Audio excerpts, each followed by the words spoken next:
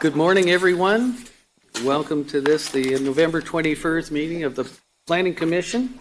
If you'd all please stand and join me in the salute to the flag.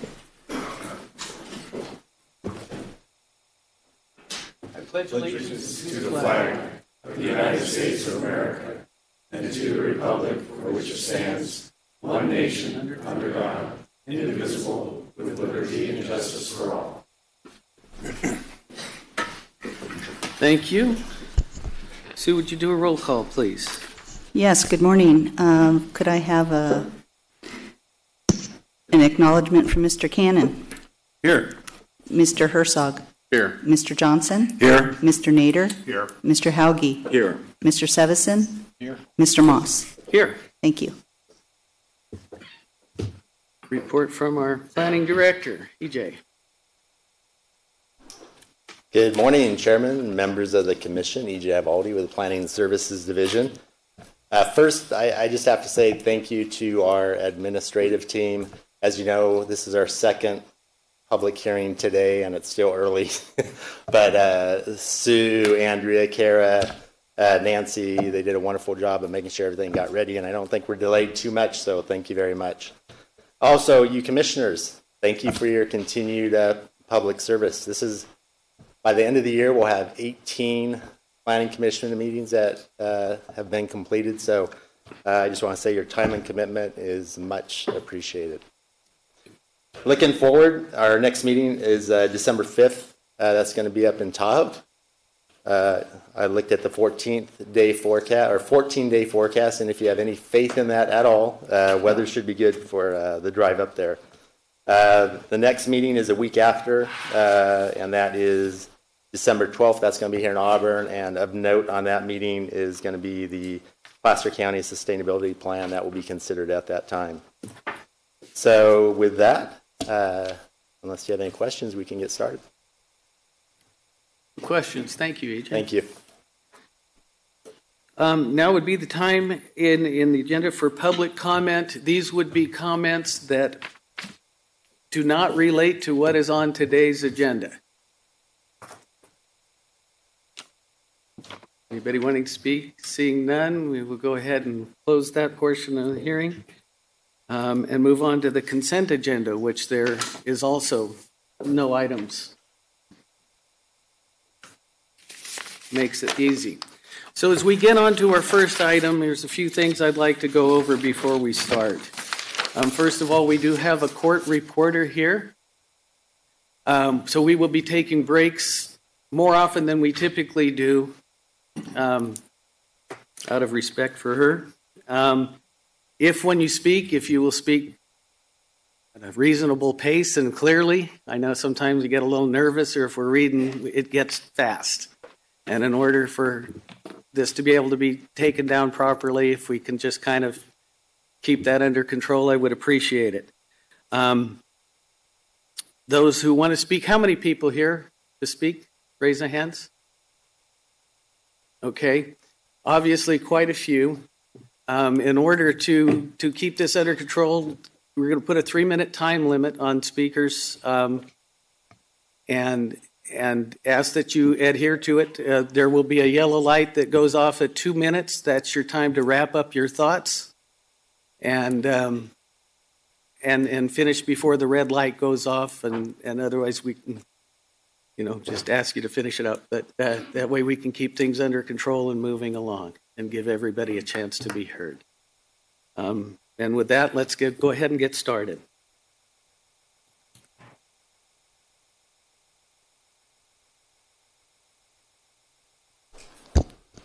Good morning. I'm Steve Pedretti. I'm the director of the Community Development Resource Agency. And we are very happy and very excited to be here today to present the Sunset Area Plan and the Placer Ranch Specific Plan, which are actually two projects with the specific plan embedded within the Sunset Area Plan. Staff will be given a detailed presentation. It's going to take quite a while because there's a lot to go over.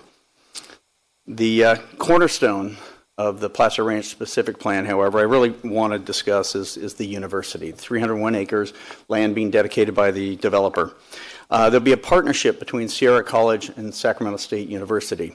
These are two institutions that have a long-standing presence in the region. I read somewhere a stat that 1 out of 20 people within this region graduated from Sacramento State. My parents, my uncle, my daughter have all graduated. I think everybody in here knows people are graduates. It's exciting to have a university, local university with long presence looking to come to Placer. Universities are economic hubs. It's been well documented. In addition to the direct cost of construction, of the jobs that are created, the local retail that's created, there's an intrinsic value of the highly educated people that come from those universities, high-paying jobs, boon to the economy. So we're very excited about that. A lot of jurisdictions would like to get a university. I think we may be lucky enough to have that happen here. The Placer Ranch Specific Plan, as I stated, includes a commitment from the developer to dedicate land, emphasizing the commitment that the universities are making. Today, we have Jonathan Bowman, Vice President of Administration and the Chief Financial Officer for Sac State, is here, and Eric Skinner, the Vice President, Administration Services from Sierra College, and I believe they'll be speaking later. As far as the process, I'd like to make a few comments on the process that we've gone through to get to this point. We've had a very open process in ways that are either unprecedented or fairly rare for Placer County. Our administrative drafts of our draft EIR were given to the local governments, which we don't normally do. It was helpful. Some of their comments helped us make some significant adjustments to our land plan because of those comments. We had the longest public review that we've ever had of a draft EIR in Placer history, 67 days. Numerous hearings, workshops, and public meetings have been held regarding these projects. It's been very professionally managed. It has not been rushed. The Sunset Area Plan started in 2014 with a survey of property owners and local stakeholders to help shape the plan. The Placer Ranch Specific Plan began in 2016, so they've been around for a while. And again, all that outreach has occurred during that time. Numerous technical studies were required. Infrastructure, design standards, existing condition studies, market analysis, opportunity and constraints, and a whole lot more. There are all kinds of studies that were done for this. We work collaboratively. We try to communicate with local government agencies. We have worked with them on mitigation as well as working with the developer in Sac State on development agreement on different items. It has been very professionally managed because of the team that we've assembled for this. The people involved have really done a great job. I'll start with Crystal Jacobson, who is leading the Sunset Area Plan. Crystal was also the lead on the Tahoe Basin Area Plan, which won numerous awards, American Planning Association awards. Michelle Kingsbury led the Placer Ranch Specific Plan. She has long experience with redevelopment financing plans, very, very important to this program. And others, the planning director, E.J. Valdi, the public works director, Ken Graham, county counsel, Karen Schwab, our environmental coordinator, Lee Chavez, and a cast of thousands. A lot of county staff were involved in putting this plan together, as well as a long list of consultants who prepared those technical studies that I mentioned. With that, just a little bit of housekeeping. I'm guessing that the presentation is going to take about an hour and 30 minutes. We're hoping to get it in an hour and 15 minutes. I will beg your indulgence. I know that clarifying questions are always helpful. To the extent that you can hold questions until the end, it might be helpful to help us get through, but you're in charge, so you do whatever you want, as always.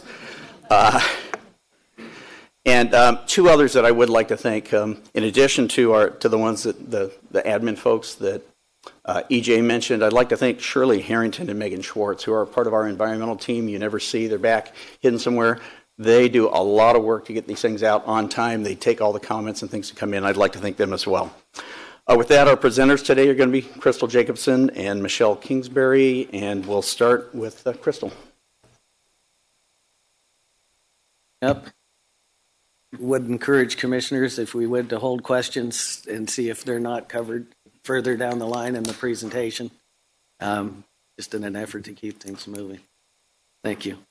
Great. Thank you, Steve. And good morning, Mr. Chairman and members of the Commission. I'm Crystal Jacobson, Principal Planner with the Planning Services Division, and presenting with me today is Michelle Kingsbury with the Community Development Resource Agency and Vance Jones with McKay & Somps. And then we also have members of the project team, county staff and consultants, so if questions come up, we could direct questions to those folks too. So just to give you a presentation outline, we're going to start with a description, the Sunset Area Plan project description, so I will handle that. I'll turn it over to Vance, actually first Michelle, just to talk briefly about Plaza Ranch. Vance will dive into the details on the Plaza Ranch project description, and then he'll pass it back to me to get through just a few slides on CEQA compliance, and then hit on some of the main issues and topics.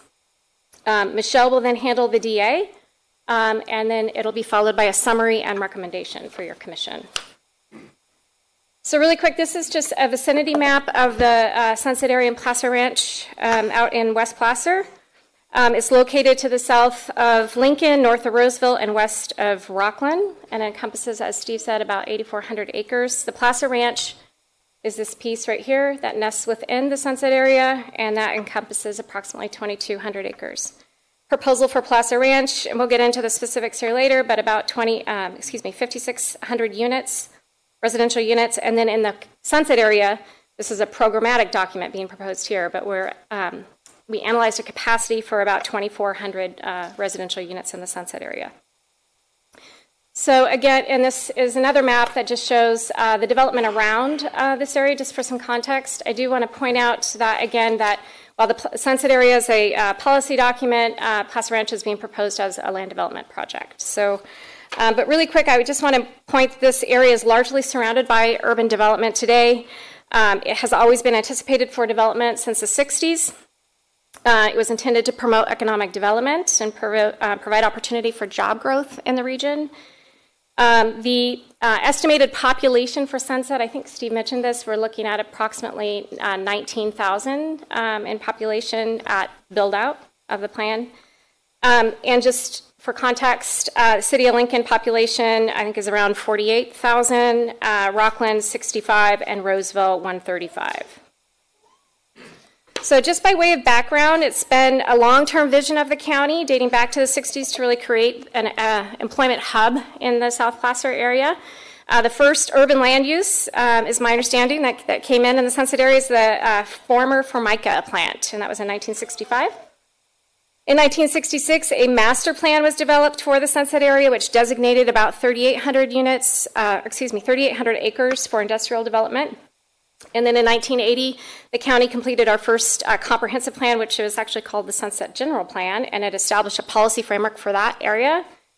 And the idea was really to capitalize on the proximity of Highway 65 and the rail lines and really the nearby growing communities. So the first formally adopted area plan was the Sunset Industrial Area Plan. That was in 1997, and that envisioned this area as a job center, providing really a regional benefit, but also recognizing that this plan area was large and absorption would likely be slow in that area. So the vision was not fully achieved. We do have a lot of undeveloped land remaining in the Sunset Area. We do have some industrial areas mostly to the east. We have also seen some development, namely the casino, that was not anticipated under that plan. And currently, to date, we've got about 4.5 million square feet of industrial uses in the Sunset Area. We did do a market analysis that noted that really the reason for not achieving the full vision of Sunset was likely due to infrastructure constraints in the area, lack of infrastructure, and also various economic cycles. I think it's also worth noting that the Sunset Area was a former redevelopment area, so it was intended to provide revenue source to support those Sunset objectives. Oops, real quick, I forgot the last few pieces here. So in 2014, our board initiated this update. It was really, the intent was to rebrand the area and reposition it to establish that vision. The key objective was to attract new users and achieve economic development and create jobs. Plaza Ranch was added in 2016, as Steve had noted. And really the idea there is that it provides provisions for a public university and that critical backbone infrastructure that would come through that project. So really quick, this is just an overview of the work program. As I noted, the SAP, the Sunset, is an update to that existing 1997 plan. So it's really a policy document. It also includes a zoning, what we call implementing zoning regulations. So really the idea is that it's a policy and regulatory framework that would help shape development as it comes forward. So it establishes really a zoning ordinance for Sunset and specific land use policy for which property owners in the future could come forward with development proposals. So it really serves as a general plan for the area. What I want to point out is that all of these documents are completed except for the capital improvement and finance plan, which will be, it's not available today. That will be available for our board's consideration. That is our standard protocol. So this is a combined land map showing Sunset and Plaza Ranch. So again, you'll see Plaza Ranch, a lot of land uses down in here. It is more specific. It's master plan community. And then this up here are the land use designations being proposed for Sunset. Really quick, walk you through the entitlements being requested today. We have a few general plan amendments being requested here. One is related to the buffer, landfill buffer policy that resides in the general plan. I'm going to speak to that in more detail later, so I'm not going to spend time here. And then a couple of others. One is really just to reference the Plaza Ranch specific plan and its relationship between that and the general plan. And then we're also amending Table 1-2 in the general plan to allow the Sunset Plan and the Plaza Ranch Plan to set development standards that would allow densities of up to 30 dwelling units an acre. And then there's some figures that are being modified. It's really just to reflect the change in the Sunset Area Plan boundary. For Sunset, it's adoption of the Sunset Plan, adoption of the implementing zoning regulations and corridor design standards and guidelines, rezoning of the land within Sunset. And then Plaza Ranch, same thing, adoption of the plan, the development standards, rezoning of the land within Plaza Ranch. So there'll be a specific action requested for that. And then approval of a large lot vesting tentative map and adoption of an ordinance to approve the development agreement and errata. Okay, so now I'm just going to dive into the project description for Sunset. So again, it's a policy document. Again, serving as a general plan, really intended to help guide development in the what we call the net Sunset area. So that would be the area outside of Plaza Ranch within Sunset.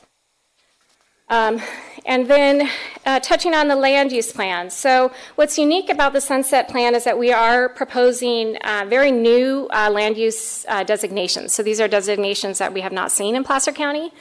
And so that's really one of the reasons we have prepared the zoning, implementing zoning regulations, is that they are unique. And so we prepared those to implement this vision. So we first started with a thematic district map, which is in the plan. I don't have it here, but it really helped to shape these land use designations. And I just want to point out a few big changes. We have new designations of what we call EMU, which is entertainment mixed use, and then IC, which is innovative center. The EMU is this area right in here, and it really is to create some synergy with that casino that exists out in Sunset area now, which wasn't initially envisioned in the former plan. So the idea there is that that designation would provide for entertainment-oriented uses intended to draw visitors and customers from beyond South Placer. And then this area right here that is called the IC, Innovative Center, you'll also see it over here.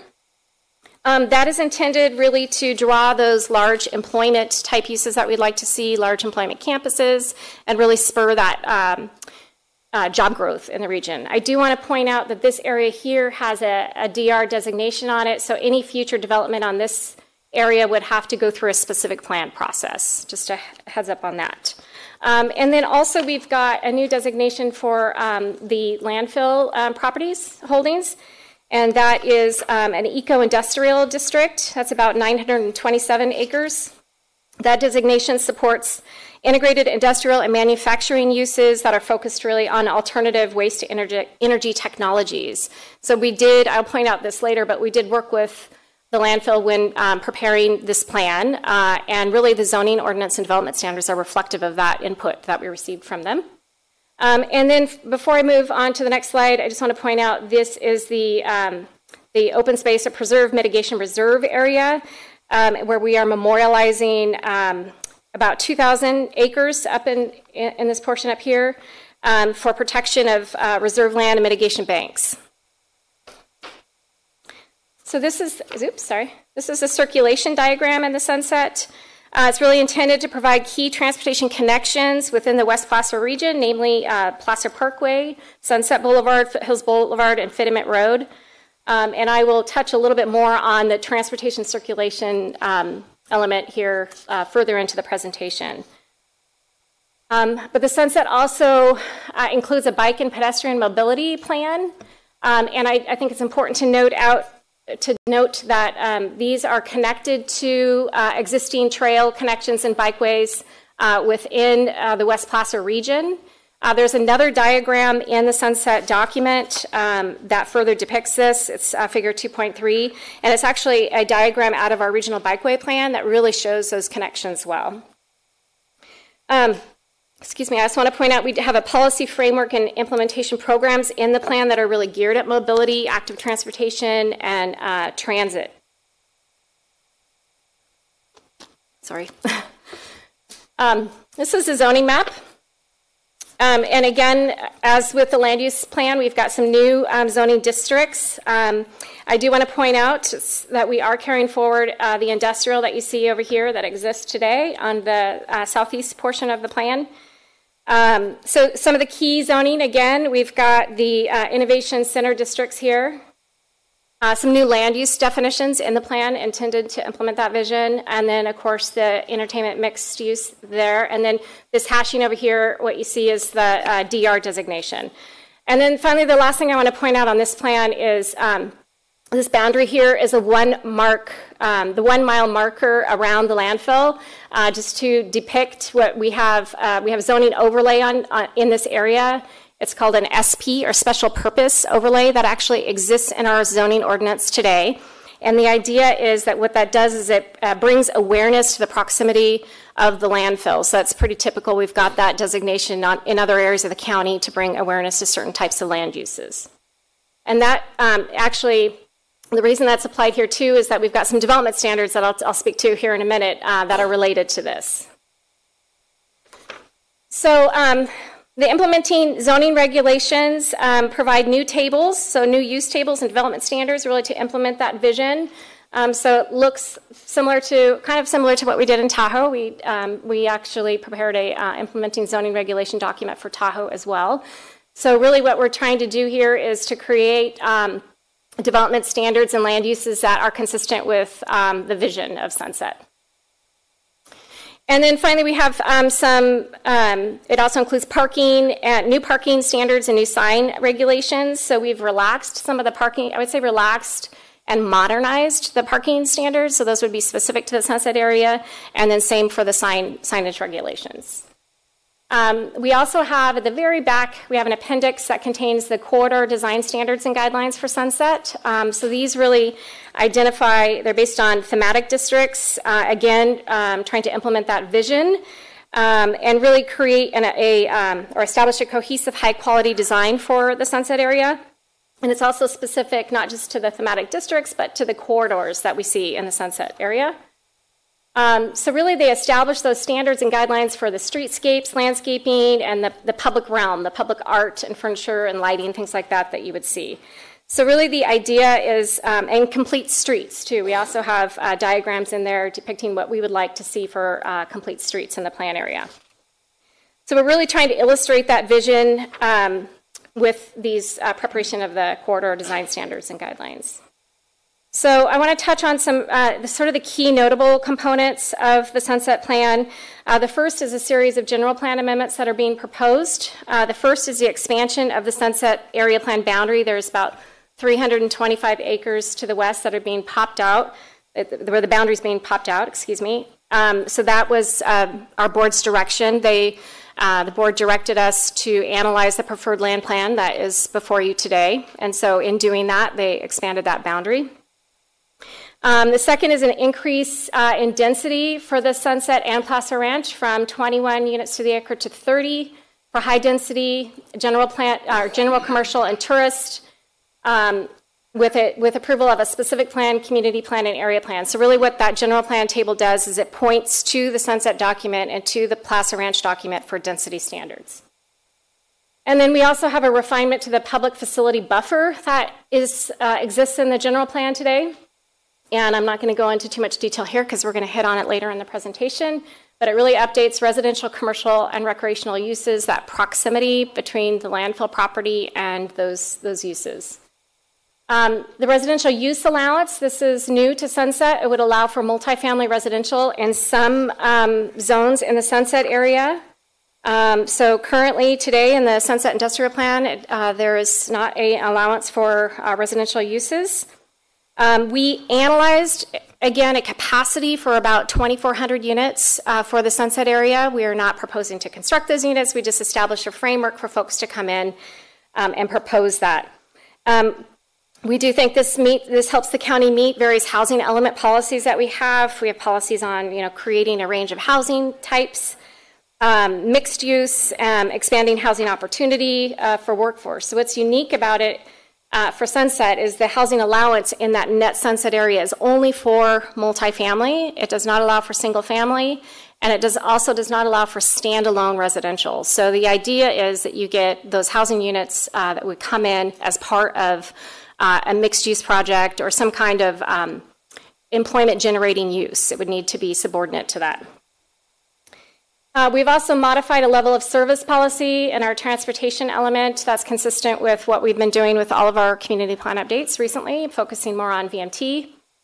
And then the scale and height standards have been changed. They've been increased in the Sunset. And really, we arrived at that proposal after researching some development standards with similar types of uses and then talking to our economic development department and the Greater Sacramento Area Economic Council to really better understand the market kind of driven building dimensions that are needed to really achieve the goal of Sunset. And then finally, the Placer Parkway, I just want to touch on that. That is a big component of this project. So our project is reflective of that. It's a programmatic document project that has already been approved by PCTPA. It connects, I'm just going to move here so you can look at that. It connects State Route 65 at Whitney Ranch over here to State Route 70 and 99 in Sutter County over on the west here. Caltrans in the city of Rockland constructed that Whitney Ranch Parkway State Route 65 interchange, and then Placer County is proposing to construct the second half of the interchange and the multi-lane expressway to Foothills, so it's what we call phase one, this area right here. We do have our environmental clearance for that phase one, and then our Department of Public Works is working on the final design. And then future phases of the roadway would occur as funding becomes available. We do have somebody here if you have any questions on Parkway. We have folks here. I do want to point out that our board is really committed to implementation of this. They've invested a lot of money into the first phase of design, and we're working with regional partners to get that constructed. And then finally, in response to draft environmental comments that we received, we did make some revisions to the Sunset Plan. We did revise the landfill buffer policy, which I'll touch on later. We augmented a policy regarding water certification, just noting that mostly within the Sunset area, they would have, because we look at projects coming in the future, they would have to certify water supply. So they'd have to ensure that water capacity for water was there. We have modified policy TM 1.9 regarding traffic. Same thing there. As projects come in the Sunset area, they would have to demonstrate a traffic analysis and make sure it's consistent with the plan. And then we've got wastewater, the same sort of thing there, where we added a policy on, actually we modified the policy PFS 4.1 regarding wastewater management. The same thing, just making sure that we have got adequate capacity. We added a policy in the natural resource chapter related to protection of open space areas, and then added a policy related to traffic management, making sure that for the large events that could occur out in the Sunset area that we've got adequate traffic management. So with that, I'm going to turn it over to to Michelle, to just talk real briefly about Placer Ranch. Yes. Questions from commissioners? All right. Now you can go. Okay. Thank you. Thank you.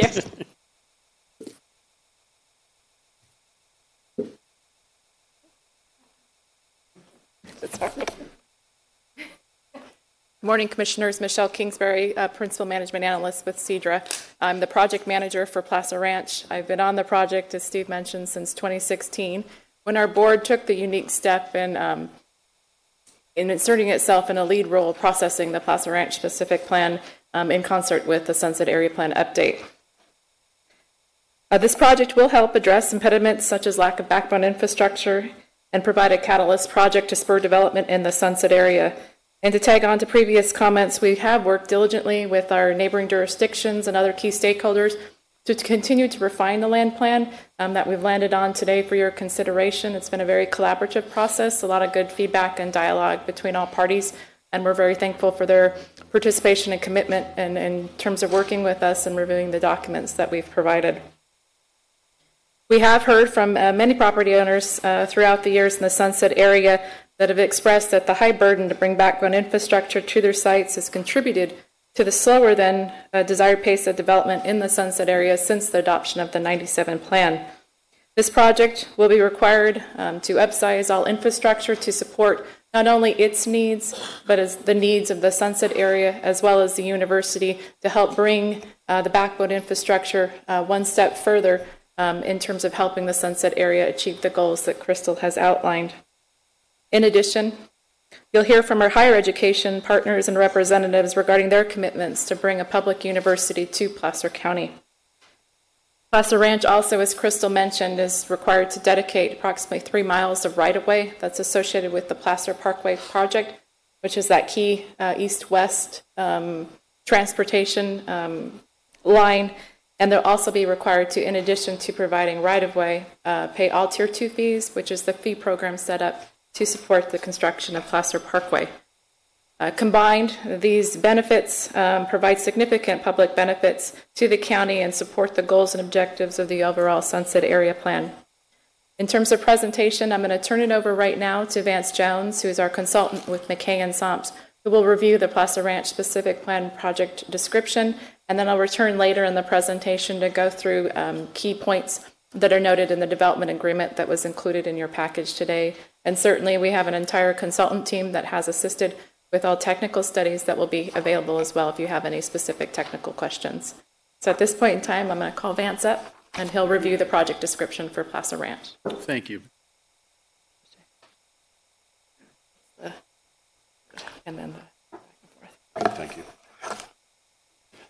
Good morning, Mr. Chairman, members of the Commission. As Michelle mentioned, my name is Vance Jones. I'm with McKay and Somps. We were hired by the county to put together not only the Plaza Ranch specific plan document, but also a myriad of technical studies that support that document that also feed into the CEQA analysis that was used for the environmental impact report.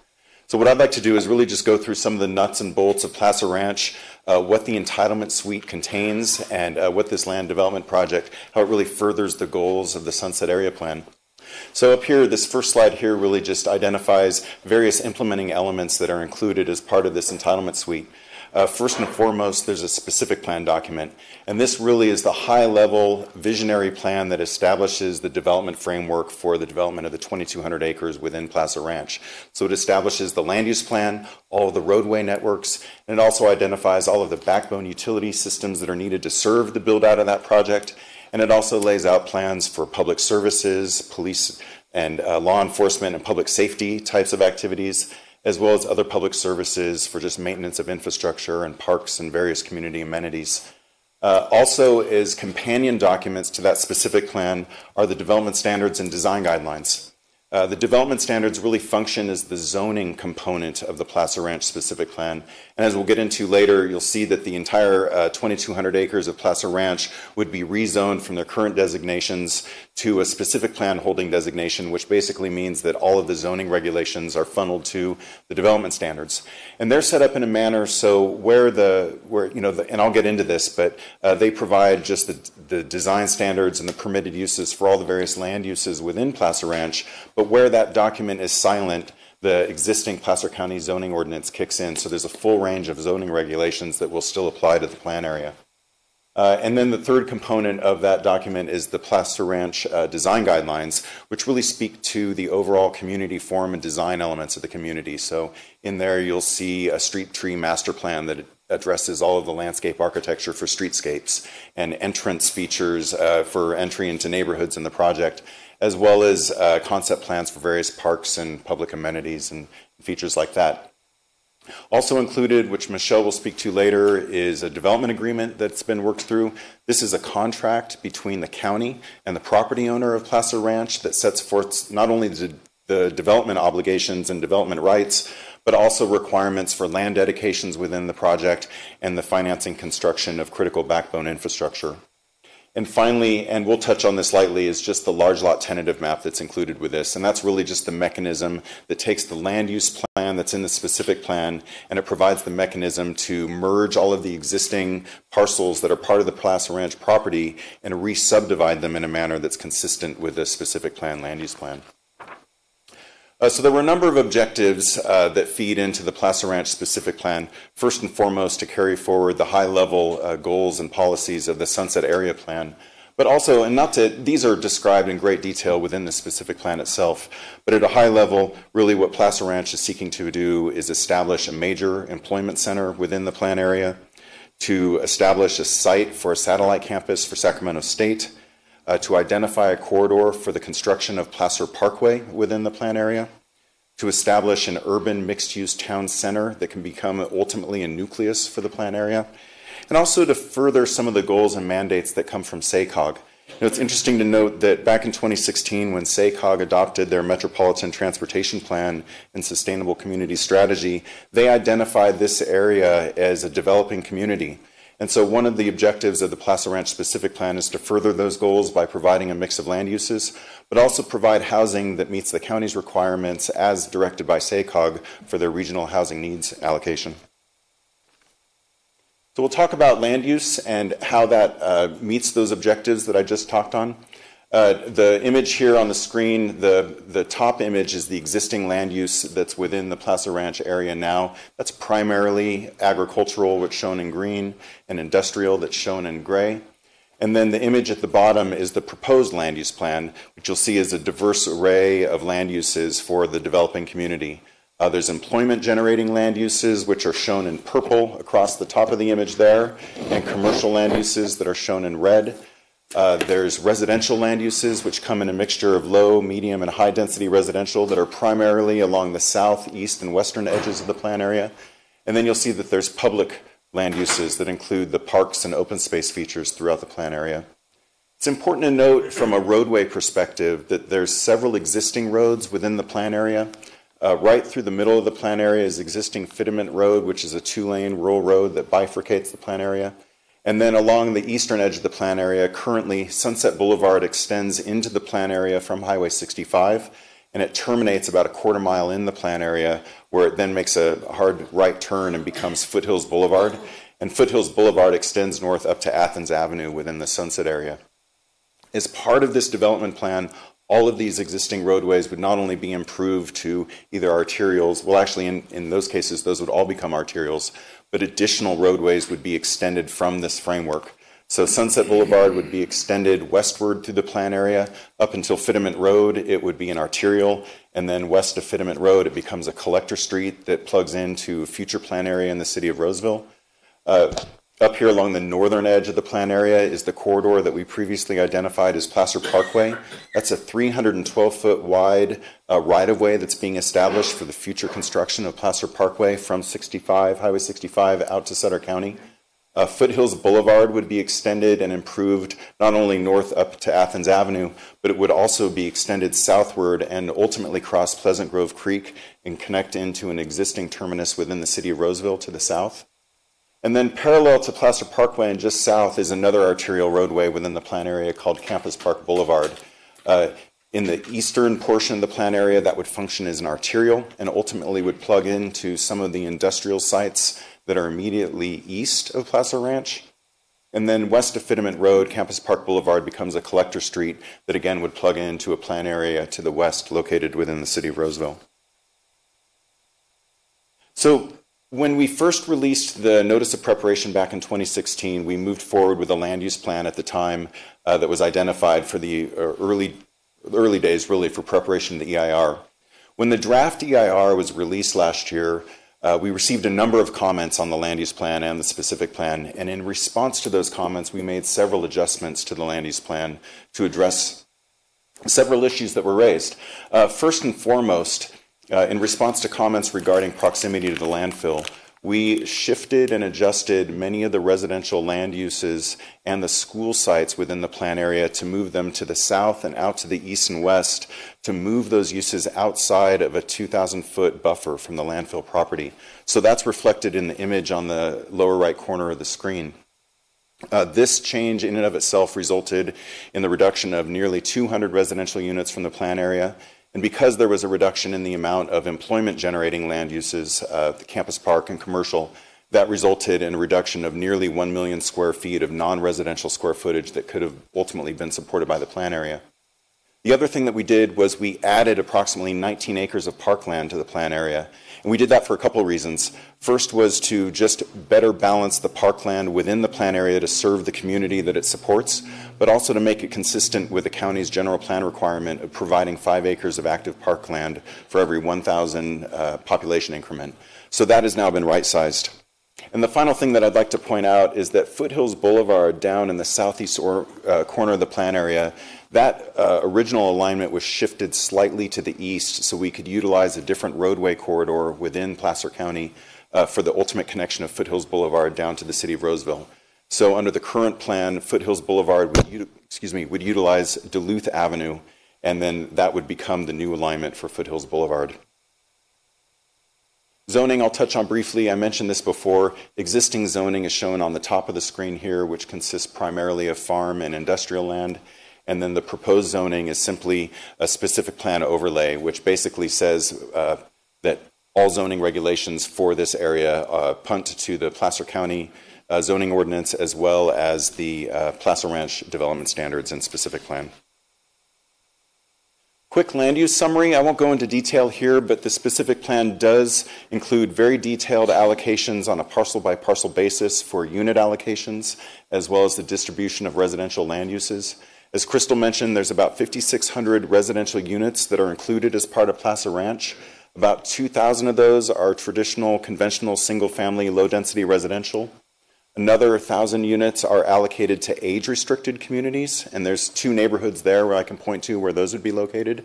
And then about 1,500 units are allocated to a higher density residential, 13 units to the acre and above. And those HDR sites are focused primarily in an area that I'll talk about called the town center. For commercial and employment-generating land uses, we've got a couple different commercial designations. We've got a campus park designation that I'll talk about, and also the university campus itself. All in, at full build-out of these non-residential land uses, we're estimating that Placer Ranch could support approximately 8.4 million square feet of non-residential construction. And then this land use table also summarizes the various acreage allocations for schools and county facilities, active parks, as well as private parks, and open space preserves. And what's also listed here is a line item for Placer Parkway. Out of the 2,200 acres that comprises Placer Ranch, nearly 159 acres are being set aside for the future construction of Placer Parkway. And I've hit on some of these, so I'll go through them quickly, but some of the key land use features for Placer Ranch include the campus park, which is a 335-acre employment center that's up along the northern edge of the plan area. The university campus, which Steve mentioned, is a 301-acre site in the center of the plan area. A town center district, which is roughly a 200-acre district that has a mixture of land uses that support both retail and residential, higher density residential uses. An overall residential unit allocation of 5,600 units. What's important to point out here is that this project will also comply with the Placer County's requirements for providing affordable housing. So 10% of the housing units within Placer Ranch will be made available as affordable units. That's 564 units total, and the specific plan identifies what sites within the land use plan would be used to accommodate that need. Also, we've provided schools and parks within the plan area. There's an elementary school site, a middle school site, 7 neighborhood parks, 2 private park sites that serve the active adult communities that I mentioned, plus roughly 240 acres of permanent open space. And finally, I mentioned everyone's mentioned the Placer Parkway corridor that's roughly 158 acres. So the thematic component of Placer Ranch really identified a number of different key development areas within the plan area, which are highlighted here, and we called them districts. And I'd like to go into various districts because we've got some employment generating areas, the university, and then some residential areas. So the first I'd like to hit on is up along the northern edge of the plan area is the campus park. Again, this is a 335-acre area along the southern edge of Placer Parkway and along the northern edge of future Campus Park Boulevard that's intended to create a major employment center within Placer Ranch. The vision here is that there would be a mixture of different types of employment generating uses. We envision large corporate campuses to come here if at all possible, and to that end we've actually structured the development standards to allow building heights upwards of 150 feet. But we also envision here a mixture of research and development opportunities, potentially warehousing opportunities and light industrial, as well as some limited commercial opportunities. At full build out, just this 335 acres here could support roughly 4.5 million square feet of non-residential uses, and that could generate an estimated 7,300 jobs just within this employment center. And then it's important to point out too that to further this vision, we've included specific development regulations in the development standards document that specifically address the campus park.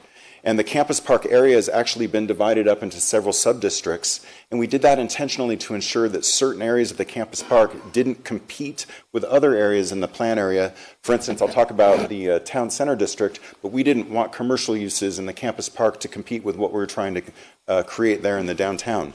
So there's custom uses and custom development standards that apply to this district so we can ultimately realize the vision that's set forth. We'll touch briefly on the university. There's been a lot of talk about this, but this is the university site that's right in the heart of the plan area. It's 301 acres.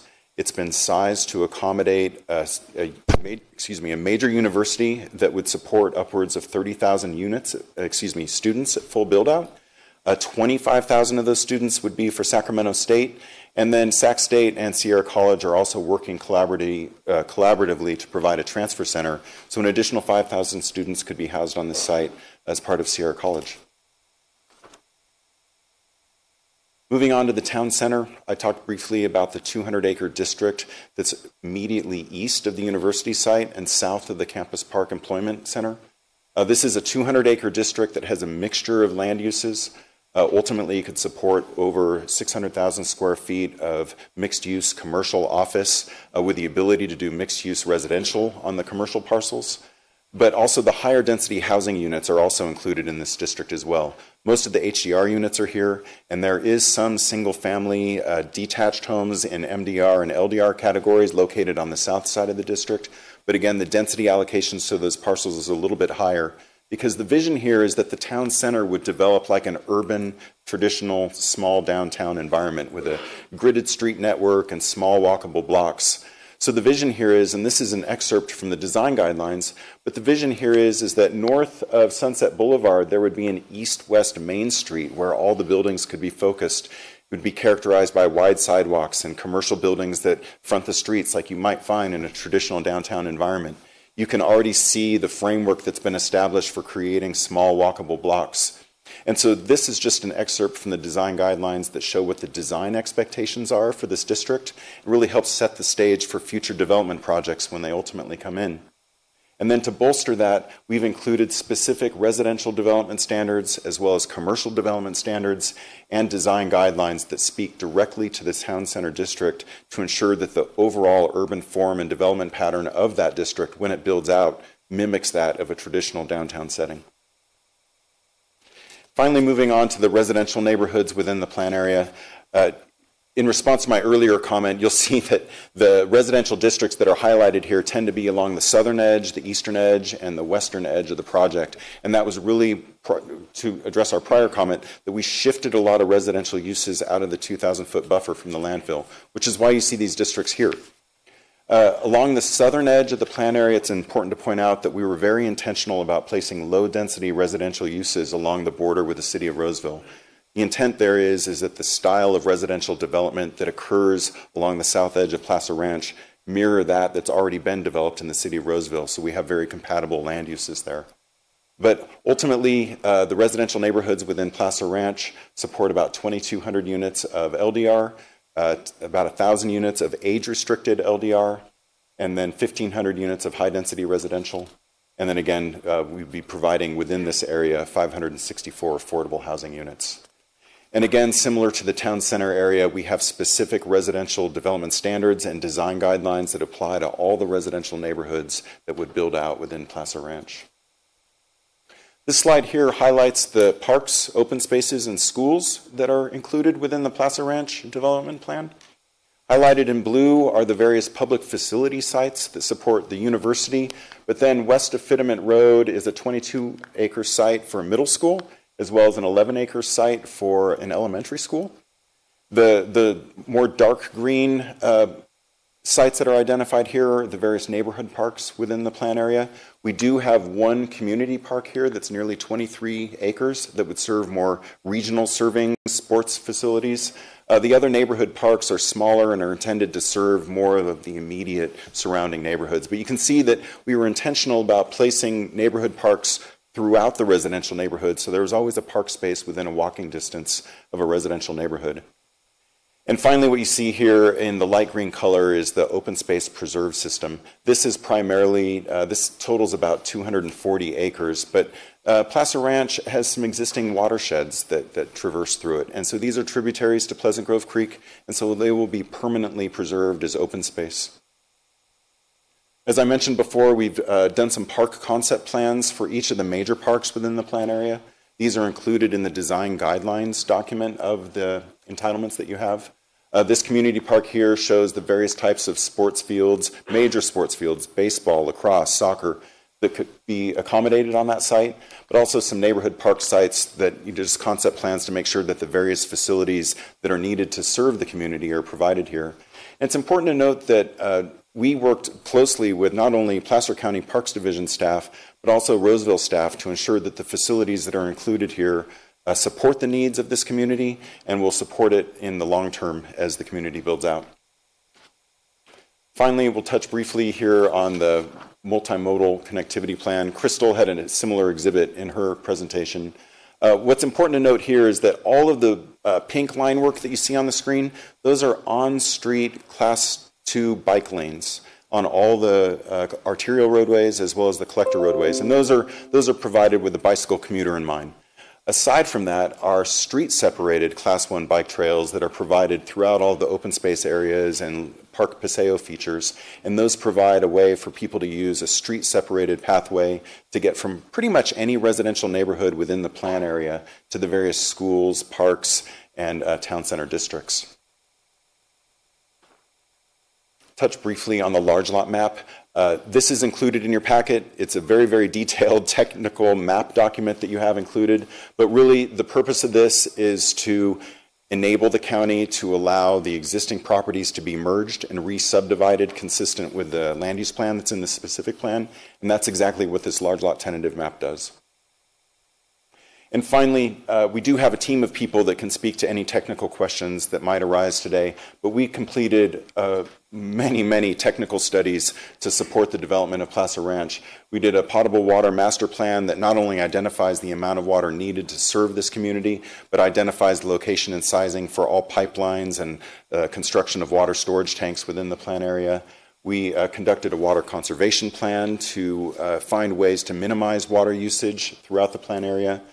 Completed recycled water master plans and sanitary sewer master plans that, much the same, identify all of the backbone infrastructure and capacities needed to ensure that as Placer Ranch builds out, the pipelines are put in advance that not only support this project, but the development of the Sunset Area Plan as well. Dry utilities study, a storm drainage master plan that looks at not only the on-site stormwater needs to detain stormwater coming from rain events, but also long-term strategies for retention. And then, as Crystal mentioned, a public facilities financing plan that's been prepared, which really functions as an extension of the Placer Ranch specific plan because it includes the financing strategy for all of the long-term maintenance and construction of backbone utilities within the plan area. And again, we have a team of people here to speak to any of these items if questions come up. That concludes my portion of the presentation, and I'd be happy to field any questions now or at the end of the presentation from staff. Commissioners? Thank you very much. Thank you, Vance. I don't know if you are doing okay. I did want to point out before I talk briefly about the CEQA compliance, we have a bunch of staff report packets over here, and I don't know if folks in the room know that, but they are available for folks in the room to pick up if they would like a copy. So I'm going to touch on CEQA compliance and then go into kind of the larger topics that have come up through the planning process. So really quick, a notice of preparation was released back in 2016. We did conduct 2 EIR scoping meetings on the 29th, November 29th of 2016. A draft was released back about a year ago, and as Steve noted, we had a 67-day public review period that ended on February 22nd. We received about 77 comment letters, and a final was released on October 31st. I do want to point out the final includes an analysis of all of the revisions that we have talked about today. It did determine that none of those revisions would result in any new impacts that were previously analyzed in the draft, nor would they result in substantive or substantial increase in severity of impacts described in that draft document. And so because of that, it didn't identify any new environmental impacts, and a recirculation of the draft was not required. So I wanted to point that out. I also want to point out revisions to the draft that were made are included in Chapter 2 of your final environmental impact report, and then response to comments are in Chapter 3 of the final. The EIR identified significant impacts in 14 different environmental resource areas. I'm not going to go into detail on these. I just wanted to point that out. We do have environmental consultants here today from Ascent Environmental that can answer any questions that you have on impacts. And also, I would just point you, the executive summary of the draft, Chapter 2 of the draft provides a breakdown of all of those impacts and mitigation. Nearly half of these significant unavoidable impacts include mitigation that does reduce the impacts to less than significant. I think that's important to note. However, those impacts were deemed significant and unavoidable because they're outside of the county's jurisdiction. That's our normal protocol. We take a conservative approach when we prepare our environmental documents, and so those were deemed significant and unavoidable, even though mitigation is available to mitigate to less than significant. Also point out that the EIR identified cumulative impacts in 7 environmental resource areas. For alternatives, we did prepare 5 alternatives that you see here. I'm not going to go too much into these, but I will touch on we are required by CEQA to identify an environmentally superior alternative, and the one that was identified is actually the no project. However, the no project results it does result in more severe significant biological resources associated with the loss of vernal pool habitat. I point that out. But it does not meet our objectives for the Sunset Area Plan and Plaza Ranch. The guidelines, CEQA guidelines, also state that when a no project alternative is determined to be the environmentally superior, we must also identify another one of the alternatives that would be environmentally superior, and that's alternative 3. Which you can see here was the reduced footprint, reduced development potential. So again, we'll just leave questions for environmental impacts if you have them to the end, and I'm going to kind of just go into the key issues and topics that came up as part of the process. So as Steve noted early on here, we did have a lot of, I would say, robust stakeholder coordination and public outreach. We've conducted workshops and meetings throughout the process, provided different presentations to community groups, MACs, neighborhood associations. There is not a municipal advisory council that governs this area of Sunset, but we did do presentations for other MACs in the county at their request. So since the draft environmental review period ended, we have conducted multiple meetings with key stakeholders really to review their comments, discuss them, and try to really focus on responding to the issues and concerns raised in those. And so that's what I want to touch on today. The first is really the landfill buffer and odor impacts. So the proposed general plan that I spoke to earlier is to reduce the county's, we have a buffer between residential uses and the proximity of the landfill property within the sunset area. And so we are proposing to reduce that from 1 mile for residential uses, which exists in our general plan now, to 2,000 feet. And so we had a lot of comments on that in the draft. We did get comments from the Western Placer Waste Management Authority. And so we really coordinated with them in response to those comments that we received and to address them. So during that process, I also want to point out we had been coordinating with them throughout the process and the preparation of our planning documents, but in getting those comments on the draft, we really decided to hone in on that and discuss those comments with them and how we could address them. So during that process, they retained a consultant to identify and prioritize odor reduction measures at their facility and estimate the implementation costs and ongoing operation and maintenance of those strategies. Oops, I'm going to go back, sorry. And in that process, they submitted in August 2nd, 2019, what's called a technical report number 2, as well as some correspondence. So you'll find that it's actually an Appendix I, that should say Appendix I, sorry about that, of the final. And it really outlines odor control and response measures that could be implemented at their site. And so as a result of that, the Sunset document, the Placer Ranch document, have been modified as a result of that coordination. And I'm going to go into that here in just a minute. We also added some mitigation to the EIR as a result of those meetings. I also want to point out that there's been some further coordination that has resulted in a recent tentative agreement with the Landfill Authority, and Michelle is going to talk about that at the very end of the presentation. But what we have before you today is new mitigation in the environmental document and some changes made to both the Sunset and Placer Ranch as a result of this coordination. So what I want to touch on first is the odor impact analysis and mitigation. Again, as a result of those meetings, we have added mitigation. So they submitted this technical report number 2, which offered up some odor reduction technologies that could be implemented. It also outlined cost estimates associated with each of those strategies and estimated an odor reduction percentage of effectiveness of each of those strategies. And so based on they submitted that, we talked about it, and based on those discussions, the county agreed to contribute to what was referred in that study as the Tier 1 capital costs. And so that's roughly $3 million.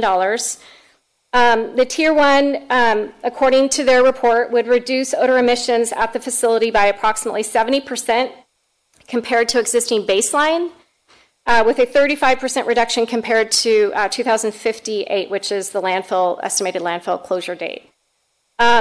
And I want to point out that in the DEIR, you'll notice that the we analyze the project's impacts on odor as a result of the project's waste stream that's being contributed to that facility.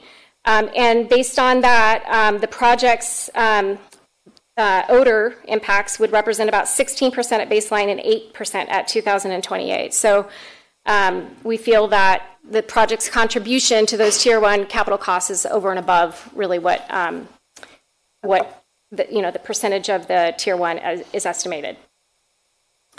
So in terms of the mitigation, the final EIR was released that includes an odors master response, and that's really because this issue, the odor impacts and then the landfill buffer, was really a common topic, so we did prepare a master response. And that outlines this new mitigation. So you'll see mitigation 4.3-6A, which is to implement odor reducing measures at the facility. And it lists all of the different measures that are listed in that technical report. And then you will also see mitigation 4.3-6B, which requires a fair share contribution to the Landfill Authority for odor mitigation. So the total for Placer Ranch is spelled out, and the contribution is about $2.5 million. So you'll see all of that outlined in that odor master response. And then the net Sunset area would also be contributing approximately $947,000 there. And so that's for any future residential development. So it applies only to residential uses. We've also made changes to the sunset area plan and that proposal to modify the general plan. So what was proposed last year in the December 2018 draft sunset document was a proposal to reduce that 1 mile buffer from 1 mile to 2,000 feet with a footnote that would state that the buffer could be reduced to 1,000 feet with approval of a specific plan, master plan, or development agreement. We have eliminated that footnote, and the proposal to date is 2,000 feet with a footnote stating that new residential uses beyond 2,000 feet but within 1 mile of the landfill property boundary would require approval of the specific plan, master plan, and development agreement, and a reference to the development standards. So the sunset development standards contain provisions that, so we've augmented those standards to require recordation of landowner acknowledgement, notice of the proximity of the landfill odors, and fair share payment to the landfill authority for those Tier 1 capital improvement costs. So again, this was all based on discussions that we had with the landfill authority, and this is where we landed in terms of the modified sunset provisions for odor or for the landfill buffer. I also want to point out really quick, in the DEIR, you'll note that there are no state laws or regulations that mandate a particular buffer distance. I think that's important to note between any development and landfills. And then also, the DEIR found that our current 1 mile buffer in the general plan is the largest in the state. So this just shows a diagram of the buffers, the proposed buffers on the land plans for Sunset and Plaza Ranch. And so you'll see 2,000 feet for residential, 1,000 for commercial, and 500 for recreation. Those aren't changing. I'm going to go over this here in just a second. This is the table 1-3. So I think it's important to note, while we have these buffer standards in our general plan, they're also reflected in the sunset area plan document. So the general plan will reference the sunset, but we do have this table that's contained in the sunset document. And so you'll see what's being proposed now is this 2,000 feet for residential, 1,000 for commercial, 500 for recreation. These are not changing except for the footnote. So right now, 1,500 exists in our general plan. So for residential, here's that footnote that uses beyond 2,000 feet but within 1 mile would require approval of the specific plan, master plan, and development agreement. So Plaza Ranch is doing that with the specific plan.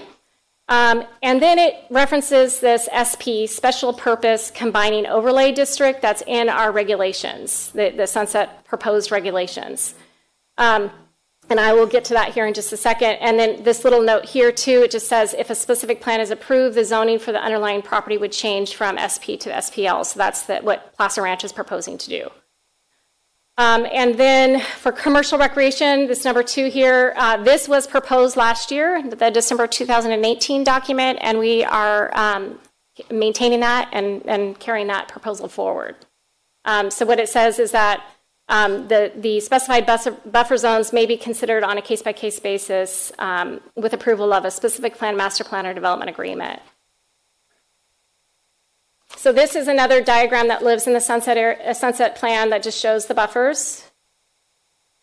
This is the zoning map again that shows, again, that SP overlay district. So it's really with all the sunset areas, sunset land uses that are within that 1 mile here. And they would be subject to this. So you're going to find this in the zoning, implementing zoning regulations. And it's this SP, this district, actually, combining district exists in our zoning ordinance, but what we've done is modified the sunset to provide new provisions for residential uses. And so you'll see that they would be required to do the specific plan, master plan, and development agreement. They would have the recordation of the landowner acknowledgement and then the payment of fair share contribution to support those Tier 1 costs, or Tier 1 improvements, excuse me. And then I also want to point out that for Plaza Ranch, it's also reflective of this change. So what we've done is the change to the buffer and the commitment to the contribution for Tier 1 costs have been memorialized in the EIR, in the Sunset document, and in Plaza Ranch. So this just shows the Plaza Ranch land uses in relationship to that 2,000-foot buffer area. And so what you're going to see in Plaza Ranch are revisions to the development standards. So really all residential uses, as Vance had mentioned, have been pulled out to meet that 2,000-foot buffer. So the plan has been modified. And then for the development standards in Section 2, the residential standards would require, again, recordation of landowner acknowledgement for all the uses in residential uses in Plaza Ranch, along with that fair share payment. So again, this just memorializes it in that document. And then in addition, it is also memorialized in the development agreement, which Michelle will speak to when she talks through that piece. Any questions on that before I go, or do you want to? When you get to a good point, we probably need to take 5 for I our can reporter. Is do that it now. a good time for you now? Sure, All yes. right, let's give you 5 and then we'll be back.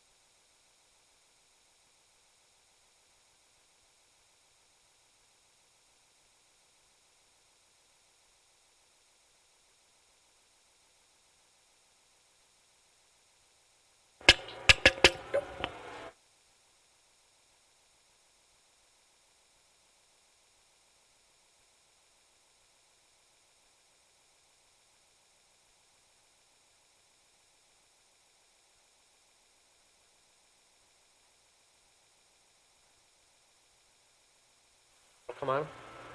And we'll have it unmuted back here. So just talking to it. Then if you hit it once, it'll mute. And now it's on. So.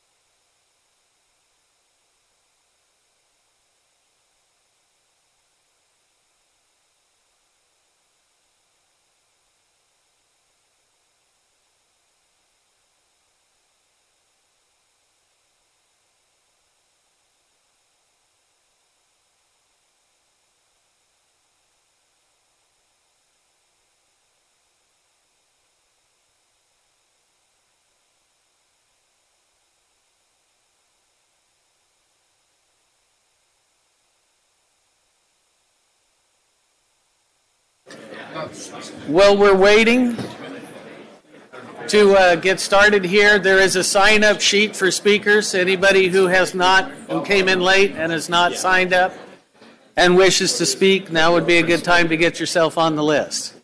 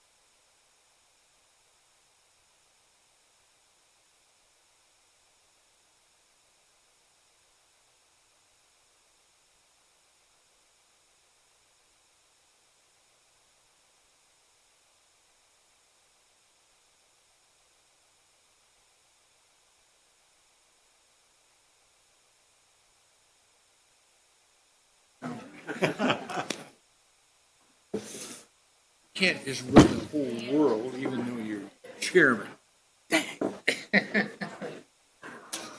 Okay, if we can get ready and get started again here, please. Yes, thank you very much. You're a very good girl. Thank you, Chris. Okay, I'm on. Okay, so the next kind of topic that I wanted to touch on really quick is the traffic impact analysis. I just want to point out that our EIR analyzed impacts to the regional transportation network consistent with the neighboring jurisdictions methodology, so that I think is important to note. And then the SAP, the Sunset document, and the Plaza Ranch, our planned transportation network is a multimodal system. It includes key roadway connections, Placer Parkway, Sunset, Foothills, and Fitment, as I had mentioned earlier, and I have a diagram here in a minute. Actually, I can just go to that. I do want to point out this red that you see here is not congestion. These are traffic lanes, so just a heads up on that. It's depicting different lane widths. So the Sunset Area Plan and Plaza Ranch really provides increased travel. The intent really was to provide increased travel opportunities in the West Placer region and improves local regional it improves the local and regional transportation system. So what you have here is connections being made. Let's see if I get this right. Where's my? There we go. Let's see, is this, Fitment, you would have connections being made on Fitment all the way up, and my eyes are so bad. I think is that Foothills? I'm sorry. That's Foothills down here. You'd have a connection going into Roseville. I'm sorry. And then Fitment here, and then also Sunset going all the way through the Plaza Ranch site here. And then, of course, the important one that we've spoke to already today is that Plaza Ranch connection. That's a really important, critical regional connection for West Placer. So I also wanted to touch on infrastructure, water and wastewater. So the Plaza Ranch specific plan, as we have mentioned previously, it really it's intended to provide that critical backbone infrastructure to catalyze the Sunset area. Placer County Water Agency did provide a water supply assessment in compliance with SB 610, concluding that existing and planned future supplies meet the demand. I will point out that service to this area has been from Placer Water Agency has been planned for years. The project, I think Vance had mentioned this, but the project Plaza Ranch project is being served by service and recycled water. There are some water wells proposed on that project site, but those are really needed or put there for backup supply. So it's really for emergency only. So it's being served really by service and recycled water. And then the Pleasant Grove Wastewater Treatment Plant has capacity to serve the Plaza Ranch specific plan and a portion of Sunset. We do have a policy in the Sunset document and a mitigation measure that would require annexation and future analysis for capacity for those areas outside of their boundary. So any future development that comes in Sunset would have to demonstrate that. And that's what you see here, this mitigation right here, 4.15-4A, and then confirming the infrastructure and treatment capacity. So finally, the last thing that I wanted to touch on before handing it over to Michelle to talk about the DA is what is called the Citizen-Initiated Smart Growth Plan. I believe that this group that prepared this, which is the Alliance for Environmental Leadership, provided a presentation to you some months back. So you may be familiar with it. It was submitted or suggested as an alternative to the Sunset and Plaza Ranch plan. And it was submitted as a draft environmental report comment. So we were required to respond to it. It is very, very big and did take a big effort to really kind of evaluate it and respond. It's a plan attempting to achieve our objectives, so the objectives that are stated in the Sunset and Plaza Ranch document, while reducing environmental impacts. And support, I would say, was a common topic in a lot of the comments that you'll see that were submitted with the draft. So because of that, we did prepare a master response. It's master response number 3 in the final document. And really what we did in that master response is we aimed to compare the two. So we spent, again, a lot of time looking at it. We actually reached out to the folks that prepared that to get additional information. They provided a presentation to staff so that we could better understand it in order to appropriately respond. So we have some general analysis of the feasibility of that plan and then the environmental impacts associated with it. And I'm going to touch on those here in a minute. Really quick, this is the diagram. You'll see this in that master response. So this is their land plan that's proposed in the Citizen-Initiated Smart Growth Plan. And I just wanted, before I move on, so this is in your staff report too, actually, page 33 of your staff report. I wanted to point out that they do propose a university site. So a lot of the land use designations are similar to the Sunset and Plaza Ranch because they were aiming to meet the same objectives. So they do propose a university site. However, it's shifted over. It's not within the Plaza Ranch boundary. A portion of it is, but it's shifted over into what we call the net sunset area, and this area is actually already developed with existing industrial uses, but it is shifted over here. They do have innovation and mixed use. I would say most of the proposed development as part of this plan is really concentrated on that southeast side of the net sunset area.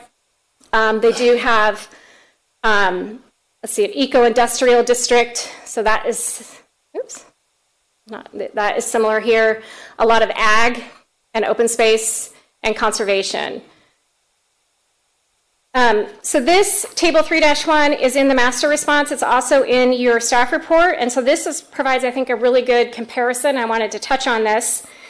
So the population projected in the Sunset document, as we have noted earlier in the presentation, is around 19,000. So you'll see that here. What the Citizen Initiated is proposing is a population at build out of the plan would be approximately 84,000. So significant difference in the population added. So that really went into, when we talk about environmental impacts in a minute, keep that in mind. And then also for housing units, we're proposing approximately 8,000 or so. And the Citizen Initiated is about 50,000 units. And a huge portion of those are actually multifamily. So they were really trying to achieve a vision of providing housing, but really a different kind of housing type. I also want to point out really quick that these numbers here, some folks have asked what these are. These are the numbers that the plan, the Citizen-Initiated Smart Growth Plan, assumed for Sunset. So, and I wanted to point that out just because there were some numbers in there that were mischaracterized a little bit. And so, like, for example, for the jobs added, they were characterizing in their plan a higher number for jobs added than what is actually proposed as part of our plan. So they're off a little bit.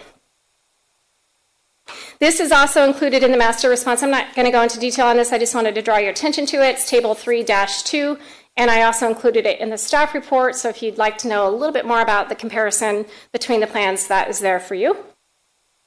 And then what I'd like to do now is just kind of go into what we found in that evaluation that we conducted. So this is, all this analysis is on page 34 of your staff report.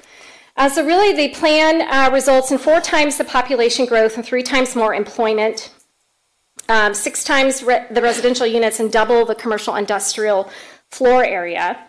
We did prepare a market feasibility evaluation as part of that master response. And it really noted that existing and projected economic conditions would not support that amount, really, that amount and the densities that are proposed as part of that plan. I'm just going to, I'm going to go here actually and talk through the rest of my bullet points on this slide so that you could look at the land plan while I talk about that.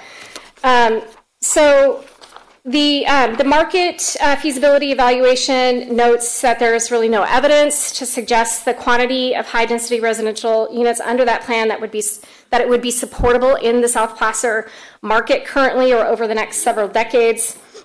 And really, it's the amount of that high-density residential would have kind of a very protracted absorption schedule. Excuse me. It could take up to 150 years to absorb. And so it also noted, I would say, that there is an overwhelming support for single-family residential. I think we all know that, what we see in South Placer. That's not to say that there's not support for multifamily. It's just the numbers that are in this plan are pretty high in terms of what could be supported over time. I also want to point out and talk about the university, and by the way, we do have EPS. They helped us with that market feasibility analysis, and they're here if you have any questions on that. They could speak to that more in depth. I wanted to talk about the university feasibility that there's a section in there on university feasibility where we evaluated it, and it notes that the proposed location is infeasible, we think, because of the location is really outside of that Placer Ranch specific plan boundary. I think, as you've heard, the Placer Ranch specific plan is really donating that land for the university. So if it's located outside of the boundary, with exception to that small piece, the land would not be available to be donated. So the county or CSU would really have to purchase that land.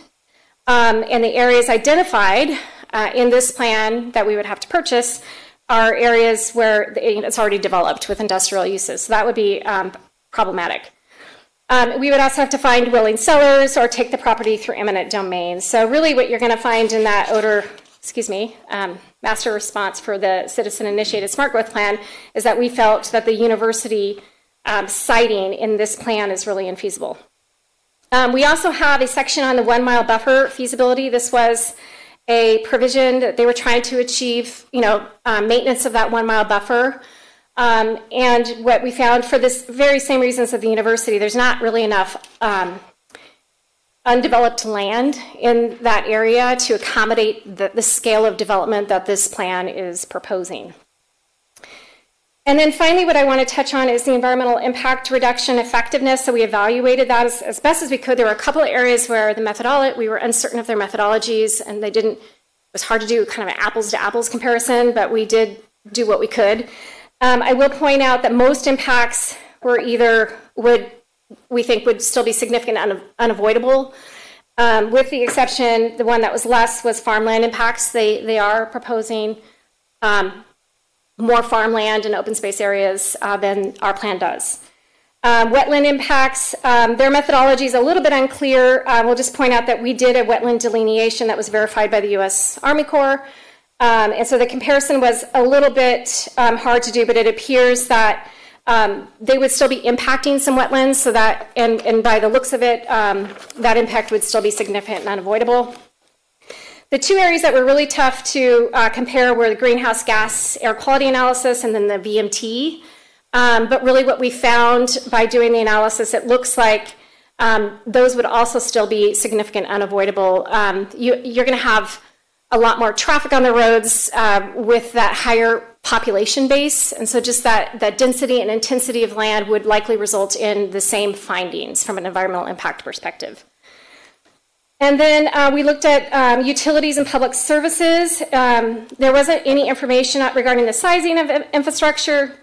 However, again, higher population would likely result in the need for additional services. So we're talking about the need for fire, schools, police, library, more capacity for water and sewer, those kinds of things would likely be, those impacts would probably be more than our plan. We also looked at SACOG consistency, the Sacramento Area Council of Government. They have a blueprint document that promotes housing diversity. And so with respect to that, while they do meet a lot of, I would say, the concepts outlined in that blueprint plan, the housing diversity piece, what the blueprint does is looks to provide for all types of housing, where the citizen initiative is really concentrated on those multifamily uses. And then, in addition, the SACOG's MTP SES, which is their Metropolitan Transportation Plan Sustainable Communities Strategy, it identifies the Sunset Placer Ranch area as a developing community. I think Vance touched on that earlier. And this project is, I would say, our project is consistent with that. The citizen initiated appears to be more consistent with what SACOG would envision as a center corridor community. So you're talking about a much more dense, compact development pattern that you would see, say, downtown Sacramento. And then finally, we also looked at the jobs housing balance. We noted in the master response that this plan would result in a more internal, like just within the plan area, jobs housing balance perhaps, but regionally, it would not. So the Sunset Area Plan is aimed, I'll say, in our market analysis that we did at the start of this process, one of the findings noted that more jobs were needed in the region, so that's why the Sunset really, but the Placer Ranch specific plan too, it's jobs heavy, and there was a reason for that. It was to provide more balance in the region. So that is all I have on those key issues, and I'm going to turn it over to Michelle to talk about the development agreement, and then she will turn it back to me to summarize and get you through the recommendations.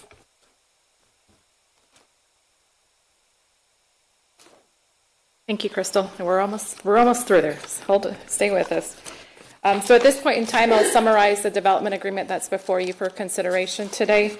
Obviously, a lot of the terms that are included in the development agreement are pretty standard to our typical agreements that we bring forward to you. So I'll try and just highlight a few of the key and unique provisions in this development agreement, but certainly we're available to answer any questions that you might have. As you're aware, the development agreement is basically a contract between the county and the property owner about how this project will be implemented. It includes requirements for backbone infrastructure, dedications of right-of-way, formation of CFDs, CSAs, zones of benefit, to help fund the services level impacts associated with these types of developments. So it's a very comprehensive document. We have multiple development agreements throughout the county already, particularly in West Placer with our specific plan areas of Placer Vineyards, Riola Vineyard, Regional University, and Bickford Ranch that are in place today. Some of the comments we have received, and I just wanted to acknowledge that folks are looking for the public facility financing plan. As Crystal mentioned, it's our standard protocol to bring that forward to the Board of Supervisors for their acceptance. However, the development agreement does provide for those certain provisions for dedications of public facilities, construction of our parks, trails, the open space networks, as well as providing for provisions to form the CFDs, CSAs, and zone of benefits, as well as other fees and charges that really cover the capital costs of those facilities, as well as the service level impacts too. The term of the development agreement proposed before you today is for 30 years with 2 5-year extensions for a total of 40 years. It's pretty consistent with a project of this size. Some of the unique attributes in this development agreement are the tolling provisions, and they're very unique toward the fact that we do have a university proposed. The standard provision that we have for tolling is obviously due to legal challenges or moratoria, and those are exercised sometimes with our development agreements. However, I'd like to just go through the ones that are unique related to the university. We do have a tolling provision that basically tolls this agreement, if approved, until such time as the university accepts or acquires the property. So as an example, if this project is approved at the board, the agreement's tolled until such time as the university acquires the property. Secondly, we do have a provision in there that relates to the development and our commitment, as well as the property owner's commitment to the development of a public university. There is a provision in there if there's any actions contrary to the development of a public university, that the agreement be tolled. And for layman's terms, tolling really means just a pause, that the agreement and the terms associated with it get paused and the parties get back together. The only way these provisions are released is by the agreement of both parties. In addition, if any portions of the property, of the university property, do revert back to ownership of the property owner, that provides, again, another pause moment in the development agreement that it would be tolled. And lastly, just because of the location of the project and that it's been in and out of spheres of influence, if this project is annexed, that requires a tolling, and then we would work through the provisions associated with it, trying to make sure to the extent in the county's control, the provisions associated with the university carry forward in any annexation requests. Keep going. This is a pretty exhaustive list, but it is not the whole list. This project is required to comply with all the mitigation, monitoring, and reporting program fees. I'll just highlight a few that I think are important for folks in the audience today. As mentioned multiple times today, Placer Ranch will contribute both right-of-way and payment of Tier 2 fees that support the construction of that critical Placer Parkway infrastructure improvement. This is one, if not the biggest right-of-way request that we'll have from any specific plan that coming forward that has the Placer Parkway alignment located in it. In addition, we have what we call a specific plan public benefit fee that's included within the fees section of the development agreement. And really what this framework is a mechanism for the county to be recouped for the costs associated with the processing of both the specific plan, all the technical studies, consultant and staff and legal time costs associated with it. It provides that framework for us to develop a fee when we tally all the costs for this process and then implement the fee through the specific plan. We also have what we call a supplemental sheriff facility fee. This fee is unique to our specific plans in West Placer only. This is a fee on top of what projects typically are required to pay for our countywide capital facility fee. This is another fee. It's a development agreement fee that contributes toward enhanced sheriff facilities as well. And again, these are only applied really in our West Placer specific plan areas only. I'll highlight a couple of the traffic fees. We worked quite a bit with both the cities of Rockland and Roseville, as well as met with City of Lincoln too, as late as this week, related to fair share traffic fee impact, fair share fees associated with traffic mitigation. With the City of Rockland, we had a pretty robust conversation with them, and the fee has been included in this development agreement. We're continuing to converse and meet with the City of Roseville. Obviously, there are mitigation measures in the environmental document associated with our fair share contributions toward these impacts in their jurisdictions. The project is required to meet those mitigation measures. We engaged Fair and Peers to do what we call the select link analysis that really looked at both City of Roseville and Rockland at what our proportionate shares are, and use that analysis to engage in negotiations with them. We're continuing to talk and negotiate with the City of Roseville. I'm pretty confident prior to board, if we get a recommendation today, that we would be able to land on that fee. But we are continuing to proceed forward. We have a pretty good relationship with them, and all parties are working toward that end goal. In addition, we met with the City of Lincoln, and this week they do have 3 impacts that were noted in the environmental document. And I'll go through them real quickly. And as we mentioned to them as well, we're committed to working with them. There is mitigation measures in place in the environmental document that this project would have to adhere to. One of the impacts was a signalized intersection at Dowd and Moore Road. That area is currently located in unincorporated county. However, it is within their sphere of influence. This improvement probably won't be needed for 20 to 30 years. I'll defer to my traffic folks if I'm in error on that, and they're certainly available for more technical questions. However, if the property is annexed by the City of Lincoln, there's a mechanism to provide fair share payment. That's in the environmental document as a mitigation measure.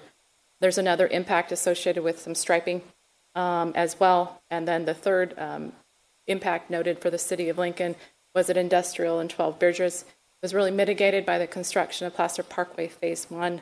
If there's a project that the county is quite committed to, it's the construction of Placer Parkway Phase 1, where, as Crystal mentioned, well into design. And Placer Ranch has provided right-of-way at no cost to the county already for the Phase 1 area. So if we were into acquisition of right-of-way, county set aside at least $20 million toward the construction of that project, as well as developed a financing plan, working with our partners in that area, and we're really working toward resolution of reimbursement agreements and things like that. But we are very committed to that project, which will help mitigate impacts in that area. But certainly our traffic folks are available if there's more technical questions. I'm going to keep going quickly.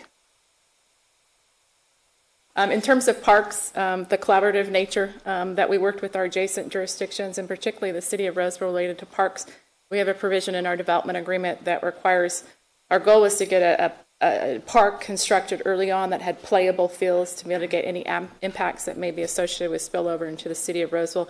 So you'll see that memorialized in the development agreement. In addition, currently our Sunset area is served by Station 77, our fire station that's located at the casino. However, Placer Ranch will be paying our fire facility fees, dedicating a site, and also establishing a fire and emergency services CFD. So we'll have 2 fire stations in the Sunset area.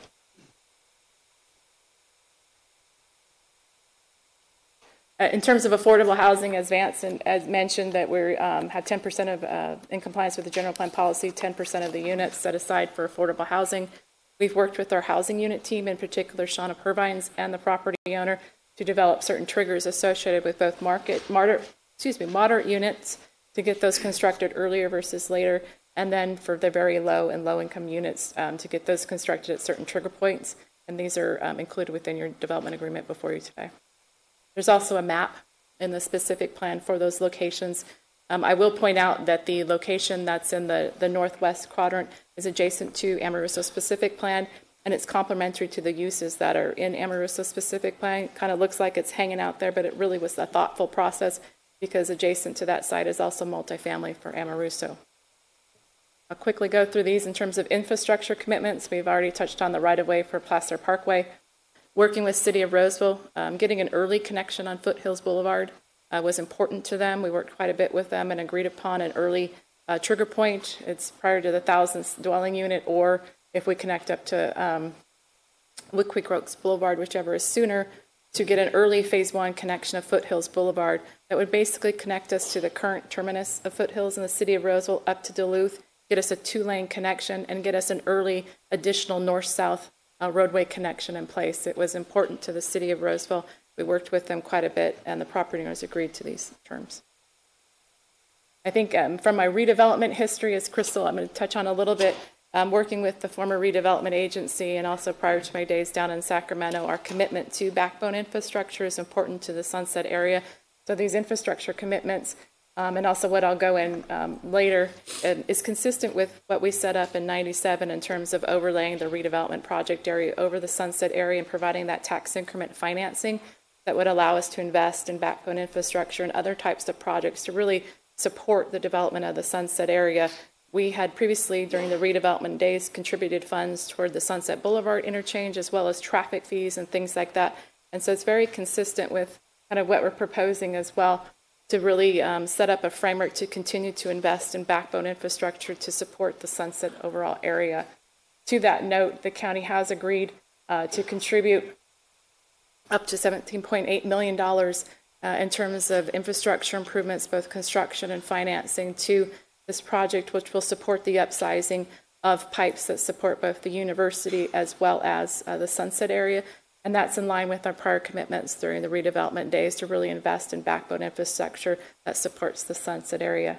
In terms of the university, Section 6 of your development agreement really has some specific details associated with the university property, kind of tying on those tolling provisions. We've also have a use restriction noted that the property would primarily be used for the purposes of a public university. We've memorialized developer commitments to not only dedicate the land, but also support the payment of PCCP fees for the university, as well as stub to the first building sites, the back infrastructure to support the first building site construction. Flip through here. I talked about the $17.8 million that the county's committed to support backbone infrastructure in that area that will benefit both the university and the Sunset area. In addition to that, a little bit of time I'd like to spend on our landfill contribution and go into. We have reached a tentative agreement with the Landfill Authority in terms of some additional contributions to the landfill. Crystal mentioned that in terms of the EIR documents and the changes, we've memorialized in the development agreement Placer Ranch's commitment to fund that $2.5 million. It's in section 5.16 of the development agreement, and that's broken out for a building permit issuance, some fees that will be due both on the residential and non-residential. In addition, in that same section in the development agreement, we've also memorialized that the recordation of an acknowledgement and notice of the proximity to the landfill will also be required for properties in Placer Ranch. On top of that, we have reached tentative agreement with the Landfill Authority in terms of some additional terms. before you today for your consideration as well on the development agreement is an errata that adds section 5.16.3 to the development agreement. This is an additional term that basically indicates that for the landfill's waste action plan and environmental document review associated with that waste action plan, if there are comments that the landowner has, they would provide a 7-day advance notice to the landfill regarding those comments and work collaboratively with them. The counties also agreed to this provision if we have comments to also adhere to this provision. In addition, the counties agreed to these other following terms. The counties agreed to amend our hauler contracts that serve the Sunset area to provide for a surcharge that will be associated with the residential uses out there that at full build out would contribute approximately $250,000 annually on top of the funds that we've already committed to for the Tier 1 capital improvements. These funds are really to support the operations and maintenance for the enhanced odor control measures that the landfill would be instituting to help reduce and mitigate odor impacts. But the county has committed to amending our hauler contracts associated with this surcharge. In addition, because of the location of the area, if this project is proposed for annexation, we have committed to the extent we can, enforce these provisions on an annexing entity or jurisdiction as well. We've also, as I mentioned earlier, agreed to the 7 days advance notice if we had any written comments associated with the waste action plan. I would like to clarify there has been misinformation out there that I think other folks think that their garbage bills are going up, and this is really just for the Sunset area and just for residential uses in the Sunset area.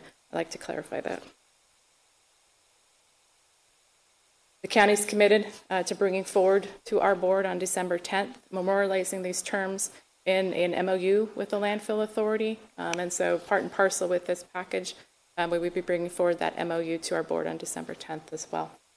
I would like to thank Eric Otto and Robin Barral, the Landfill Authority. We've had a very ongoing, since the early days of this Placer Ranch specific plan and as well as our Sunset area plan update of a very collaborative and collegial process working through these issues associated with the landfill. And I'm happy to report that we did come to tentative agreement working together through this process. I think with that, I'll turn it over to Crystal for a brief summary. We'll review the recommended actions, and thank you for your patience today. We are available for any additional questions. Chairman, if I could interrupt real quick, we just got the video outside in the lobby up and running, so anybody who is standing who would like to not stand anymore, you're welcome to go out there, or anybody else as well. Seating, I think, is a little more comfortable out there, too. Kind of hot in here. Okay, so I wanted to point out before I touch on these points that we did receive comments that have come in on the final Sunset Area Plan and Placer Ranch documents and the final environmental impact report. Those have all been provided before your commission today, and I believe copies have been provided over here as well. We did anticipate responding to those comments today, but just wanted to point out we've reviewed them. And after reviewing that material we've just determined that it doesn't appear that there are any new issues raised in those comments that weren't already addressed in the EIR or the staff report package, and so we are not providing a formal response to those today. However, I would just, again, as we've all mentioned, just point out if you have any questions on those comments, we're happy to answer them. We've got all kinds of folks in the room that could help you. Answer your questions. So in summary, I would just point out again, SIP has been intended to reposition the Sunset area and compete for new industry clusters, catalyze a creation of diverse employment for a diverse employment core within the West Placer area. That a market analysis that was prepared early on for Sunset notes that the Sunset area really offers one of the greatest opportunities to generate economic development outcomes in the South Placer market. It also noted that encouraging projects that could catalyze that area by bringing in infrastructure would really help to achieve those long-term goals that we've had for the Sunset area. So the Placer Ranch specific plan was integrated into the Sunset area for that reason. It provides that critical backbone infrastructure and is intended to act as a catalyst in the Sunset area for job creation. And then also the University Satellite Campus also further promotes the vision to rebrand and reposition the Sunset area and help to act as a catalyst. So with that, We have four slides of recommendations. The Development Review Committee recommends the Planning Commission forward a recommendation to the Board of Supervisors for approval of the following. Adoption of a resolution to certify the environmental impact report. We actually have more than four, recommendations. To certify the final environmental impact report and adopt the findings of fact and statement of overriding consideration, mitigation monitoring reporting program and errata supported by the findings and in the said resolution, which is contained in your staff report package. Adopt a resolution amending the county general plan as we've described today, those various different amendments, which are included in the resolution. And so that would be supported by the findings in the staff report and included in that resolution. Adopt a resolution to supersede the Sunset Industrial Area, replace and supersede it with the Sunset Area Plan. So that's Attachment D, Exhibits A through B, supported by the findings in the staff report and included in that resolution. Adopt an ordinance to approve the Sunset Area Plan implementing zoning regulations. Attachment E, Exhibit A, again, supported by the findings in that ordinance and incorporating the findings in the staff report. Adopt an ordinance rezoning the properties within the Sunset Area Plan, supported by the findings in that ordinance. Adopt a resolution approving the Plaza Ranch specific plan, again, supported by the findings set forth in the staff report and included in that resolution. Adopt an ordinance approving the Plaza Ranch specific plan development standards. Again, supported by the findings in the staff report and in the resolution. Adopt a resolution approving the Plaza Ranch specific plan design guidelines, supported by findings in the staff report and in the resolution. Adopt a resolution rezoning the acreages within the Plaza Ranch, so separate rezoning action, supported by the findings in the staff report and the said ordinance. Adopt an ordinance approving the Plaza Ranch specific plan development agreement that Michelle just outlined, and the errata, supported by findings set forth in the staff report and included in that ordinance. And approve the Plaza Ranch specific plan large lot vesting tentative map, which is attachment L of your report, and that would be supported by the findings and subject to the conditions of approval, which are also in your report attachment M. So that concludes our presentation, and we are happy to answer questions. Thank you, Crystal. Commissioners? Wayne? I think this is going to be between both you and Michelle. I'd like to first go through the staff report if I could. And this may be best answered by Michelle since she's got so much history on this. And it goes back to the Board of Supervisors' decision in 2016 to allow housing within the Sunset Area Plan. And I just, maybe I'm having a senior moment, but I don't remember that coming before the commission. So was that just an action taken by the board? And I guess the question is, what was the vetting process to that? Because why wouldn't they have dealt with the buffer issue at that time? Because obviously, if you're allowing residential within that area that was going to be in the buffer area, it seems like you would deal with it then. I'm gonna let Michelle answer because I joined the team in 2017, so I'm gonna point to Michelle.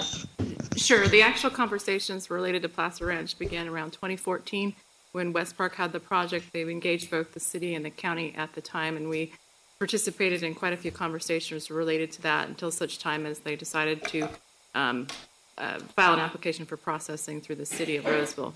When the project ceased processing in 2015, there was a significant amount of conversations that began again with the county and the property owner about bringing this project forward. So you are correct. The decision in 2016 when we brought forward with the board was to seek direction from the board to insert ourselves in the lead role in this process with the land plan and proceed forward to analyze it through the environmental document purposes. It did not come to Planning Commission. It went to the board to get that direction from the board whether they wanted us to insert ourselves or not in this process. And they provided that direction. And then we merged our efforts with the Sunset Area Plan efforts that were ongoing to proceed forward to analyze and work together. And since that time, we've also had a very robust discussion with the Landfill Authority, recognizing that this would be a key issue in terms of the buffer and introduction of residential uses that we would need to work through to look at mitigation and recommendations to move forward. It's been solidified through conversations with many stakeholders, including our cities, our elected officials, our commissioners, and things. It's a very important issue. And we've worked quite a bit through that process and working with the landfill. And I was glad to report today that we did come to tentative agreement on that. So it was approved at that time for residential in the Sunset Area Plan? It was not approved for residential. The direction was to go forward and analyze that land plan. And so through this process and vetting process, we brought forward the environmental document and the land plan, making refinements along the way for recommendation for your consideration as well. And so I would just add, sorry, Michelle, I think I'm getting some feedback. My understanding that at that time, when we brought the preferred sunset land plan to the board, which is standard practice that you would bring the preferred land plan to the board for consideration, that is the time that the board directed staff to expand the boundary of Sunset and to include the residential uses in the net Sunset area to analyze that for consideration. So their direction was they would like to see housing in this, but they want to they wanted that analyzed. Is that correct? That's fair. Correct. Yeah.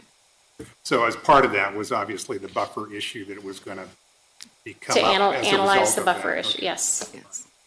The other question I have, thank you, Michelle, for dealing with the tolling issue, because I had a question on that, and that answered most of it, I would say.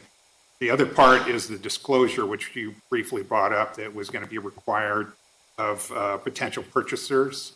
I know that language, as I understand from County Council, is still being developed right now, what that's going to be required in that.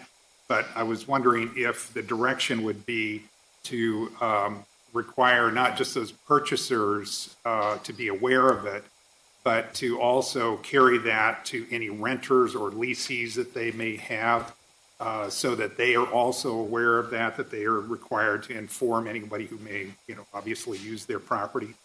And the other part of that is, obviously I'm trying to protect the ratepayers at this point, is to say that they would not only be aware of it as a purchaser in there, but that they would, as a new landowner in there, not take legal action against the landfill if this odor issue becomes, to the point where they want to do that.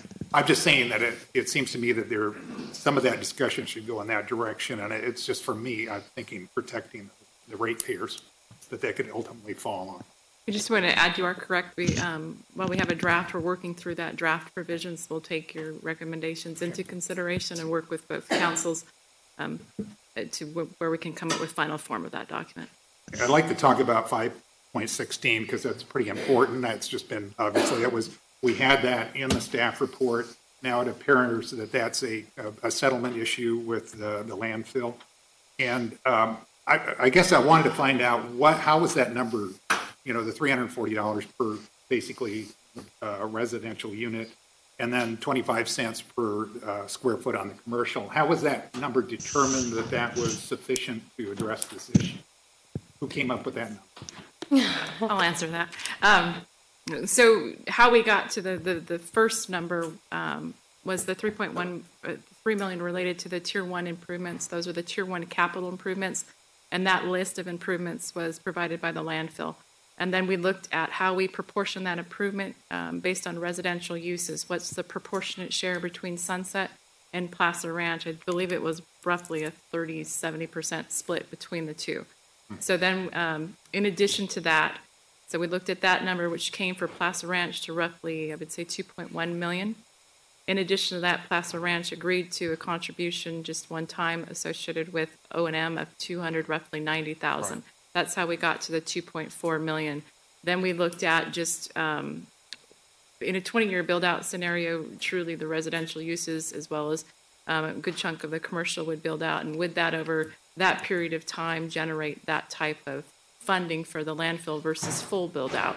So we looked at what a potential, I wouldn't say accelerated, but what's a reasonable 20, 30-year build out, a reasonable life of a plan, and then backed into those numbers. So the residential side obviously can bear a lot more than a commercial side, and still keeping the commercial side competitive to be able to develop. And I would say it's not necessarily science how we landed at those numbers, but we really looked at kind of what could the residential side bear, as well as a small portion on the commercial side, and still make it competitive. Those numbers are kind of vague to me. I can't sort of draw a conclusion on whether they're sufficient or not. They sound kind of low to me to give up a buffer area for this number. The 290K seemed like a pretty small number that you mentioned, the 290,000, which I was going to mention in the final EIR on page 32 is where that's addressed. And it just, what my concern is that on that 5.16 is that is as the project builds out. And so that's great that they're going to contribute towards that, but the numbers are going to be pretty small initially until the project is built out. So it just seems to me that the ratepayers will maybe still be on the hook for the initial investment to get this done, because the money coming in from the project is going to be, again, over a very lengthy period of time. So that's just a concern about that. And on the staff report, the last question that I had was on page 23. It talks about what we should be evaluating, it sort of in general terms, and it said the general welfare and health, and it's again pretty wide ranging as far as what that is. I guess I just want to ask, what do you mean by general welfare and what health? I mean, is there a way to define that? I don't have my staff report in front of me, so I'm going to come on over and. All right, that was on, again, page 23.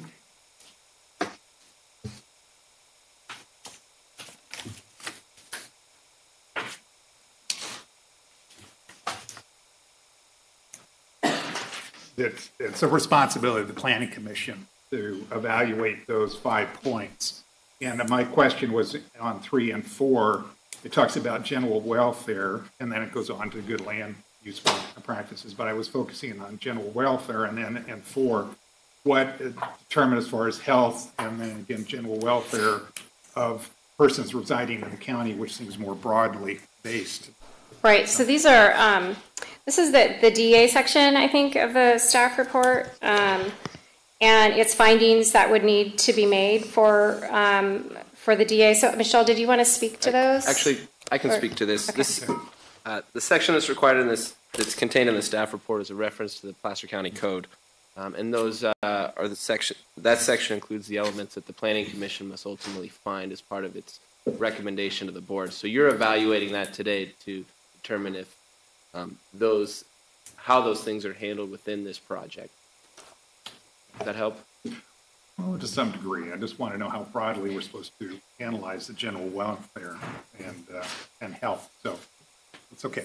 And I guess that's part of the analysis that you're looking at, and I guess it's probably a little bit of how all of you determine that.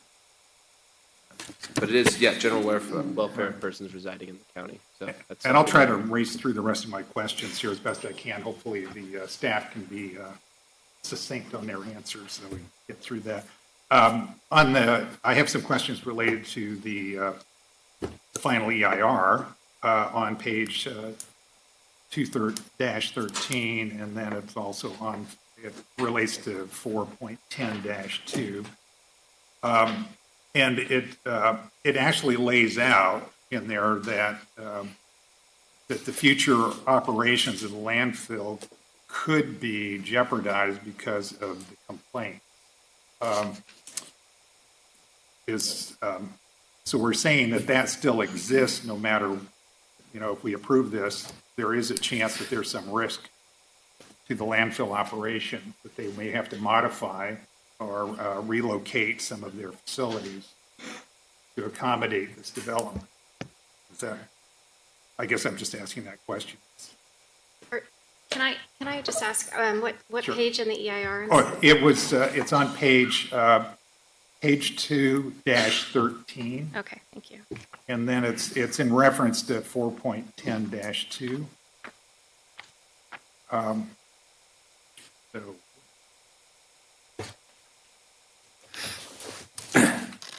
apologies. Are you finding it or give me the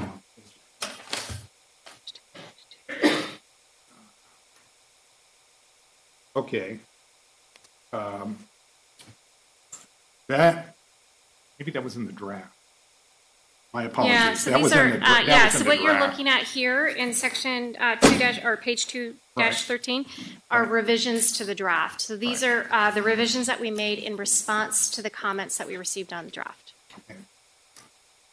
Well, I'll maybe go through that later, but the next one I wanted to ask about was 215 as it deals with the Foothill Boulevard. And was there any consideration of front-loading that to get it completed because of the construction that's going to happen on the Placer Parkway, which is in the next few years is going to make that connection where the Foothill, it'll be an at-grade connection for Foothill. The reason I'm asking is that's a pretty critical piece of infrastructure, and especially as Highway 65 is getting more and more plugged up, it gives an alternative transportation source. So I just want to know, was there any consideration to front loading that instead of waiting till the thousands unit to start putting some money toward it? It's a great question. There was quite a bit of discussion between ourselves and the city of Roseville. It was an important connection for them as well, north-south. I'd like to bring up Rich Moorhead of the Public Works Department. I think he's can answer kind of what our thought process was and how we also arrived at the trigger point for the Phase 1 connection of Foothills Boulevard.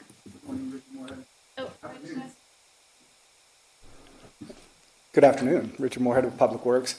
We did do an analysis of all the regional roadways in the area, and what we found, we did approximately 25% of development, I believe a 50% development range of the Placer Ranch area, and the east-west roadways are far more important. So Placer Parkway being one of them, and Sunset Boulevard. So with those two facilities coming in, and what we did find from just a pure mitigation standpoint and when that roadway was needed is about 75% of development for Foothills Boulevard. But again, knowing how important it is to the city, we are front-loading it substantially ahead of when it was needed to connect it up to Duluth and make a functional equivalent. It's not the full connection, but it does serve as that additional north-south roadway. I was hoping it would be sooner, but I understand where you're coming from. I wanted to talk about page 3-29 where it talks about the sludge, which is a daily, alternate daily cover. And I guess one of the processes that the landfill is looking at is trying to cover that more quickly so that their odor issues from that might be hopefully mitigated. But the concern I just had is that is this process going to continue to bring the Roseville wastewater treatment plant sludge to the landfill? And even if they do cover it quickly, the equipment probably has it on its tracks. And so unless they're going to pressure wash it off every time, I'm not sure that you're going to completely rid yourself. Yeah, I don't think I can talk. Oh, Sydney wants to. Good afternoon. Sydney Coatsworth with Ascent Environmental, consultant to Placer County. What you're seeing there on page 3-29 is what was originally in the draft EIR. As Crystal had explained, these measures have been replaced by the measures that were developed by the Landfill Authority. And so those are now reflected in the final. Maybe I could just jump to some questions on the CEQA. What kind of jumped out at me was that there was a statement that was repeated pretty frequently. This is a statement that was repeated. It said, the county concludes, however, that the project's benefits outweigh the significant and avoidable effects of the project as set forth in the statement of overriding considerations. I found that in 58 places where impacts were evaluated, and this was the outcome where it said, okay, it's significant and unavoidable, but we believe the benefits outweigh it. So I assume benefits are the university, housing, those sorts of things. Is that what you're... Correct. So the statement of overriding considerations, I think, is what you're speaking to. And so that is a document that is really up for the board's consideration. So that's, while that's packaged as a piece of the final, it would only go into effect if it's certified. So those are really decisions that your commission would weigh in on, whether or not you feel that those benefits outweigh the impacts. and ultimately the Board of Supervisors consideration. And so that's when a CEQA document has significant unavoidable impacts, you're required to, if the board is going to certify the CEQA document, they would have to override those. And so that's what that statement of overriding consideration is. Right, but it obviously goes on to address what that unavoidable, significant and unavoidable is, after it makes that statement. And so I guess, is it unusual to see it like 58 times in an EIR? Yeah, maybe Mike and Sydney can speak to that. They prepare a lot of these documents. I'm Mike Parker, principal with the Set Environmental. I'm the project manager for this project. 58 is quite a few, I would say. One thing to note, and it's I believe we call it Table A at the end of the Statement of Overriding Considerations, basically at the very end of that findings document. We list out the impacts that are significant and unavoidable, as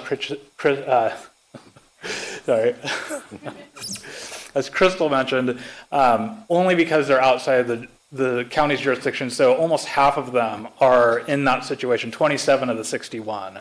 So while there are a whole lot of significant unavoidable impacts, a lot of them are in a situation where they are mitigable by the mitigation measures identified, but because the county cannot enforce them, we conservatively call them significant and unavoidable. So they can be.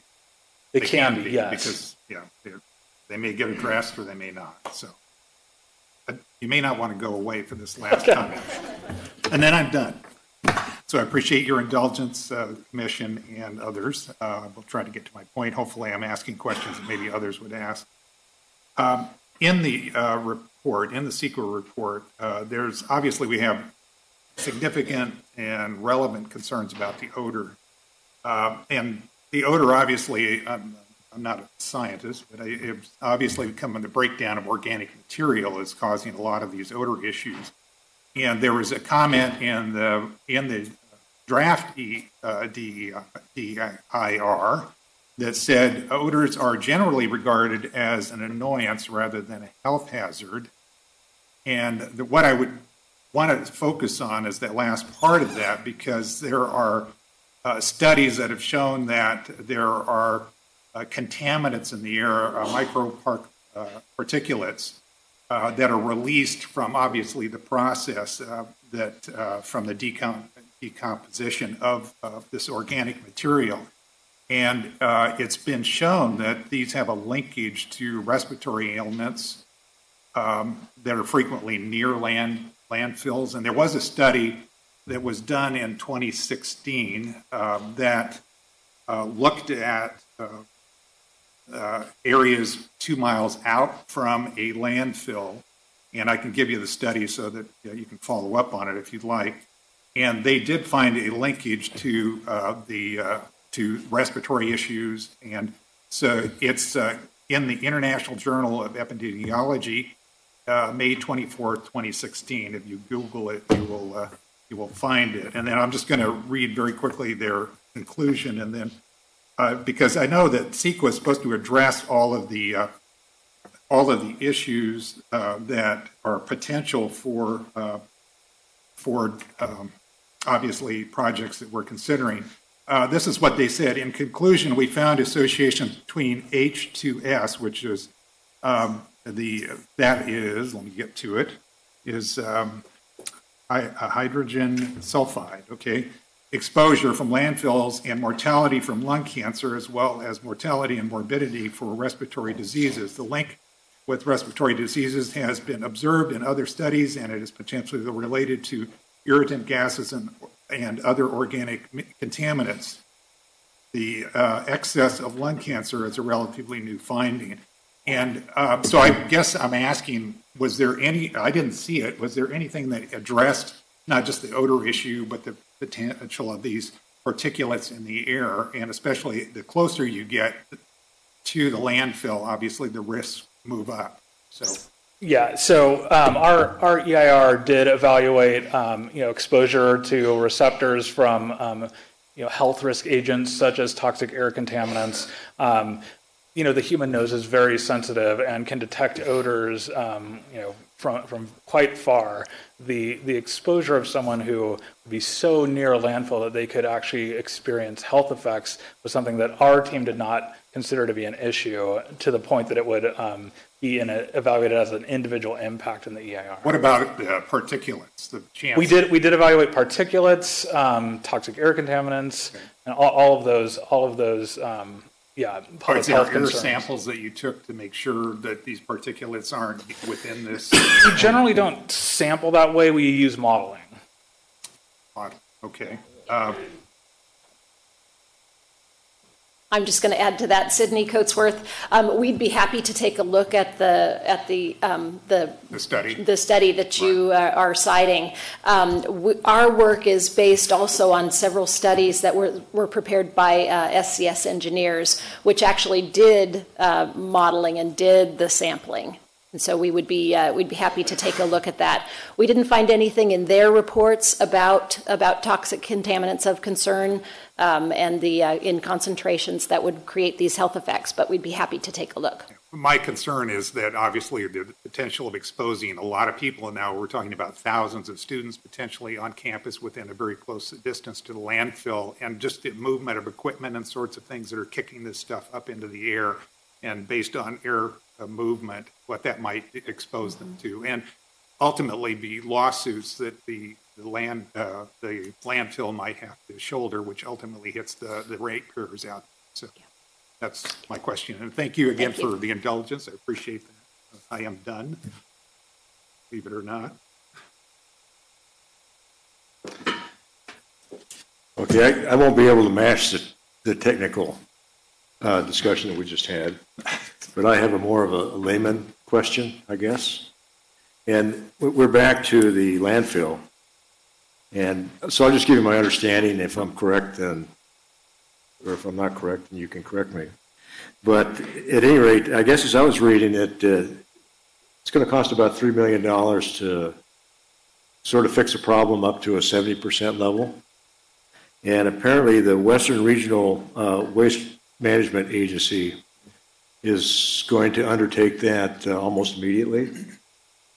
And then as time goes by and building permits start coming across, then there'll be a charge for each building permit that results in another almost $3.5 million ultimately over the time that's going to further deal with the problem. Is that correct? Yeah. I guess the reason I'm asking this is it seems like, from a layman, if we're going to wait till they start issuing building permits, and the problem is still there. But so I guess the Waste Management Group has agreed to jump on this pretty soon. I can't speak for the Waste Management Authority about their timing for construction. But I can't hear you. Sorry, I can't speak for the Waste Management Authority at the timing of construction of improvements. However, they did provide that Tier 1 capital list, which is a comprehensive list of a multitude of improvements that they felt could help reduce the odor emissions and odor impacts associated with the project. In today's dollars, we did agree, and it's laid out, as Crystal mentioned, between Plaza Ranch and Sunset to contribute toward those improvements. They would be, for Plaza Ranch in particular, then we created a building permit fee for those funds to be generated that could reimburse the landfill for costs incurred associated with that. One can surmise that, if no one moves there, there's no impact. So associated with a building permit, it's almost like, you're paying for the impact as it comes along. But certainly it's up to the landfill. We can't control when they put these improvements in. We'd certainly encourage and work with them if they'd like to put them in sooner versus later. But we did create this reimbursement mechanism in both the development agreement and then part and parcel with that, the county agreed to tentative terms with them in terms of the O&M side of things as well, to do that surcharge that would be on the hauler contracts on the monthly garbage bills. Okay. That would support the O&M side of things. But it just seems like if this goes on until you issue a building permit, it's too late. Because then it's going to take several years to really generate the funds to really fix the problem. And people will be living there. So I think hopefully the Waste Management Group has recognized that they need to get on this problem pretty soon. Let me see another one, and this one may be something that's dealt with in the use permits as they come across. But at any rate, we have high-density areas, and looks like the affordable housing will be in the high-density areas. And I guess a question that some might ask is, are those going to be bunched up into one place or kind of scattered throughout the area? You know, it seems like if they're scattered, then you're not really creating a area that's of difficulty, I guess you would call it. I'll try and answer that. So we did work with both our housing unit as well as the proprietor in terms of locating those sites. A couple different thought processes of why we ended up where we were. Certainly the site that's located to the northwest, we looked at what the adjacent uses are in that area as well, which are high density residential, and located that site out there. In addition, we focused on our town center area for some affordable opportunities, hopefully providing for some sites that students can live off campus in those affordable units as well, and that would support the overall health and energy and kind of create a very diverse town center that had both single family, medium density residential, low density, high density, both affordable in that area. And really that's our urban core where we're looking at. In addition, working with Shauna Purvines, we agreed upon the trigger points and getting some early moderate units that could be potentially for sale units and or rental units. And that was kind of the thought process of how we landed on the affordable plan. Okay, so I think you said that it'll be mixed in with regular housing. That's correct. In the town center area, Vance had an earlier slide. That area is a little bit broader than just the multifamily area. It includes both some medium density residential sites as well as single family density residential sites. We did highlight the potential affordable sites in that area as it's typical in the multifamily sites, but then that area is more of a concentrated area of residential uses that does have quite a bit of diverse uses. And then we did the trigger points, particularly with the moderate units, to try and get them earlier versus later in terms of getting those units constructed and restricted. Okay, thank you. Sure. Real quick, are you okay? Okay. Anders? These guys did a pretty good job of asking questions. One thing of the staff, I wanted to confirm, is the buffer around wastewater treatment facilities the same as around the waste facilities since they have similar odors? We certainly have, I recognize folks in the audience from the city of Roseville that are here that could probably speak to that more than I can. But I'm looking at the code. Oh, for county, for the county, so yes. that we're consistent then. Yes. Okay. Also wanted to confirm, as the small lot tentative maps come in, that the commission and the county will have an opportunity to review vernal pools and drainage and link them into the sites, especially with both the Sunset Area Plan and also the Placer Plan, in order to be able to evaluate and preserve more of those lands.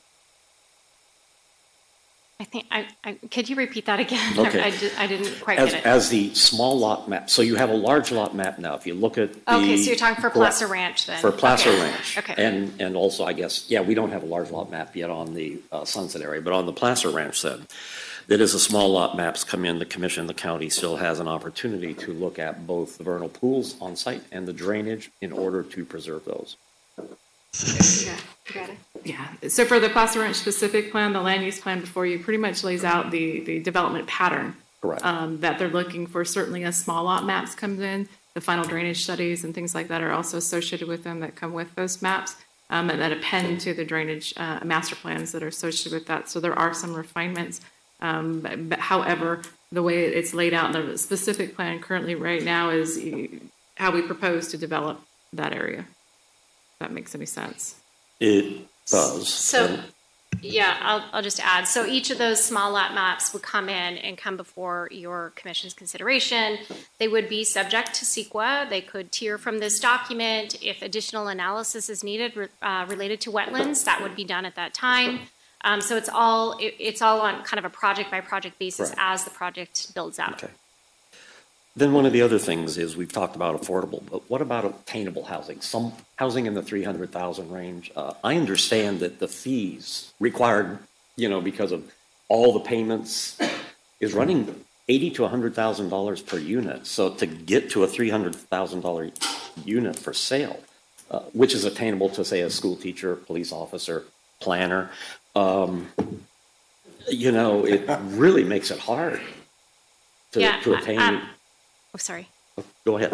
Oh, I just wanted to speak to what we're proposing in Sunset is to establish a regulatory framework to allow those types of units, I would say attainable housing, to come in.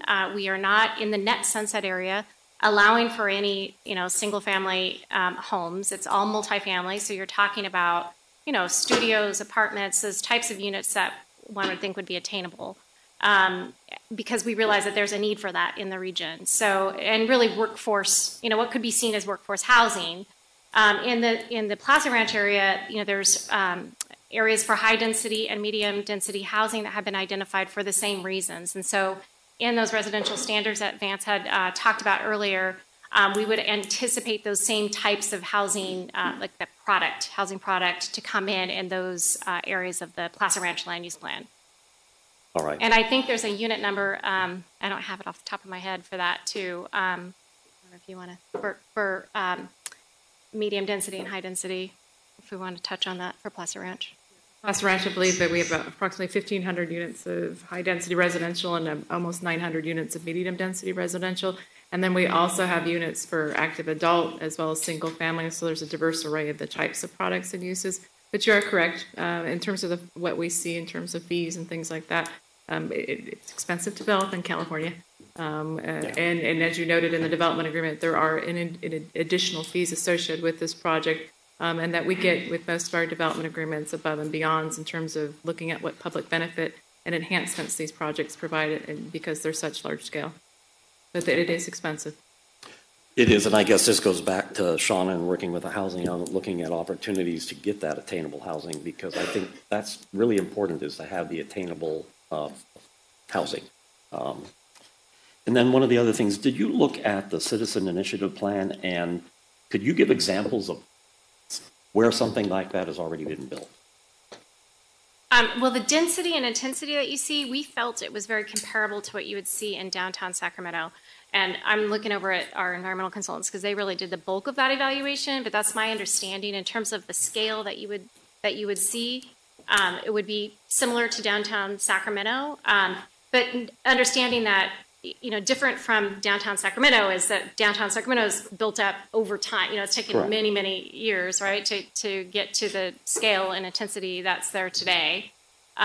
So it's while it's similar to that, it would be a little bit unusual to see that in the existing, with the existing development pattern that we have in West Placer today. Well, the other thing is we keep hearing that millennials want this high-density housing. The millennials I know are buying in East Sacramento, Curtis Park, the Pocket area, and in East Sacramento, you're, 70 blocks away from downtown. So that's quite a distance, and they're basically small lot, cottage, small house development. So I'm just wondering, is the Plaza Ranch plan comparable to that, where you have fairly high density at the core, and then it moves out? Are you asking does the actual Plaza Ranch specific plan compare? Maybe I'm misunderstanding the question. Well, I thought I understood it. It is. Does it compare to, say, Sacramento, where you have, from First Street down to 75th and Elvis, there's quite a few blocks of housing between downtown and, and in that housing. And is that comparable to what we're looking at here, which is you have a core area that can go up 100 and some feet. I guess under the new state housing law can go up another 30 feet. So I think we're going to let Vance answer that as it relates to Plaza Ranch. Plaza Ranch. It's Plaza Ranch, yeah. So if I understand your question correctly, I'll address this in a couple of different terms. We talked about that 200-acre town center district. And the vision for the homes, there's roughly, there's 1,500, there's roughly 1,900 units allocated into the town center district. And why I point to that area is that's going to be the closest analogy, if you will, to what you see in downtown Sacramento when you compare East Sacramento to the downtown core. That's been the attempt of the Plaza Ranch specific plan to mimic something as close to a downtown as possible. And it's going to be within that district that you're going to find the most opportunity for attainable housing because the lots are smaller and the housing is more compact, consistent with some of the SACOG goals that you see as part of the blueprint. And so that's going to be the area where these opportunities could occur. When you look at the area of Placer Ranch that's, say, west of Fitterman Road, that is definitely more of a suburban style of development. The density of housing that's allocated in those areas is much lower. Like, for instance, within the town center, we're looking at densities of anywhere from 7 to 12 units per acre in the single-family detached realm. So that's a very small lot housing product. Those are lots potentially on or houses on lots that are anywhere from 3,600 square feet to 4,500 square feet. So you get a lot more of that compact style that's similar to what you see in East Sac. Does that help? It does help. Thank you. I would like to add too, in terms of the thought process too, about the residential neighborhoods, and Vance touched on this before. We were cognizant of what the adjacent uses were, either current uses in the city of Roseville that's right across the southern border of Placer Ranch, and mimicking, kind of transitioning that single family, as well as the plan uses within the Amarillo Ranch specific plan to the west that is in the city of Roseville that's planned as well. So we tried to kind of blend, but as Vance mentioned, create an urban town core that also plays off the university, but then still that transition of those single family neighborhoods to blend with the existing uses out there. Okay. That's it. Thank you.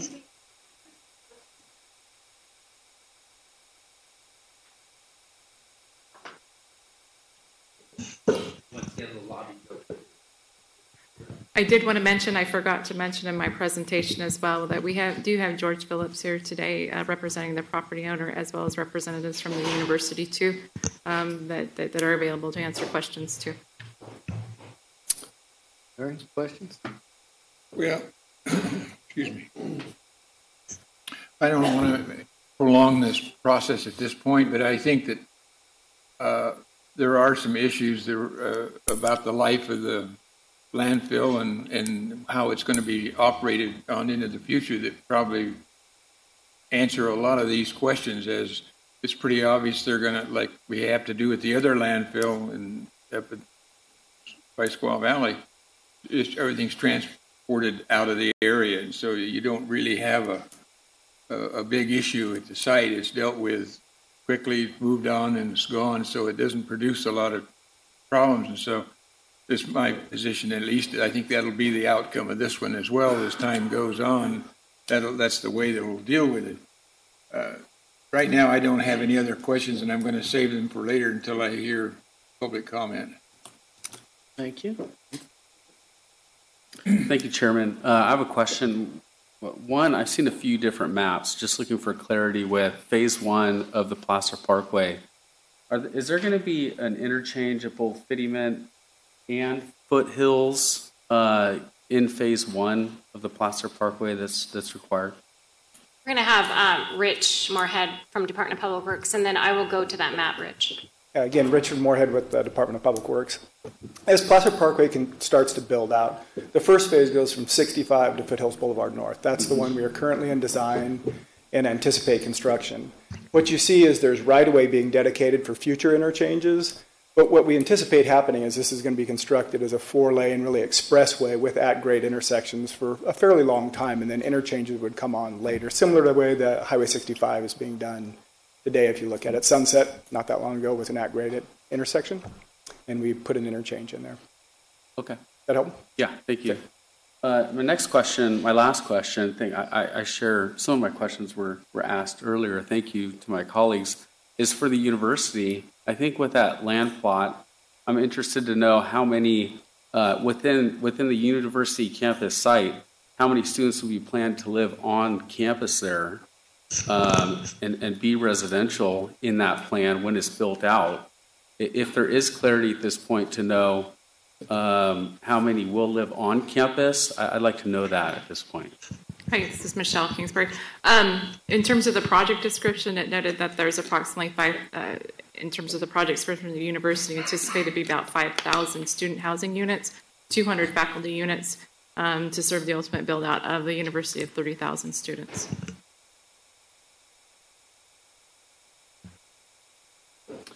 Sam? My turn? Yes, thank you to my commission colleagues for anticipating many of the questions, so I just am left with a short list.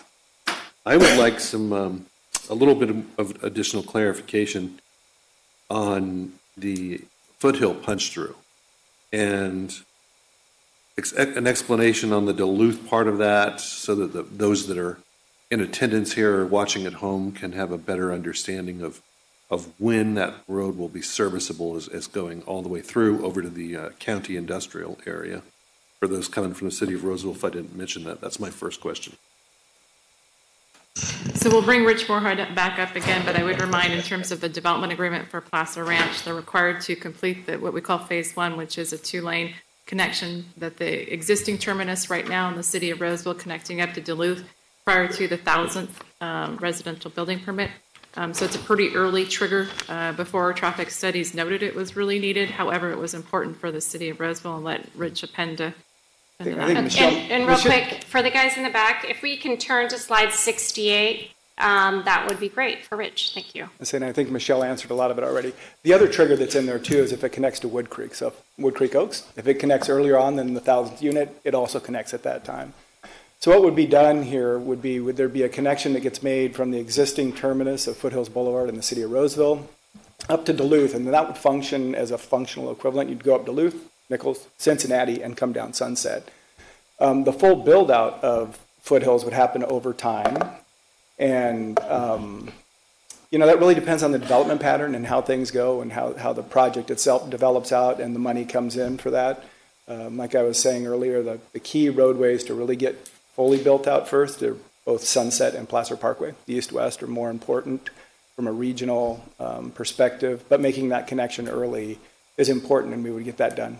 Work as a functional equivalent, and as development occurred, that other portion of the roadway would connect up to where it terminates. Well, it would head south from where Sunset is today and Foothills is. Rich, could you point that out, where Duluth is, for the benefit of the people in the room? It's right. So existing, we have Sunset Boulevard. We have this roadway. If you drove it today, you would be driving on that up towards Athens. This is Foothills Boulevard North and Sunset.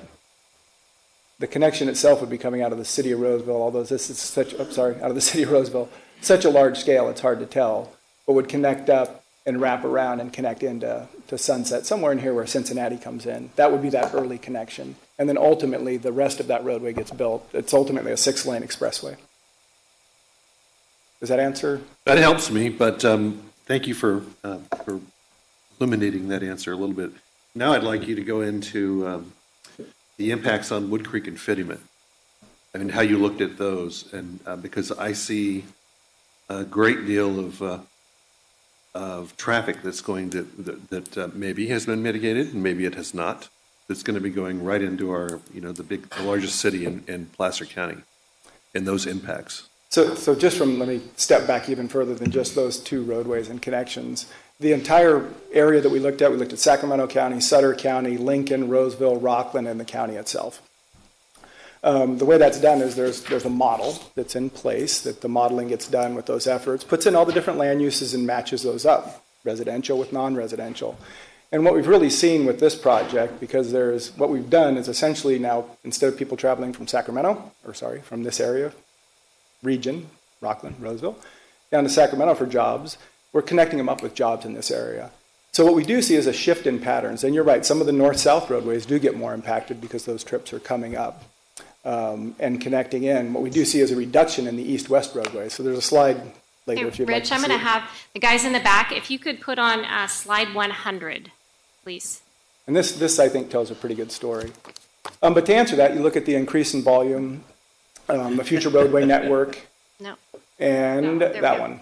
So in this slide, if you look at this slide, this again is Placer Ranch. And in this case, green is an increase in traffic. The oranges and yellows are decreases in traffic.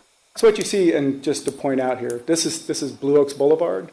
When the project goes in, we have a slight increase in traffic connecting to Foothills, but a decrease, and I can't see that number from here, but I remember it being somewhere in the 15,000 range. So the regional roadway network goes in and helps do that. But you're right, there is some increase in traffic on those north-south roadways drawing trips in. That increase in traffic gets looked at after the modeling's done, and then at that intersection level of analysis too, with all the future roadway improvements and intersections that are in. And if it's over capacity, then that's when mitigation gets identified. What about thank you for that, but what about the east-west impacts and implications for Blue Oaks? It actually reduces impact. If you look again on Blue Oaks here, so this is Blue Oaks. Again, keep in mind this green color is an increase. The darker the green, the more the increase. This orange or, the orange color, the darker is the bigger decrease.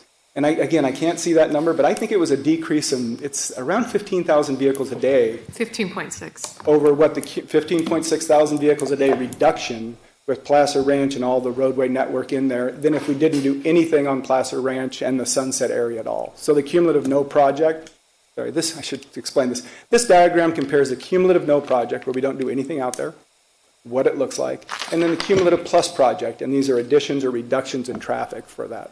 So actually it reduces traffic on Blue Oaks predominantly. There are some small increases in some small segments.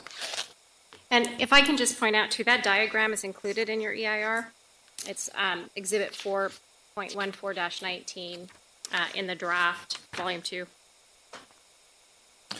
Okay, thank you for that, Rich. And I don't know if you're going to be the right one to answer this, but in my cursory read and analysis of the material that has been that all of you have worked on and provided so much assistance, so thanks from the Commission for all of that work that goes into a project as voluminous as this. The industrial area adjacent to the rail line, and I'm concerned that that area is precluded from any expansion from industrial uses further, I guess it would be north along industrial. So that area has been designated as non-residential for many, many years. So could you speak to that or point out somebody in your staff that could? Land use question I'd have to, so are you talking about the land use itself being changed, the designation of the land use in that particular area? Oh, yeah. Let me go to, hold on, I'll pull up a slide here real quick. If we could go to slide 16, please, Greg. Sure, yeah, thank you. So if I understood you correctly, your question has to do with particularly a zone change and concern about losing industrial uses. If I read you right. That's right. Thank you. You're pretty quick.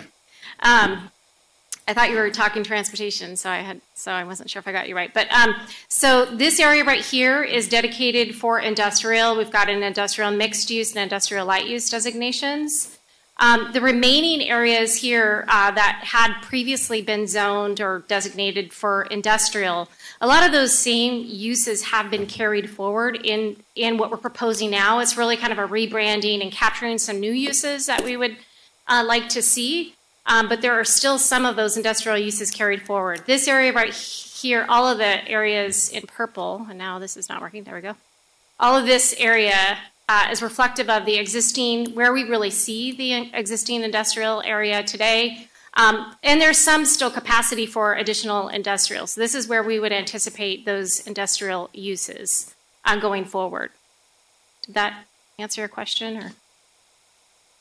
Well, it answers the question, but I mean, we have a rail line there, and many of the industrial facilities that are already in existence have spent a tremendous amount of capital on investment to get spurs along there.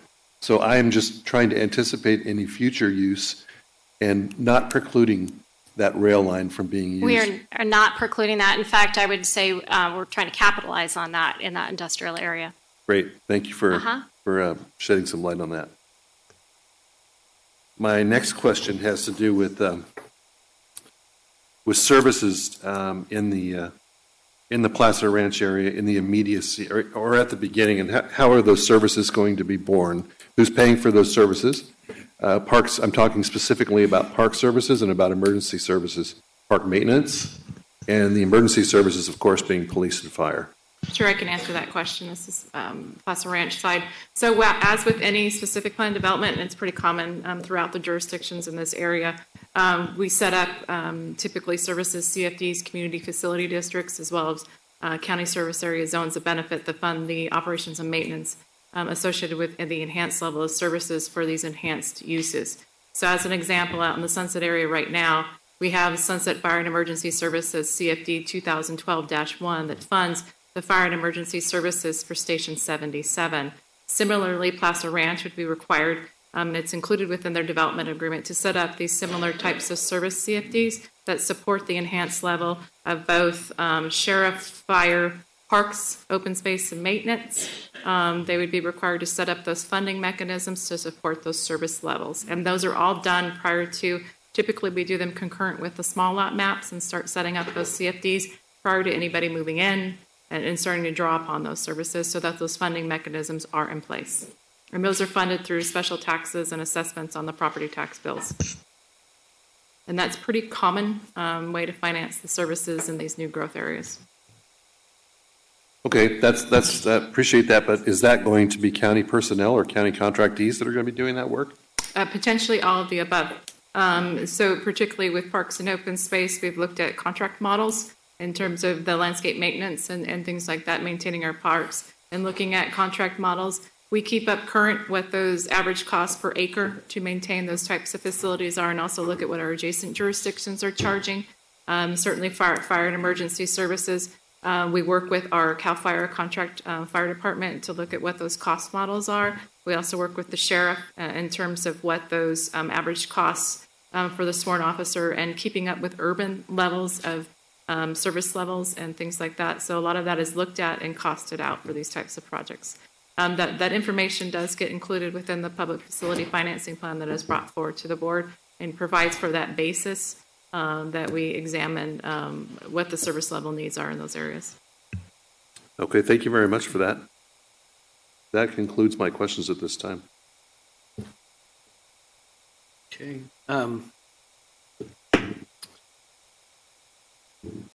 We up to a little more, or another break, or a little more?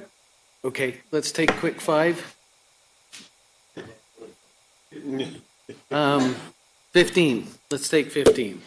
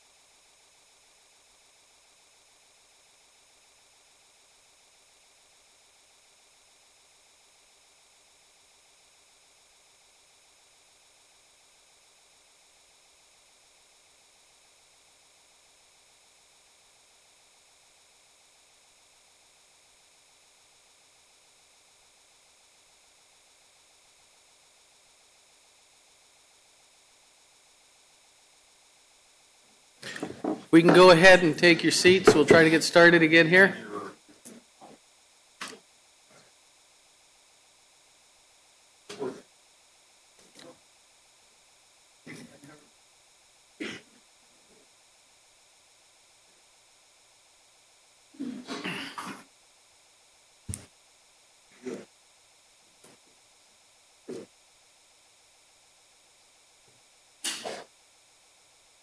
Welcome back to everybody. I think at this point in time, if I'd like to give the property owner a couple of minutes, the representative, if they'd like to come up.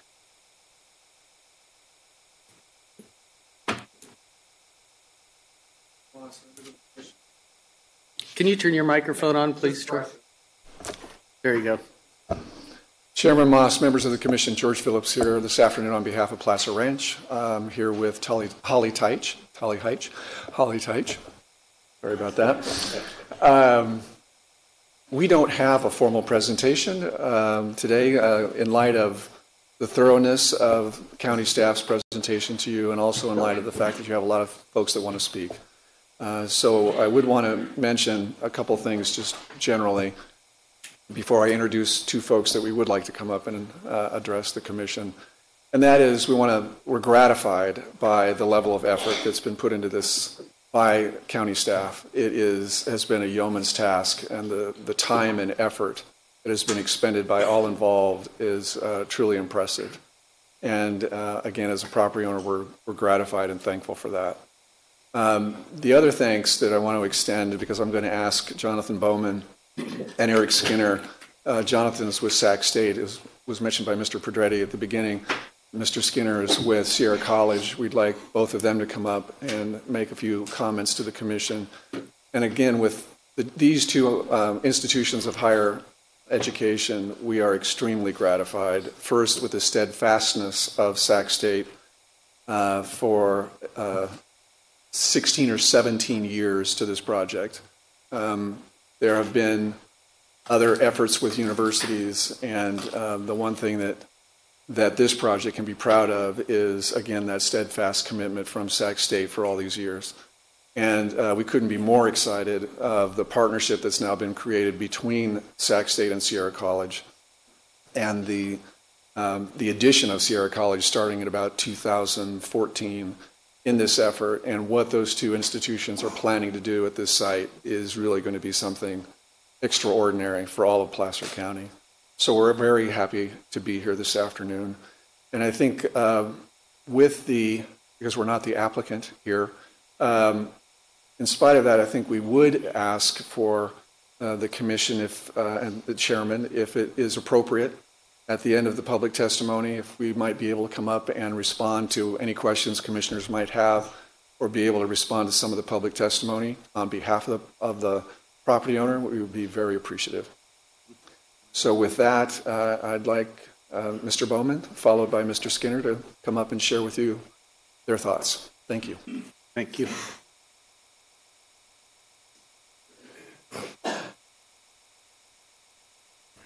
Good afternoon. Thank you for the opportunity to speak with you all regarding the possible establishment of a California State University Sacramento off-campus center at Placer County. I'm honored to be here today to represent Sac State. I'm Jonathan Bowman. I'm the Vice President of Administration and Business Affairs and Chief Financial Officer there. Since our founding in 1947, Sacramento State has been a recognized leader in education, innovation, community engagement. That's been a little longer time than this project's been going on, but not too much. We've experienced growth over the last few years and currently have an enrollment of about 31,000 students. We also have a strong alumni base with over 230,000 alumni. In fact, 1 in every 20 people who live in Sacramento is a Hornet alumni. As a public institution and as an anchor institution, we are committed to effectively responding to emerging challenges and opportunities within our surrounding regions. Establishing an off-campus center in Placer County will allow Sacramento State to respond to a documented need for higher education within the region.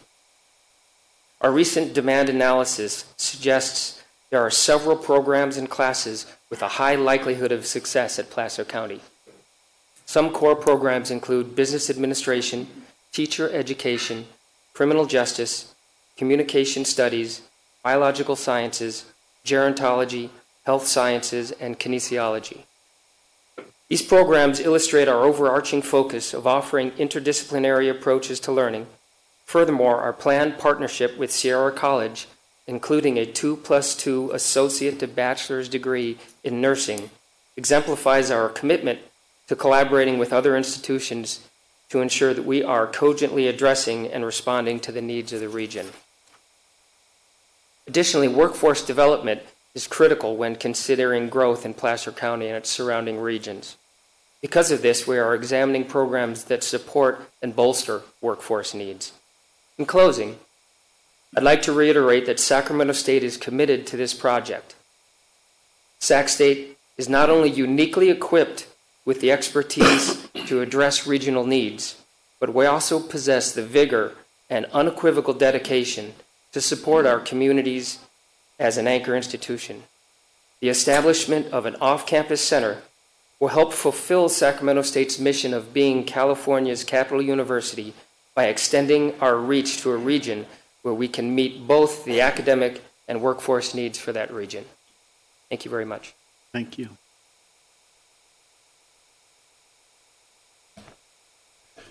Greetings, Chair Moss and Commissioners. My name's Eric Skinner, and I'm the Vice President of Administrative Services at Sierra College, and I'm here to speak in strong support of the Placer Ranch project, which will help us to better serve the students of Placer County. Sierra College is very excited about the prospect of the Placer Ranch project moving forward. For several years, we've been hard at work partnering with Sacramento State to plan the Western Placer Transfer Center, which will be located at that site. The transfer partnership between Sierra College and Sacramento State is already strong, with almost 600 students transferring every year from our college to Sac State. These transfer pathways connect our students with educational programs that open doors to life-changing development, personal development, and career opportunities. By co-locating instructional facilities for Sierra College and Sac State at the Placer Ranch site, we will be able to do an even better job of supporting the seamless transfer of our students to Sacramento State. Elsewhere in California and across the nation, where such transfer centers have been established, they've been very successful. The model supports collaboration, very close collaboration between community college faculty and four-year faculty to ensure that courses are well aligned and the programs are well aligned. Further, students are able to begin their lower division coursework, and once they complete it, they're able to transfer seamlessly by easily beginning their upper division coursework at the same location. Academic leaders at Sierra College and Sacramento State have spent considerable time crafting the vision and plans for the center. Recently, the facilities staff of the two institutions have begun a meeting to discuss how we can partner in the construction and the operations of these facilities. Sierra College is committed to making this partnership a success. As preparation for the transfer center continues, we will be investing considerable time of the time and energy of our staff and faculty, and also investing considerable financial resources in the transfer center. We look forward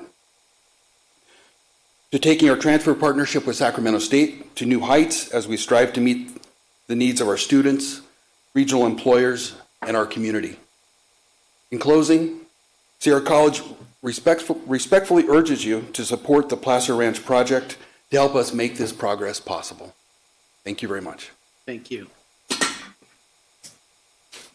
Okay, BG, do you have the list ready? Oh, yeah, we do have the list ready. So what I'd like to do we have representatives here from neighboring or other public agencies that would like to speak?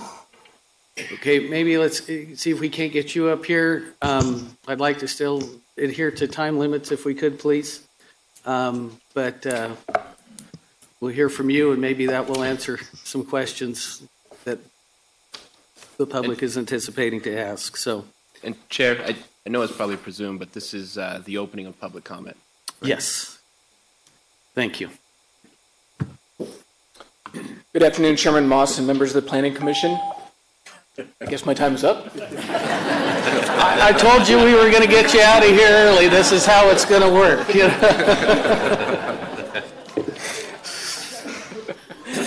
My name is Eric Otto. I'm the program manager with the Western Placer Waste Management Authority. On behalf of the authority, I've been authorized to report to you, consistent with what Michelle and Crystal noted, that authority staff and county staff have reached an agreement in principle that addresses the authority's concern with the Sunset Area Plan and Placer Ranch Specific Plan, specifically with respect to odor mitigation and reduction of the residential buffer from 1 mile to 2,000 feet as measured from the authority's property line.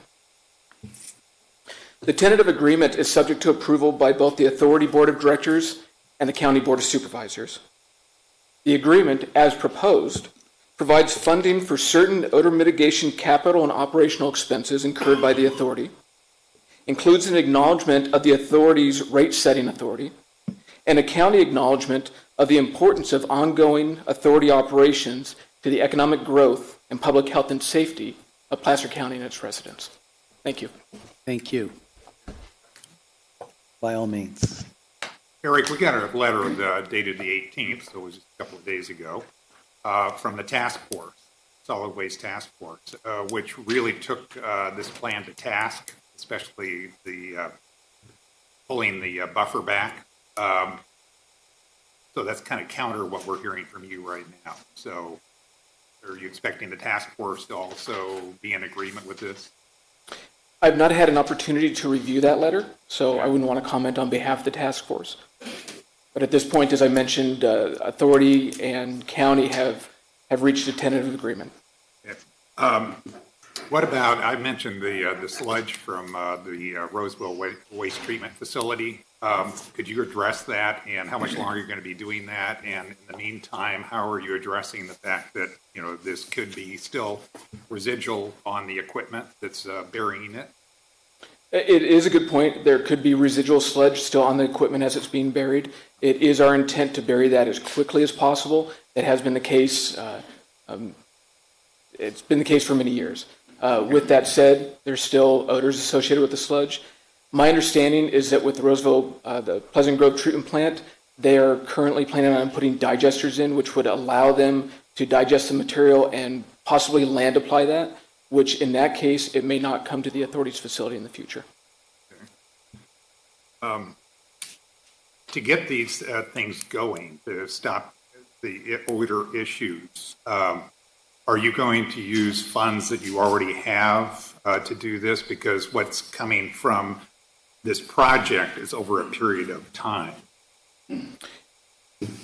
Yes, I think it is important to acknowledge, and your commission has acknowledged, that the funding that is being proposed by the county to help offset some of the odors that happen at the authority's facility will be realized over time. And it's highly likely that any effort the authority makes would need to be done ahead of fully realizing that capital.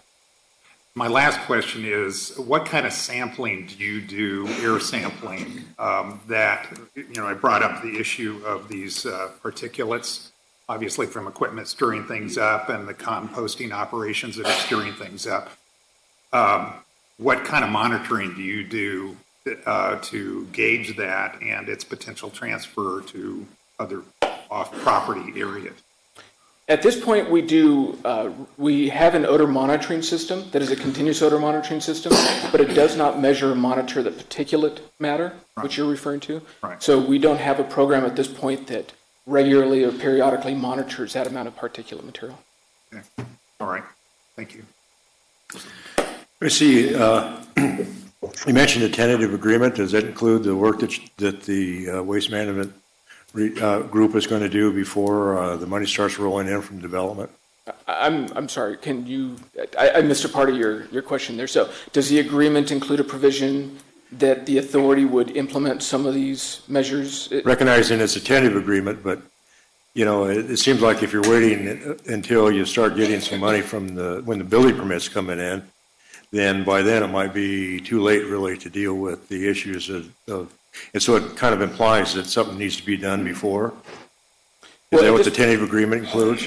Well, at this point, I mean, the agreement, as we've noted, is tentative. It is up for consideration by both the authority board and the county board of supervisors. So any discussion of schedule of when the authority may implement some of these measures, I think is a bit premature.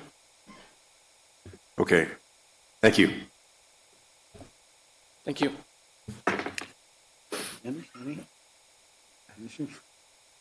Thank you. Okay. Other representatives from public agencies? I know I saw more than one hand.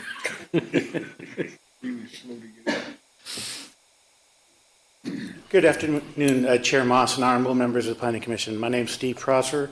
I'm the Community Development Director for the City of Lincoln, and I'm here to ensure that we enter into the record correspondence that the city sent to the Planning Commission yesterday regarding some additional concerns and comments we have regarding the proposed project.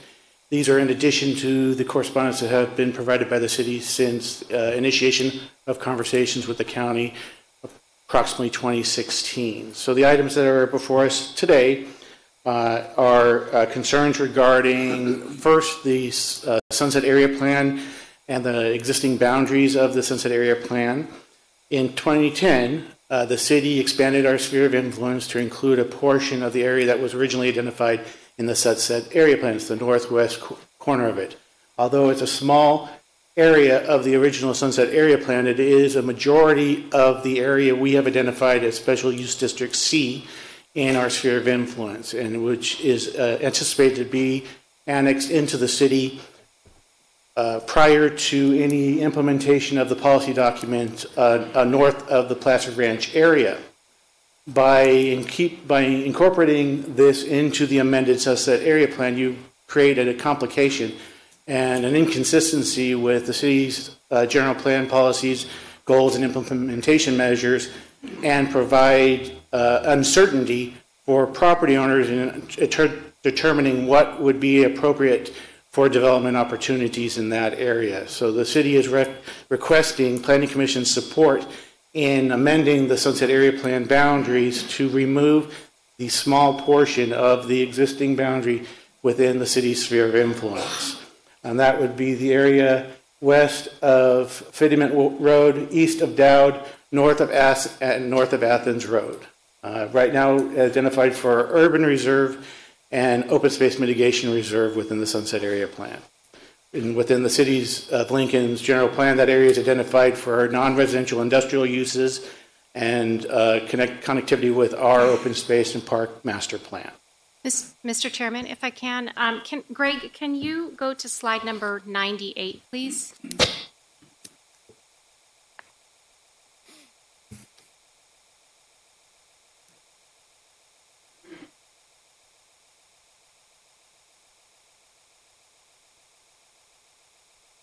I just wanted to point out for context, this shows the city sphere of the overlapping areas and that northwest corner.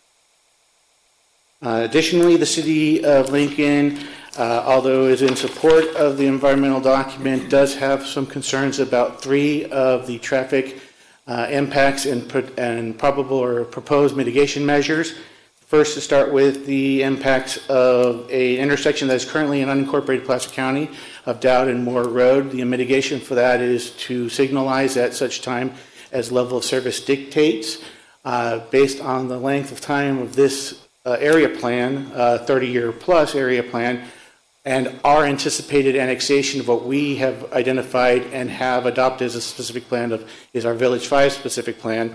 We believe that intersection will be incorporated into the city of Lincoln well before that level of service trigger may occur. And then the mitigation for fair share negotiation of that intersection light complicates any negotiation or any opportunity for the city to receive their fair share funding. This is inconsistent with what the proposed development agreement that is proposed before you, where traffic mitigation fees for the cities of Roseville and Rockland have been memorialized within the development agreement for the associated transportation impacts of both the Placer Ranch and Sunset Area Plan, subsequent development agreements associated with the Sunset Area Plan.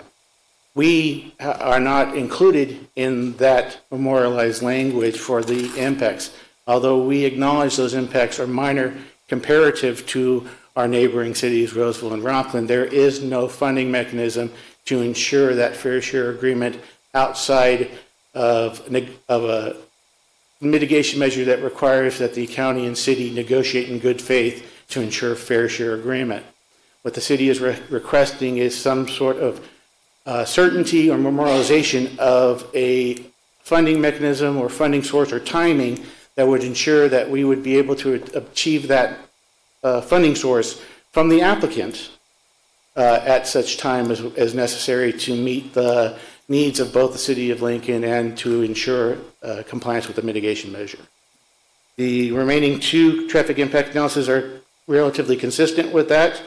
We'll start with the minor one, which is restriping and potential introduction of additional loop street for a second left turn lane on 12 Bridges and Joyner.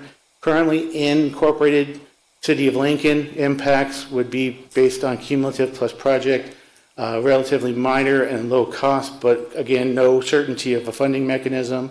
It's also, again, relatively minor increase in cost, which with understandable conversations with the county does not warrant the type of administrative review and cost that would be associated with including this into a development agreement. But there are alternative funding mechanisms that could achieve our needs, and we are in continued discussion with the county. And lastly, and most importantly, as far as the traffic impact analysis is concerned for the City of Lincoln, is industrial between 65 and 12 Bridges, based on the introduction of both the Placer Ranch and Sunset area plans. The level of service of that area, absent the construction of Placer Parkway, goes to level of service F. The only mitigation in the EIR for that to resolve that issue is the construction of Placer Parkway. And unlike Placer County staffs, the City of Lincoln is less optimistic on the potential opportunity to achieve funding sources outside of the county's control, or to ensure the timing necessary that our level of service does not degrade to the point where there is an impact to our jurisdiction. As such, we are looking for a modification of that mitigation measure to include an interim or alternative method that is as feasible as possible to ensure mitigating that in case the Placer Parkway Phase 1 is ultimately not constructed or constructed at a timeline outside of our needs for level of service. And we are in conversations with with county staff. We look forward to continuing those conversations and look to a beneficial resolution prior to board action. And I thank you for your time. I'd just like to say I haven't seen that letter, so it hasn't given me time to evaluate it and investigate it and evaluate it. So I just wanted to say that I haven't seen it.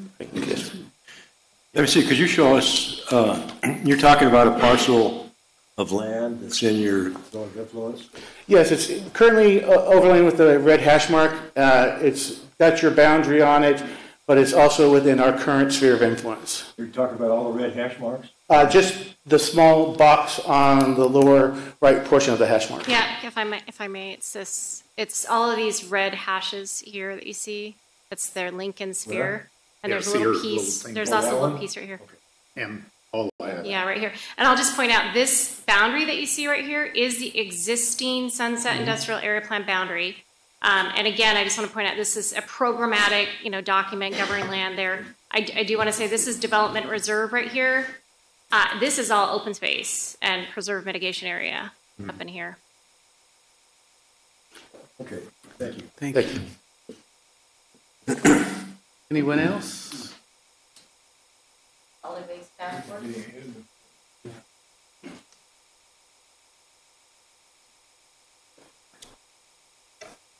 Good afternoon. My name is Sue Engel. I represent the Placer County Solid Waste Task Force. From here on, I'll call it the task force. We're an advisory committee to Placer County, and we review and comment on proposed actions, programs, and facilities that affect the management of solid waste activities in Placer County. The task force has reviewed the final EIR and appreciates Placer County Planning's willingness to move the residential buffer from 1,000 to 2,000 feet from the landfill boundary. The proposed boundary of 2,000 feet is still inadequate to address the sensitive receptors due to odors. The task force has the following concerns that will impact future solid waste management in Placer County. The proposed mitigation payments to WAPMA to control odors are very low estimates for capital infrastructure. The proposed odor mitigation fee of $3 million deposited from 7,000 homes over a period of 20 years equals only about $20 per household per year for purchasing a home in the 1 mile odor buffer zone. Most likely, this will cause the 7,000 new homeowners to complain more about the odors, thinking the mitigation fee will address the odors. The fee is not adequate to cover the amount needed to mitigate odors. Odor control technology can reduce but not eliminate odors. It is perceived that mitigation measures will significantly reduce odors emanent from the landfill site. We believe odor issues will continue for any homes built in the 1 mile buffer zone of this landfill. Issuing notification in the property deeds warning about landfill odor is not enough to ensure the odors will be acceptable for the future homeowners. This could result in a class action lawsuit focused on unpleasant odors and resulting in adverse impact to the WAPMA's ability to continue operating at the existing landfill. Currently, odor is an issue for residents living beyond the 1 mile buffer. The Placer County landfill is not projected to close until around 2058. That means Placer County has this resource for the next 38 years. Siting a new landfill location in California is close to impossible. Therefore, we project garbage rates could double if our landfill closes. The landfill is a huge asset for Placer County and therefore should be protected by maintaining the existing residential setbacks requirements. The task force requests the county consider maintaining the setback for residential dwelling at the 1 mile buffer to protect the county's landfill. The Planning Commission, we feel, should not recommend the current Sunset Area Plan for approval as long as it allows 7,000 new homes to be built in the 1 mile buffer. Thank you. Thank you. Was that all representatives from public agency? All right, thank you. Okay.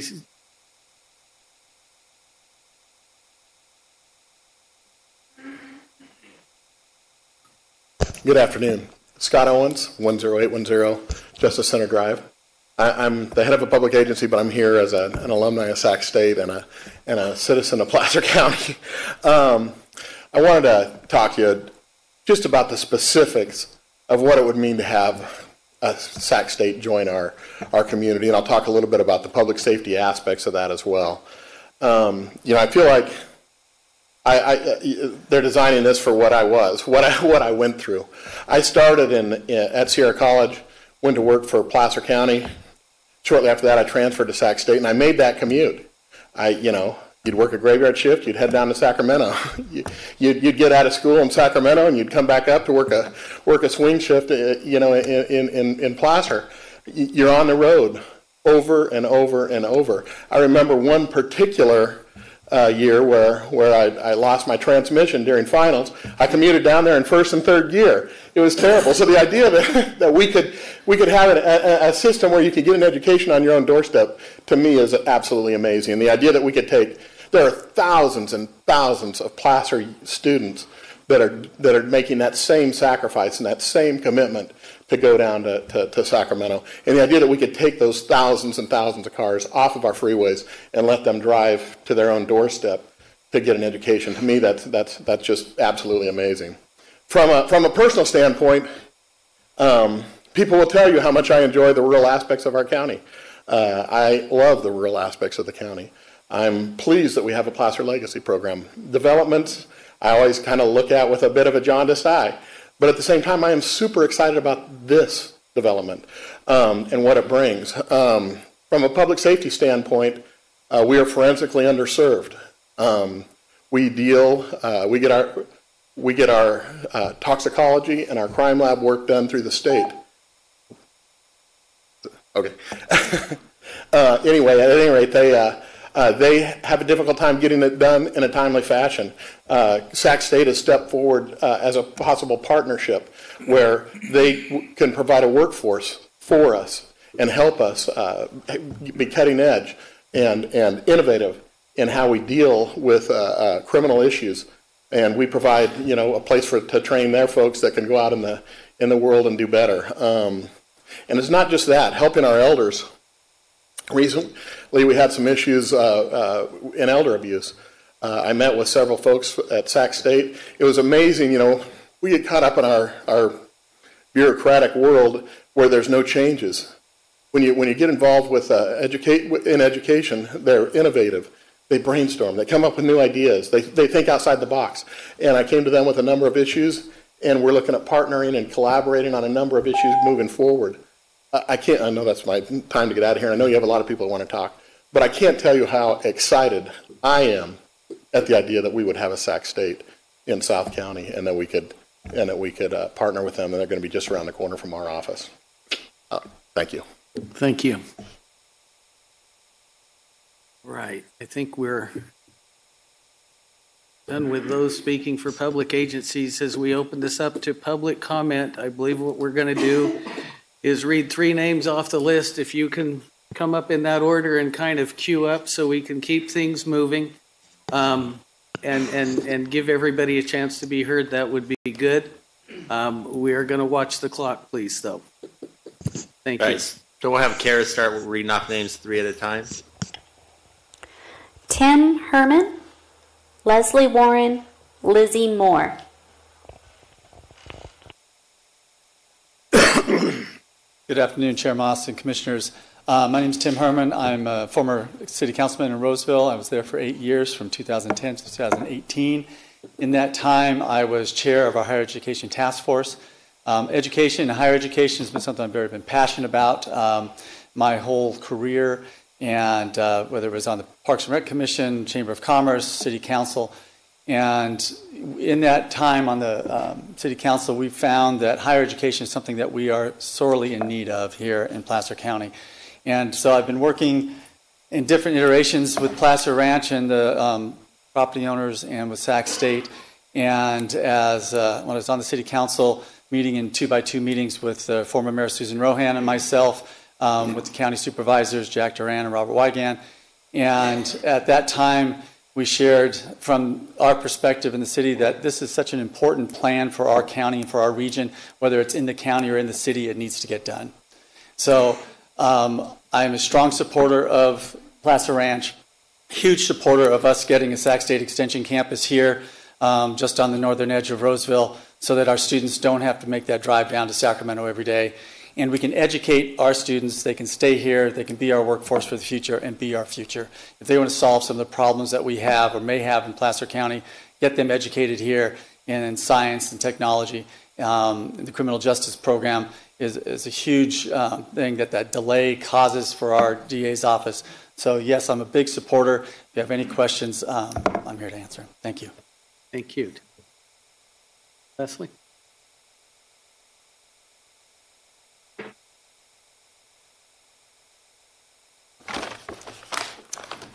Hi, Sue. I'd like to give you these pages for the commission, and I'd like to give you our letter from our attorney.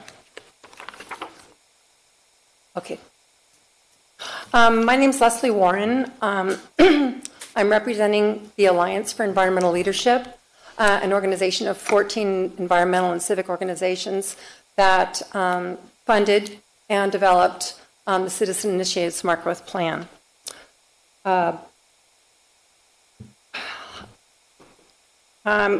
Crystal, could you put up the smart growth plan on the screen, please? Yes. The smart growth plan, as represented by the staff, portrayed a plan that was not in juxtaposition with the county's analysis. And that was because the consultant that the EIR consultant Excuse me, hired. really quick. I'm sorry. Greg, can you put up slide 76, please? Thank you. The consultant that was hired by the county's EIR consultant to review our citizen-initiated smart growth plan made no outreach to us and therefore incorrectly assimilated the data that we had in our plan to compare it to the county's plan. Our consultant will be addressing that subsequently, but I would just like to put in for the public record that our phase 1 and phase 2 of the citizen-initiated smart growth plan under the Brown Act should have been a part of the final environmental impact report to afford citizens an opportunity to review the comment, and it was not included. Our recommendation to the Commission is that a decision on forwarding the EIR, the tentative parcel map, the rezone, and the general plan amendments to the Board of Supervisors be postponed until the agreements that support these documents are in place. Specifically, they were concerned about the university, which has been such a focus of discussion today, when in fact, the University Board of Governors has in no way endorsed a campus in Placer County, and in fact, the fact that the campus would be on 300 acres of contiguous vernal pool wetland and farmland runs counter to California state policy, in that the campus is part of the California state system. I think it will be a big stumbling block to moving forward. I also think it's interesting to note that both the Sac State and the Sierra College representatives didn't speak of a university as is so prominently featured in Placer Ranch's information network. They're talking about a center, which could be something much less grand than you're envisioning. I have many more comments, and I'm sorry I don't have an opportunity to address them, but I will do so via a letter. Thank you. Kara, next.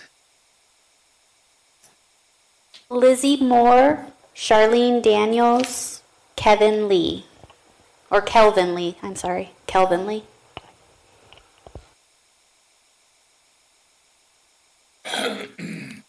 Lizzie Moore? Okay. Charlene?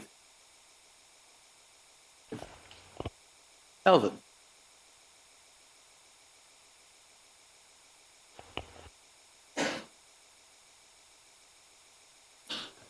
Good afternoon, Chairman, members of the Commission.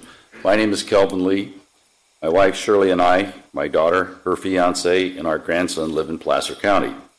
Shirley and I have lived in our home for 30 years, and our daughter and grandson have spent their entire lives in Placer County.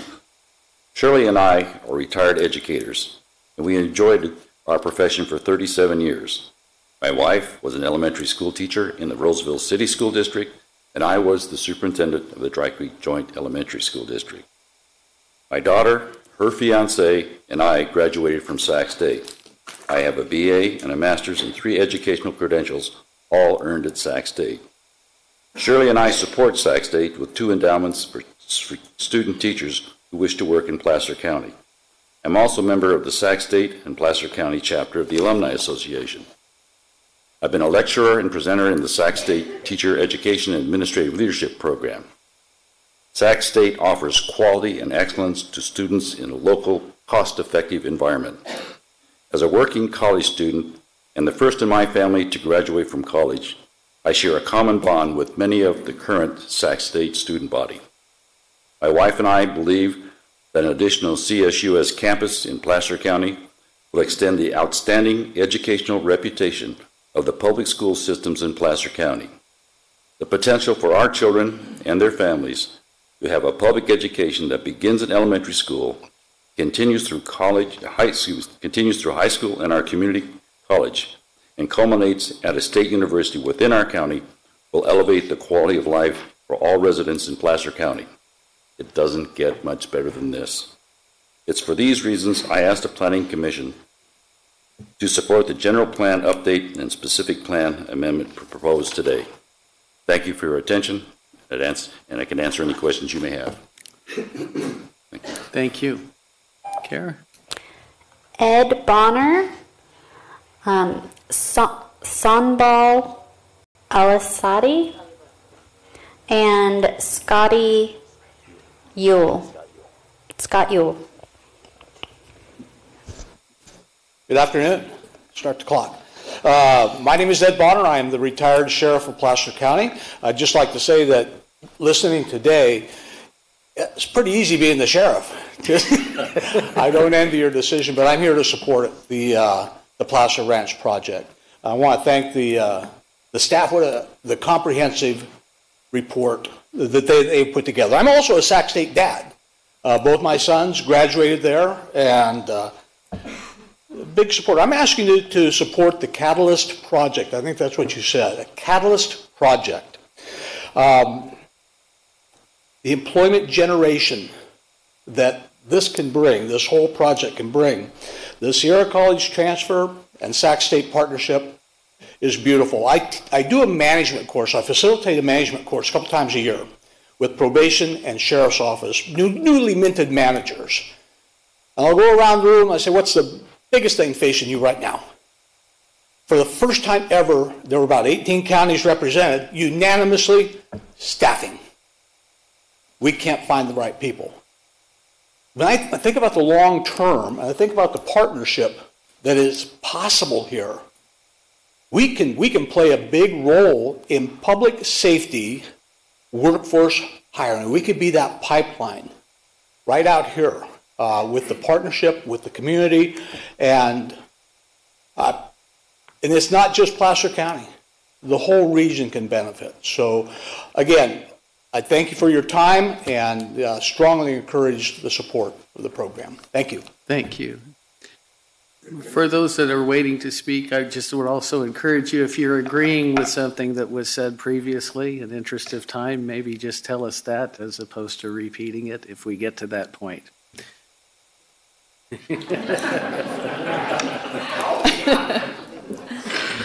Well, good afternoon. My name is Sanbal Aliyabadi. I'm the executive director of Sierra College. My job is to raise money for Sierra College students.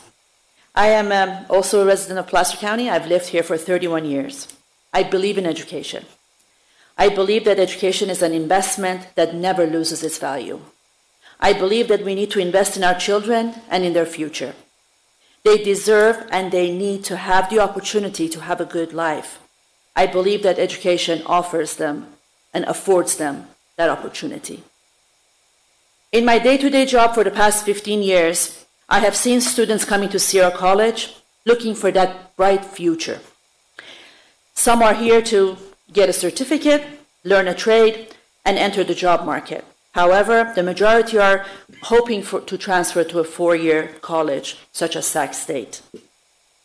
Going to college is not easy, and it's not cheap. I have seen students struggle holding 2 to 3 jobs to make ends meet.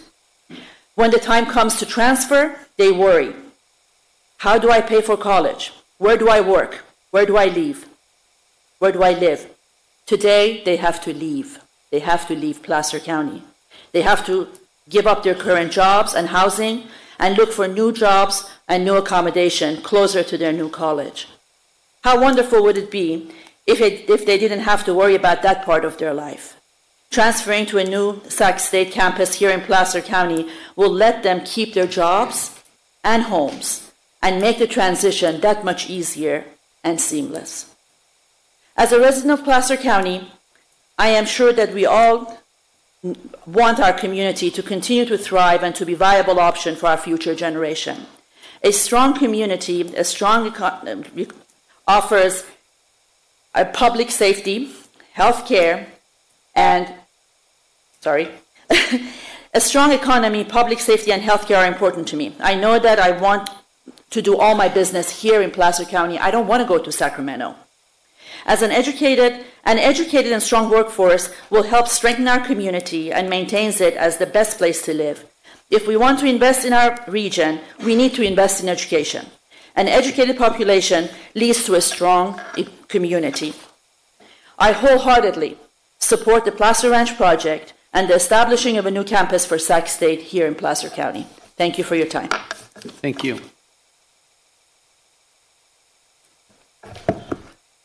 All right.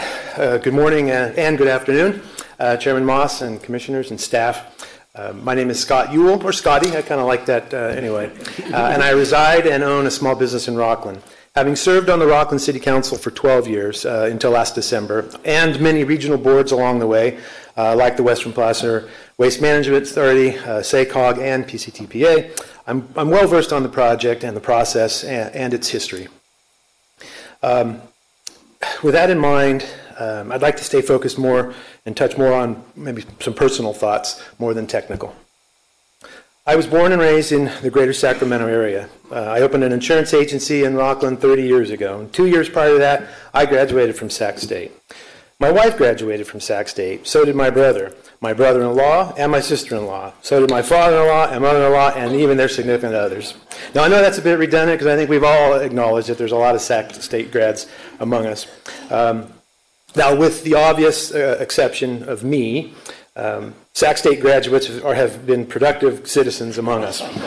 And several of them, as I pointed out, even among my immediate household. But more to the point and of much greater impact is Sac State grads are everywhere, as well has been pointed out by others. In any setting, whether it be in a group of colleagues, clients, community or government or business leaders, or simply just friends, a surprising number of them will be Sac State grads. And folks who attend higher education here, stay here, and enrich us. With that in mind, the notion of a CSU satellite campus in Placer County creating more local legacy graduates says this project absolutely must go forward.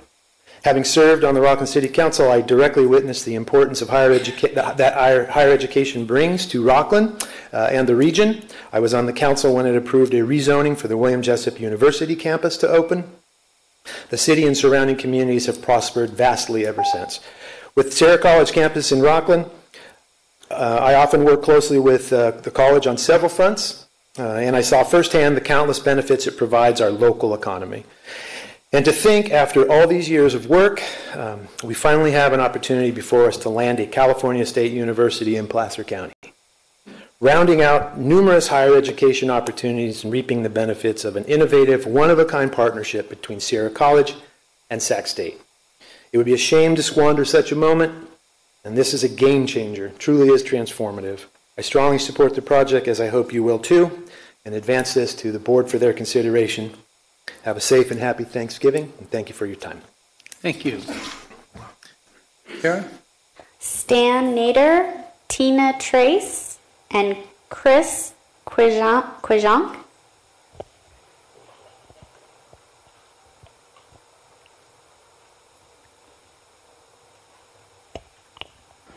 Mr. Chairman, Commissioners, my name is Stan Nader. I'm a resident of the 12 Bridges neighborhood in the city of Lincoln. I stand before you today after serving 15 years on the Lincoln City Council and 3 times serving as the city's mayor. During that time, economic development and sustainability of the city were important to me. To that end, when I heard that this project was being revived, I met with Supervisor Wygant.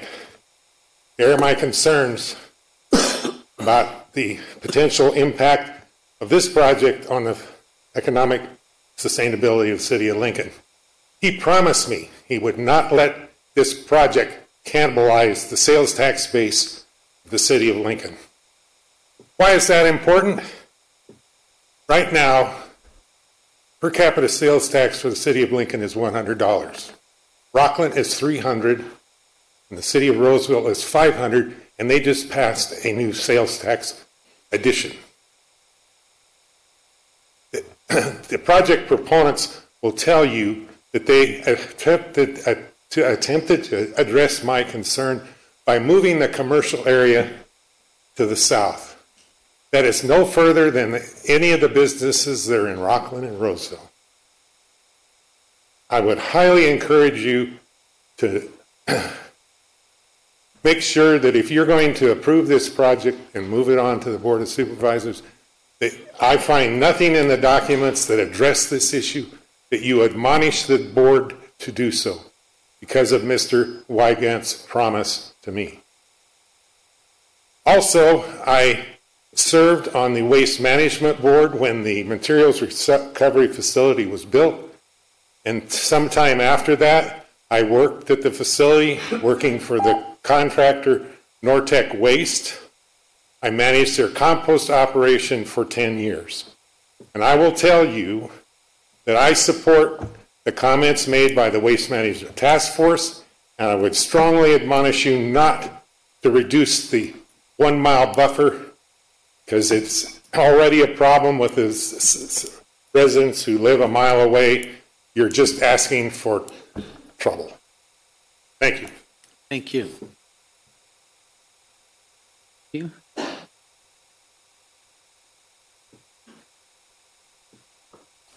Good afternoon, Commissioners. My name is Tina Trice, and I'm here to speak in support of the Placer Ranch project.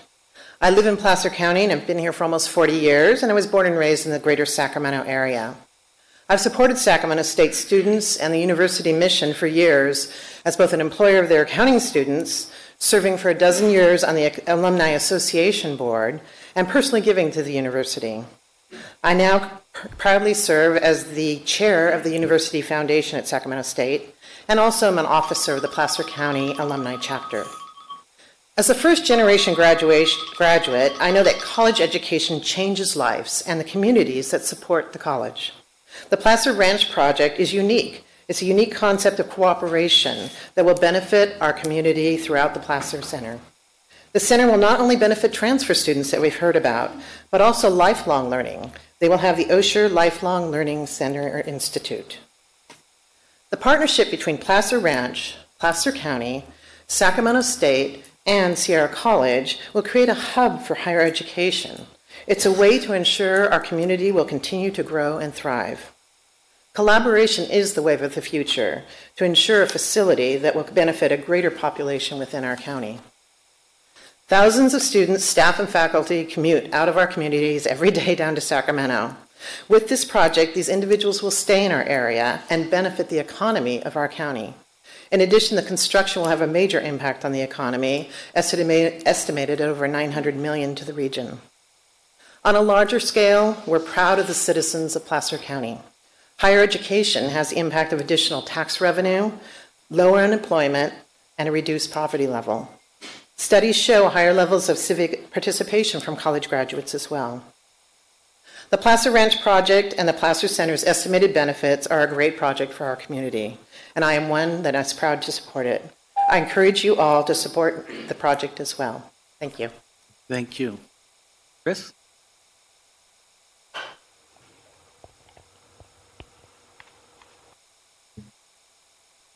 Good afternoon, Commissioners. My name is Mike Horn. I'm the plant manager of the Rio Bravo Rockland Power Plant, 3100 Thunder Valley Court. Essentially, a big chunk of that red block up there. I'm here on behalf of the ownership of Rio Bravo Rockland to express our opposition to the planned zoning change from industrial to environmental mixed use of our facility and the impact the Placer Parkway will have on our operations. We have just under 8 years left on our current power purchase agreement. These changes will significantly impact our ability to meet those contract obligations. This will result in a multi-million-dollar loss of revenue, our ability to efficiently dispose of 220,000 tons of biomass annually at our facility, a lot of it coming from just down the street of the Nortec facility. On a personal note, I've got 26 employees at that plant that rely on that for their family's income and livelihood. And, you know, obviously our plant is not an entertainment zone. It's an industrial facility. And how's that going to impact my employees and the 200 plus vendors, fuel suppliers who support our facility? And so it's a big concern to us. So thank you. Thank you. Chair? Scott Pedersen, Albert Schieber, and Mike Lemberg. Okay, thank you. Then we'll go to William Walters.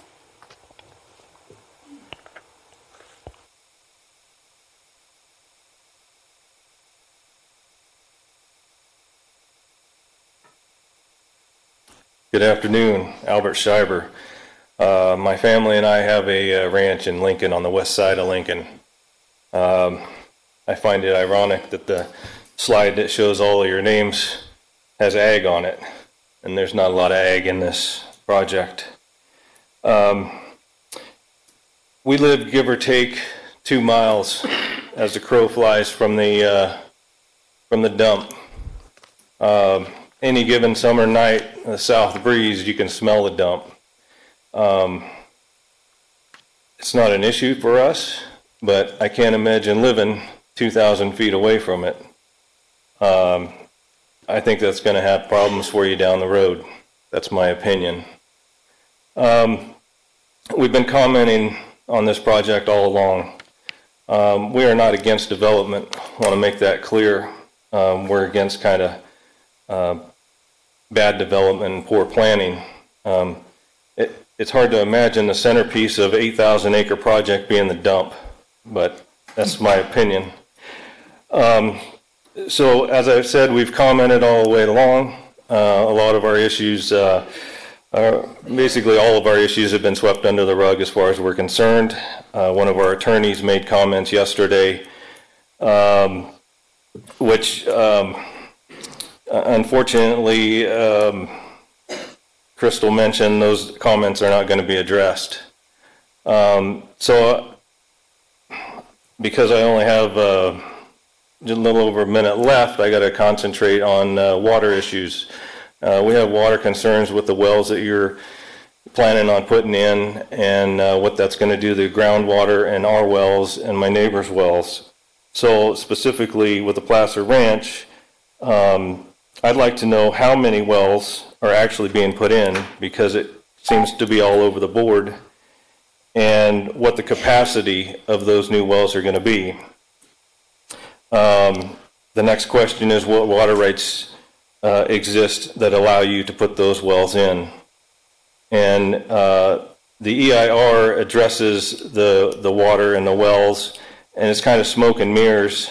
They talk about, they looked at the Village 5 project, which our property is partially in, and the City of Lincoln wants to put in several wells for that project, which is also our concern. So when you read the EIR of both this project and the Village 5 project, when you want to crank those wells on is in times of drought, and in times of drought you don't have the surface water recharge in the ground.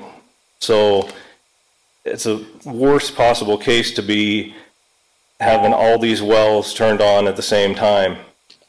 But the EIR doesn't really address that, and I think it's smoke and mirrors as to the answers that we've been getting in the EIR and your staff. Thank you. Thank you.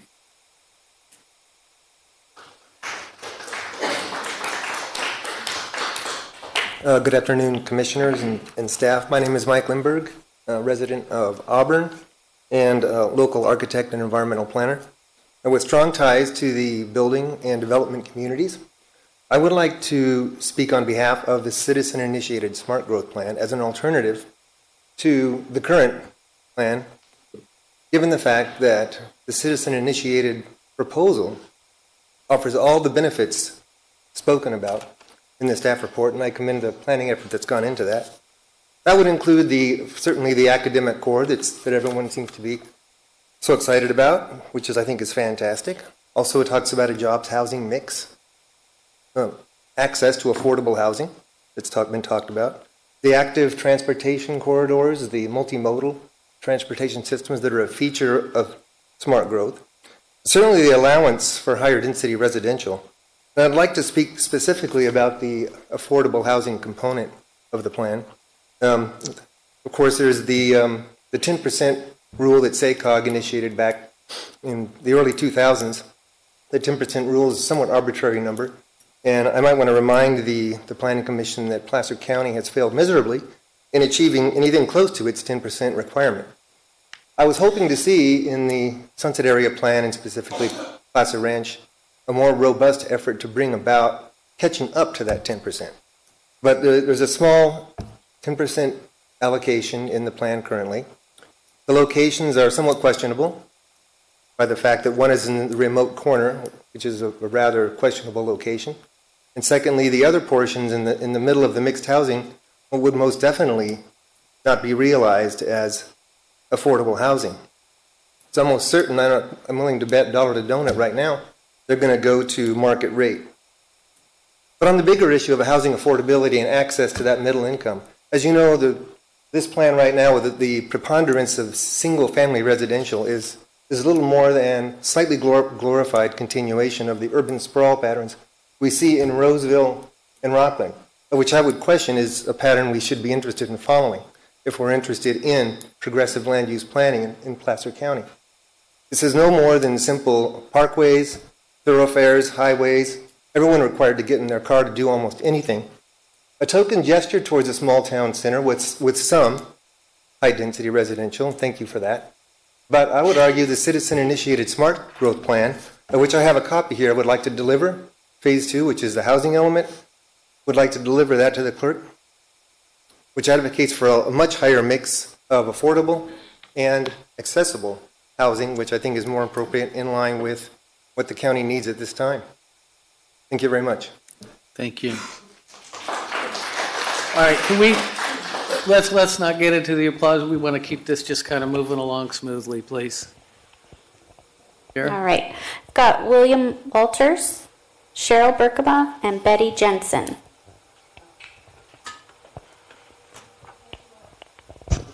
Thank you. William Waters, W-A-U-T-E-R-S, lifetime Placer County resident, attended Placer High School, Sierra College, and my son did too, and he is a Sac State mechanical engineer grad, chose to set site up in Roseville, where my granddaughters are. So I'm curious about all Placer County. The university stuff is nice, but it's not set, as you have heard. This is a 1960s Placer plan as has been brought to us, but now it's being rushed. And why is it being rushed after all these decades? Is it to become before the 2020 regulations, which will come in on building industries and stuff? I suspect that. But you've heard from so many neighbors here, from the city of Lincoln, from the industrial plants and so forth, that it is not a good fit with the neighbors. There are these unresolved issues, so I suggest it be held off for that for a while. The actual dump was mitigated. It was mitigated with a 1-mile border. That also allowed for extensions of the landfill, which have completely been taken off the table. I'm interested in this because I was an alternate on some of these working groups at the landfill. You got the tour of the inside and the outside and how hard it is to mitigate against the smells. That we as Placer County taxpayers are going to be having to close this dump and having to truck stuff over the Sierras like everybody else is doing, that is terrible.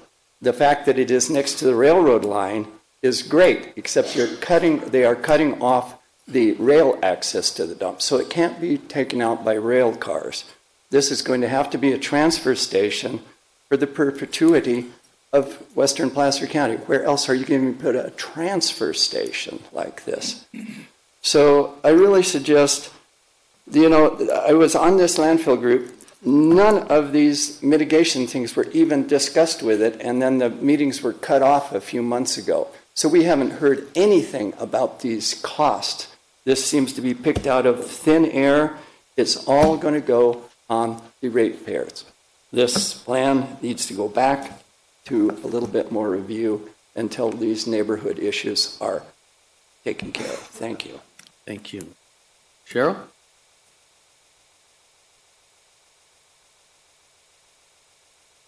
May I give you these for everything? I'm here today representing, I'd like to speak for Defend Granite Bay, so I'd like a little bit more time, please. 3 minutes, Cheryl. Everybody's been getting the same. So what I'd like to do is I'd like to also say that you deny the recommendation for approval and request a continuance for all of the 4 slides that were presented there. Significant information was withheld from the public during the DEI comment period, and I'd like to comment on that. As a resident of Granite Bay for over 20 years, I've seen increased traffic impact to my community. Douglas Boulevard has become a raceway through. We now have massive development happening in Folsom. We will have this. What that means to myself and apparently 50% of the significant and unavoidable impacts that aren't going to be addressed, many of the unincorporated areas are now going to have to deal with the traffic from both sides of us.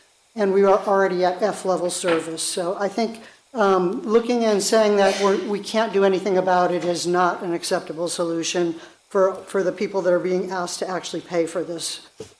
So I'd also like to say, as the lead agency, the taxpayer is the authoritative body. The economic feasibility study has only been summarized. It has not been provided. That was denied the public, and I think it should be provided. There is also several studies, such as the Sac State. An independent financial analysis has not been provided. All mitigation for the project has not been summarized and accounted for public funds, what's available versus what must be future financed. We don't know what this is going to cost taxpayers, in other words. The developer agreement was just released 72 hours before. CSU and Sunset are at the programmatic level. In these slides, you saw all the benefits from Sac State. I'm a Sac State graduate. I'm not arguing about that. My concern is that you can't have it both ways. You can't hold back all the economic and environmental impacts and yet say that you have all these financial benefits, because you're not looking at the total picture. I would also like to state that San Diego was recently sued, and San Diego sued the university in San Diego. The environmental impact report was rescinded. So they actually had lost because they could not handle all the mitigations that were promised to the community. I fear the same thing is going to happen here. I'd also like to state that I gave you a handout. I agree with the gentleman previous to me. Title 24, there's 10 brand new housing regulations that are coming into effect, and you are woefully behind in RHNA numbers. You're not going to be able to catch up. As taxpayers for this project, we should be well beyond, we should be recommending a stellar project where we have 30%. I mean, we are paying for this project. And then I would also like to state that from a program perspective, I would like to have CDRA investigate what's happening with all the in lieu fees. There's no housing plan, no sustainability plan, no conservation plan, no transportation plan, no independent review of the economics. Thank you, Cheryl. The citizens plan wasn't included. I also think that in terms of what we can do with insufficient funding, we're looking at 2020 deadlines for the housing, energy, and emissions. Cheryl, are you about done? Yes. Thank you. I'm almost done. So with insufficient funding, I would state that this is the Sunset Industrial Plan. It's rebranded, remarketed. Really, it hasn't changed. It's slideware. What we haven't done is we haven't actually provided, we've spent millions of dollars on these documents that aren't being produced. Why don't we have a housing plan, a sustainability plan, and that before we do this? Please ask for a delay of this project. Thank you. Betty? Okay. Betty Jensen, check in one more time. Okay, thank you. Sue Engel, David Schmeisky, and Peter Kolster. I know you've seen me already, but my name is Sue Engel, and I'm a 33-year resident of Placer County. I have 25 years of working in recycling and waste management, and I just recently retired from Cal Recycle, which is the state agency that regulates trash recycling and permitting landfills. So I'm here as a citizen because I'm concerned. I don't think the 1 mile buffer zone should be developed. I would like the County Planning Commission to consider purchasing the land from the developer and maintain the 1 mile buffer as undeveloped land or industrial land until the landfill closes. Allowing residential development in the 1 mile zone will cause homeowners to complain about odors. The landfill still has 38 years left of projected use, and we won't get another one built. So where's the garbage going to go if the landfill closes? The EIR does not offer solutions on what the county will do if the landfill closes. So what are we going to do? Kick the can down the road? The EIR's failsafe of deeds disclosure on odor is not sufficient either. Most people don't read the deed disclosures or skim over it because they're set on buying a new home. Having a disclosure in the property deeds will not stop homeowners from complaining, and it will not stop them from filing lawsuits. It has happened before where homes were built too close to the landfill and litigation shut down the landfill. So why put us in this position? I'm asking you to consider eliminating the $3 million odor mitigation fee. This is not enough money to mitigate odors. This comes out to $20 per home per year. If the landfill were to close, my rates are currently about $360 a year. That would double to around $800 a year. Why? Well, where is Placer County solid waste going to go if we close this landfill? I'm guessing Nevada or Utah, because no new landfills have been permitted in California for many years. So once again, the EIR is not addressing our future disposal needs and how we will continue those needs at the landfill. So I love the idea of a college. I really hope that we get a college in Placer County, but please don't put it next to the landfill. I think it's just a very bad location for a college and for students to be exposed to those kinds of odors. So it is a recipe for disaster. If the landfill closes, this will affect every single person in this county because garbage rates will double. The county should be protecting all its homeowners from their garbage rates doubling. So please protect our landfill. It's an asset for all citizens. Thank you.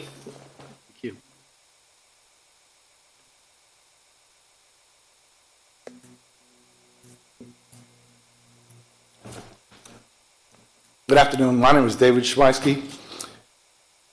I'm a retired science teacher. I taught chemistry, physics, and neuroscience at the high school level. My wife, Shannon, and I are co-presidents of 350 Placer, our local environmental group. We encourage awareness of climate change and focus upon local solutions. We've lived in Placer County for over 40 years. And as we all know, carbon and CO2 and methane is a primary driver of climate change. We're here because this 20th century style development, as proposed, will generate thousands of tons of CO2 annually. It also proposes paving over farmland, pastures, vernal pools that sequester more than 1 million tons of carbon annually. Vance said he was suggesting to punt and change zoning away from some agricultural land in the north section of this planned development. Does that mean changing the zoning to something that's not going to sequester carbon? I presume that's what he's talking about. Under the plan's conditions, our state may not be able to meet our greenhouse gas goals. A sustainable plan for the well-being of the earth should make an effort to stop emitting carbon into the atmosphere. Instead, we should continue to sequester that carbon in plants and the soil and leave fossil fuels underground. Development is okay, provided it's done wisely. A smart growth plan proposed by the Alliance for Environmental Leadership is more in tune with the requirements of the 21st century, sequester carbon, and make a serious reduction in vehicle miles traveled. Since transportation is our largest producer of CO2, We have gradually addressed this by driving hybrids, electric vehicles, light rail, etc., but we must do more. The international science community has reported that we must act now, not with small measures like recycling and fuel-efficient vehicles, but serious, effective measures like changing the guidelines for community development. The community being proposed should not be simply another bedroom community for the Sacramento City workforce. We already have those, and our freeways are packed with commuters. I'll say again, transportation is the primary driver of carbon change, and the proper development should address this condition. Daily commute trips from work has placed our world in a carbon change nightmare. We must do more. I hope you recommend that we do. Thank you. Thank you. Peter?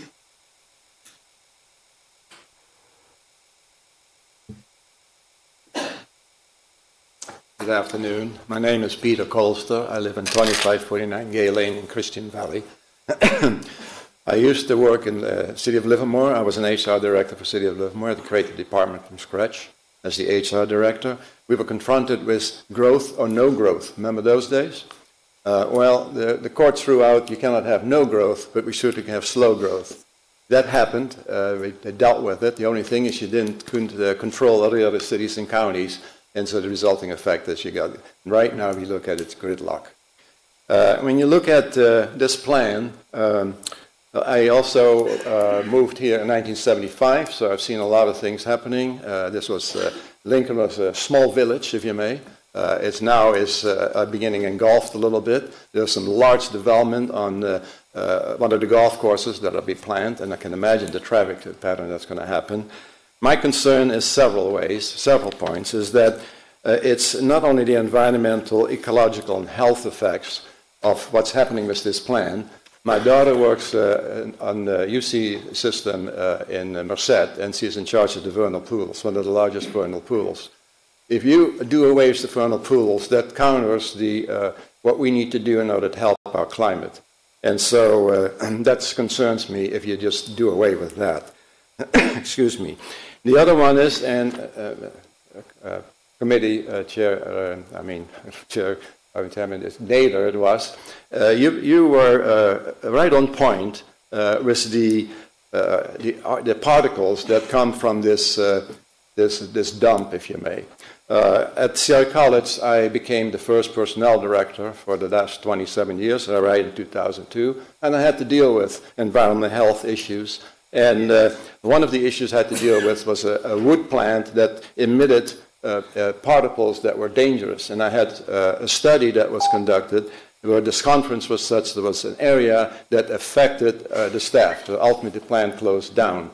And so if the same comes with here, and I know I'm out of time, but it's critical that air quality is so critical because Roseville, at least they have six roadways that go right from one end to the other. So they don't have the traffic congestion that you will see now. Try to go to Sacramento. If you miss the 7 to 10 hour or the 3 to 7 in the evening, you better hit it between 10 and 2 because you're stuck in traffic. All right? It's already getting worse here, and if you do this, your traffic pattern is going to be horrendous. So obviously, those are some of the comments. Last thing, the fee structure. I was surprised. How are you going to have affordable housing by imposing all those fee structures? There's got to be an end to that. So, well, thanks for your time. Thank you. Kara? Jerome Encinas, Scott Johnson, and Chris Johnson.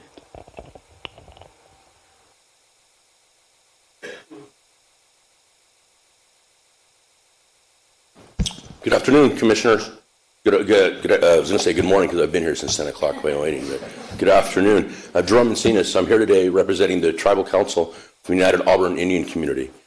First, we'd like to say thank you to the county staff and the Placer Ranch and commend them for all the work they have done over the years and all the work they will continue to do in the coming time. We look forward to being a part of these discussions with our partners. We urge your support, and we look forward to having any questions the tribe can answer at some point. Let us know. Thank you. Thank you. Scott? Hi, I'm Scott Johnson. I live in Auburn for the last 40 years. The consultant on the final EIR ascent requested on June 25th of this year that the Placer County Board of Supervisors approve an additional $368,000 to their contract, bringing the total to $1,303,000. This money was to be used to respond to comments made regarding the inadequacy of the draft EIR. In responding to the comments made that asked the county to reopen the public comment period in order to consider the citizen-initiated smart growth plan as a preferred alternative, Ascent hired a company called EPS to write or research their response for them. This 18-page response is what the taxpayers got for their money. The response includes statements to the effect that the best use for residential land development in the plan area is single-family homes and not multifamily homes or workforce housing. This finding coincides with the desire of the landowner, who's the 22nd richest man in the world and wants to build expensive single-family homes. EPS cites the South Placer County Workforce Housing Needs Assessment by Beacon Economics from February of 2018 as the source for their finding. However, on page 8, this is page 8 of that report, it says that 69,090 people live outside and work inside the South Placer area. 36,462 live in and work in the area, and another 78,000 live in and work out. I'm quite sure that many of those 69,090 people who live outside and work inside the area would be interested in joining the 36,462 who already live in and work in the area and be able to avail themselves of multifamily and affordable housing. I think there should be an audit of Ascent consultants, see if determine if their work was truly assessing the smart growth plan and protecting the interests of the residents of Placer County who are paying for their work, or if they're catering to the desires of the property owner. There were reportedly meetings with the property owner, but no meetings were offered to the author of the Smart Growth Plan. And Phase 2 of the Smart Growth Plan, which deals with exclusively with housing and with the issue of jobs housing mix, was not even mentioned in the consultant's response. So on greenhouse gases, this week I spoke with... We're out of time. Oh, I'm out of time. Yes. Okay. Thank you. Can I give my comment?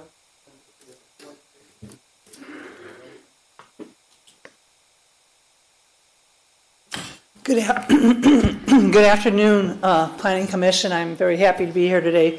My name is Chris Johnson.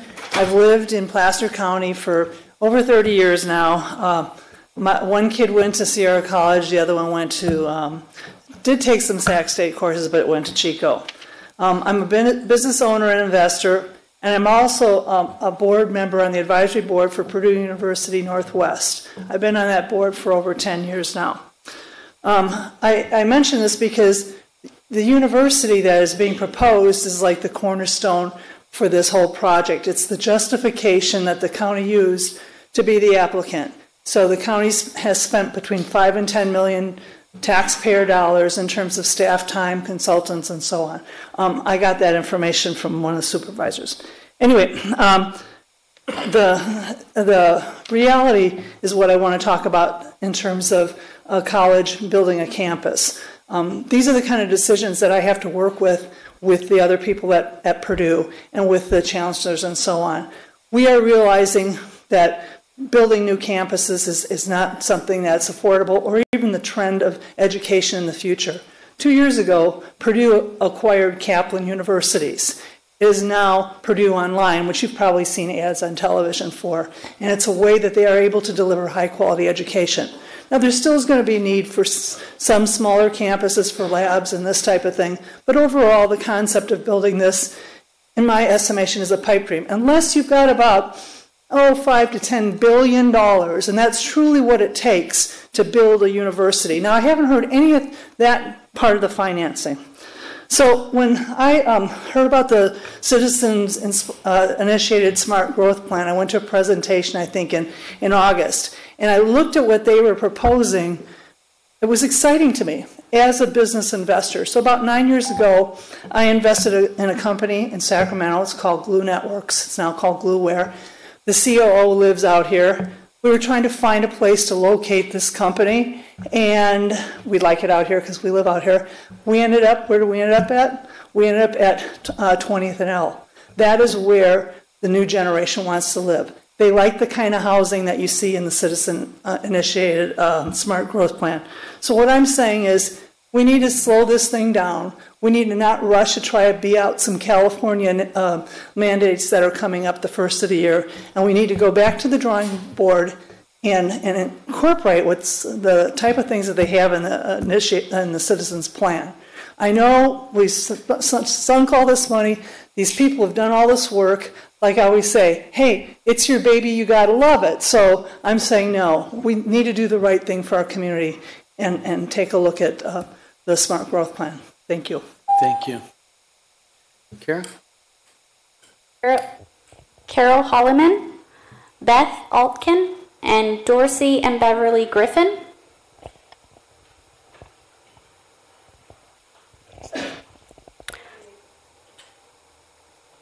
Going once. Carol Holloman, Beth Altkin, Dorsey and Beverly Griffin. No? Okay. Jeannie Wilson, Kathy Lowry, and Ann Bowler.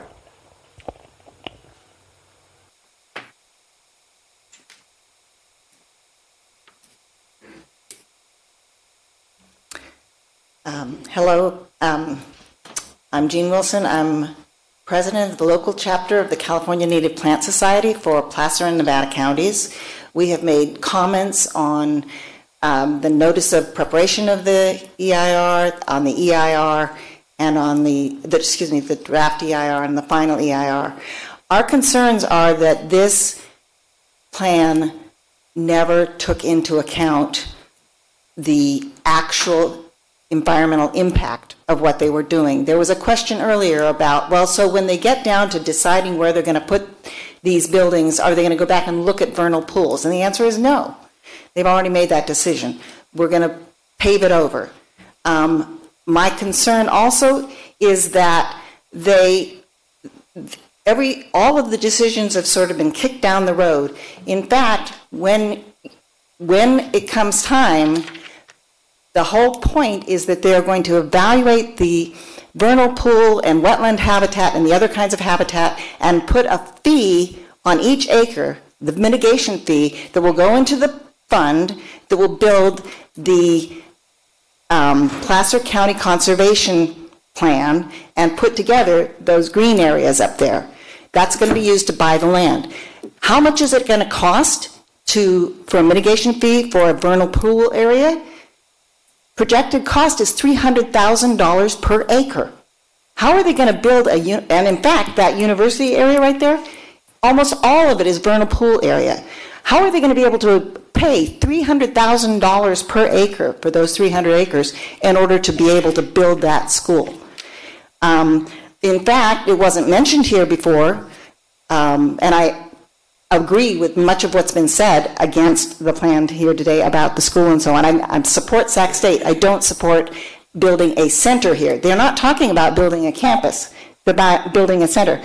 But in fact, Sac State is the fourth university candidate to be building in this, to be the centerpiece of this. And none of all three others have backed out. And we don't have a firm commitment from Sac State.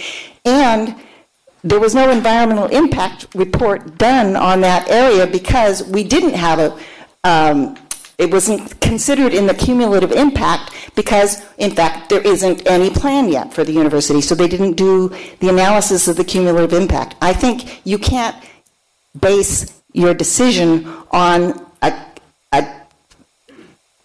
basically a guess about what's going to happen. There's not going to be enough money to build this thing, and it's not going to have the impacts that we're hoping for, or they're hoping for in terms of the revenue that it will bring. Thank you very much. Thank you. Real quick, are you okay? Let's take quick five. Very quick. Got to give our recorder a break. Okay. Don't.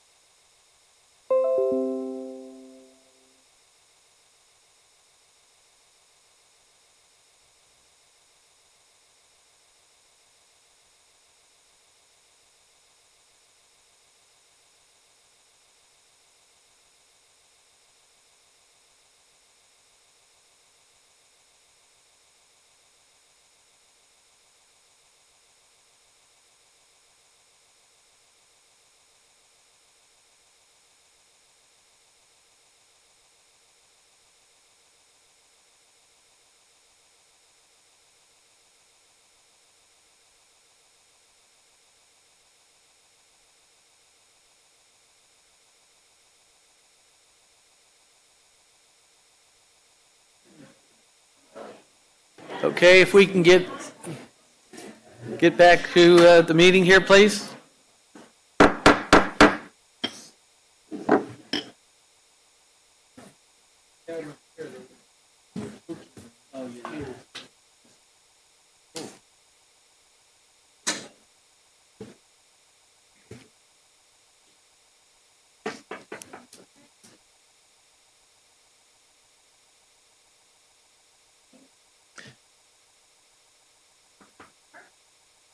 Let's Great. wait for Greg, Sue. if you could please put up Oh, number... you're there, Sue there.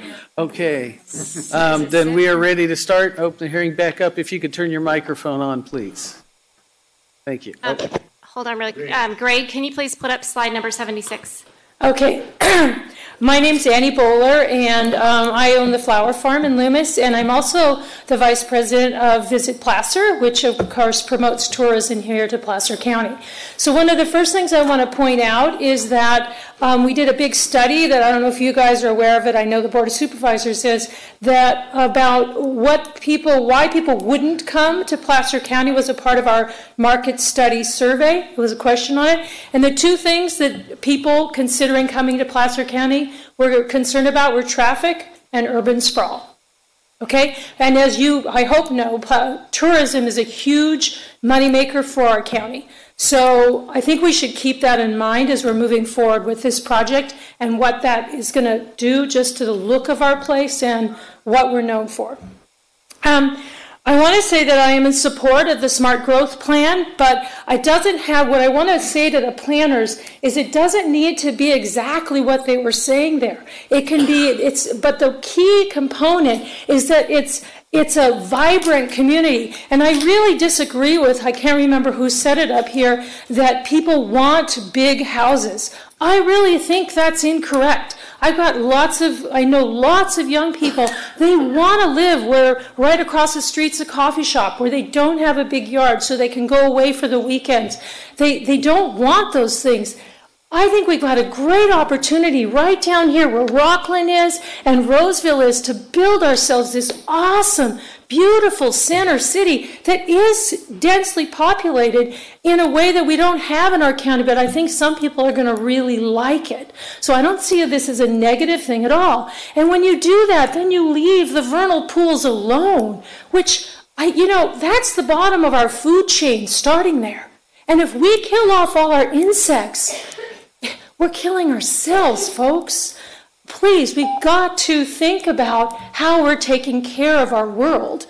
CO2 is a huge problem. If we can create jobs and living in this one space, and do it with your numbers, not the numbers that were put in the plan. I'm sorry they were wrong. Do them with your numbers.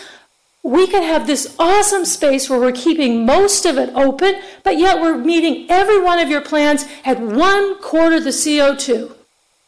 Think about that, please.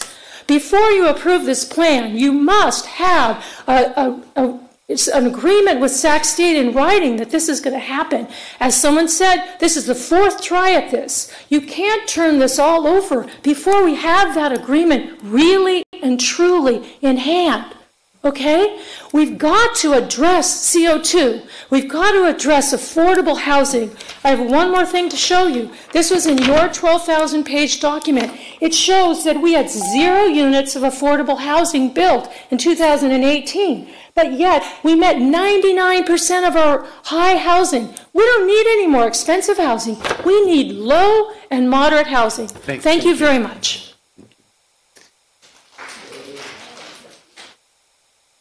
Kara, who's up next? Ann Bowler? Oh, okay. I'm sorry. I thought that was Kathy Lowry. No? She's gone? Okay. Sorry for the confusion.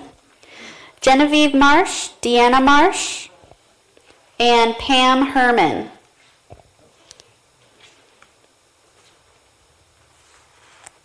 Sorry, that was Ann Bowler.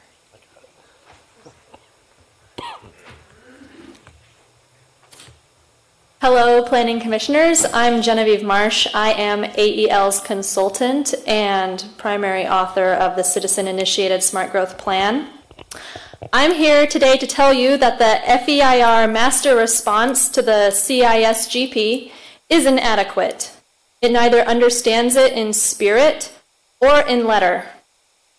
For this, there's no excuse. Myself and others with AEL have spent 11 months actively communicating the CISGP to the county, including presentations to various county departments and representatives like yourself. Misrepresenting the CISGP undercuts the EIR's informational intent and illustrates that the county has not reasonably considered it. Both of our requirements of CEQA Law 1512A. To illustrate these failures, I would like to address the claim that the CISGP cannot be evaluated because the numbers it lists for the SAP do not match the numbers in the draft EIR. The CISGP works hard to effectively compare itself with the SAP and Placer Ranch, including 32 pages of numeric tables where each project is evaluated equally, line by line. I led this analysis, and we chose to evaluate both plans because results from different calculation methods cannot be cross-compared. Without a consistent evaluation method, it is not possible to distinguish what difference comes from the data versus the difference in formulas and procedures. Knowing this, the CISGP was submitted with all the data necessary for a quick and easy percentile comparison with the SAP. The FEIR response recognizes that apples cannot be compared to bananas and then proceeds with an apple-banana evaluation. For example, in an apple-to-apple comparison, the CISGP has 78% of the employment capacity of the SAP, while the FEIR conveys a 345% increase with an apple-banana methodology. Beyond this, there is an apparent lack of quantifiable analysis in the FEIR response. Without even a basic mathematically sound comparison, the FEIR has not established that the CISGP has more impacts than the SAP and Placer Ranch. In doing so, the FEIR fails to comply with the entire CEQA Chapter 1512.6, which is about the consideration and discussion of alternatives to the proposed project. I ask you, commissioners, to return the FEIR to the authors and require that they properly evaluate the CISGP. You are deserving of properly completed work. Thank you. Please, no. Deanna? Hi, Commission. I'm Deanna Marsh. My daughter is a hard act to follow. I'm proud of her design work and her architectural work and her analysis of this problem. I serve on the board of the Protect the American River Canyon, and I'm most concerned with environmental issues. And it is not hyperbole to state that this final EIR makes the Sunset Area Plan have a statewide environmental impact. This is not just local. You're affecting our entire state, and if you're affecting the state, you're affecting our nation, and then we go global, don't we? This is our moment to start making wise choices, choices that act locally and benefit globally. So to achieve Placer County's sustainability goals, the only option that you can ethically support is no project alternative. At the least, please reconsider the citizen-initiated smart growth plan, which substantially reduces projected emissions for the county over the long term through efficiency of scale. The CISGP compacts development, and it offers a better ratio of affordable housing nearer to job opportunities. What does this mean for each household? If you really read the numbers, savings per household in energy use and vehicle costs, like gasoline, are calculated at $3,785 per individual household per year by using CISGP. That's page 53. This is solid math. Ask yourselves also, would you want your grandchildren to live within 2,000 feet of this municipal waste site? My impression is that the particulate matter generated by the site and the odor are still not acceptable, even if reduced to 70%. Locating schools nearby is just unwise. Would you send your grandchildren there? You actually have an opportunity to address this by rejecting the adoption of the FEIR in its current state. Let's rethink things one last time and do the right thing. Thank you. Thank you. Pam?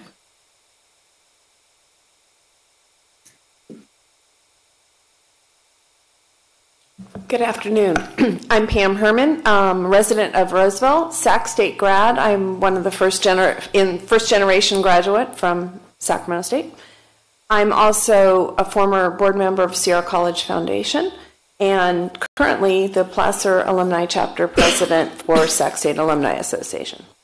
And speaking in favor of this project, I think you have a unique opportunity to bring fabulous education to our region, supporting not only our students that are driving to Sacramento every day, but supporting our entire region with growth. The unique opportunity to see firsthand what Sierra College and Sac State can do together with collaboration and innovation is something I think that you want to bring here to our region. I think it's the best project we can approve right now, and I think it'll benefit all the citizens of our region, and I thank you. Thank you. Kara? John Volek, Ali Perez, or maybe it's Annie Perez, Rogan Smith.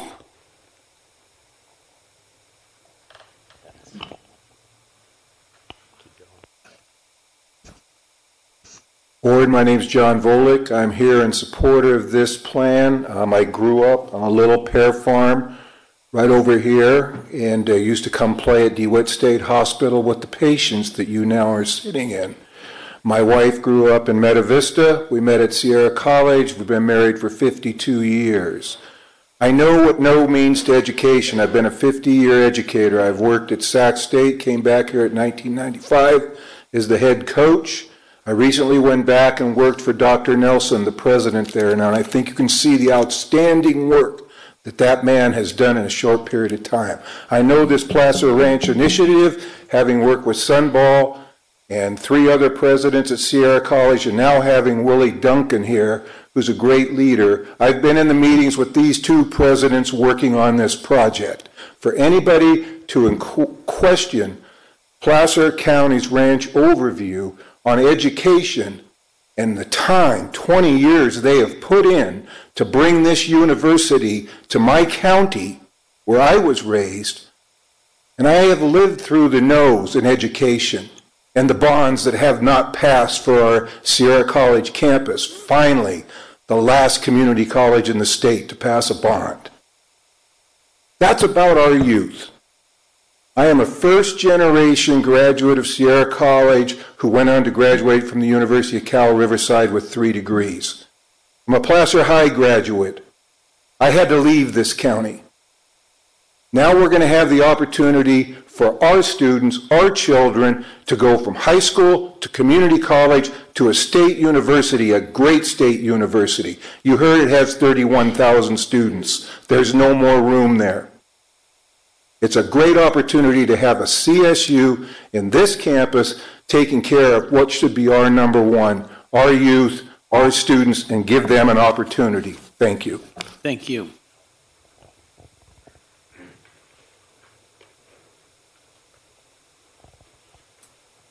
Good afternoon. My name is Alice Suarez. I work for AT&T.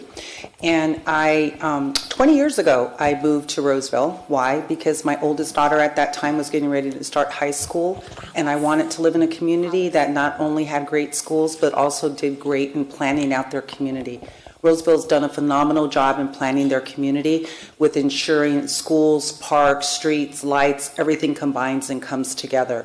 And I want to tell you, I think this is a good project that kind of takes it to that next level. And the reason I say that is when I moved here with my daughter that was in school, I was an adult student and I was going to school and I was having to drive to Sac State. So I'd have to hurry up and get home for my kids. I'd have to drive to Sac State at night, take classes, come back home.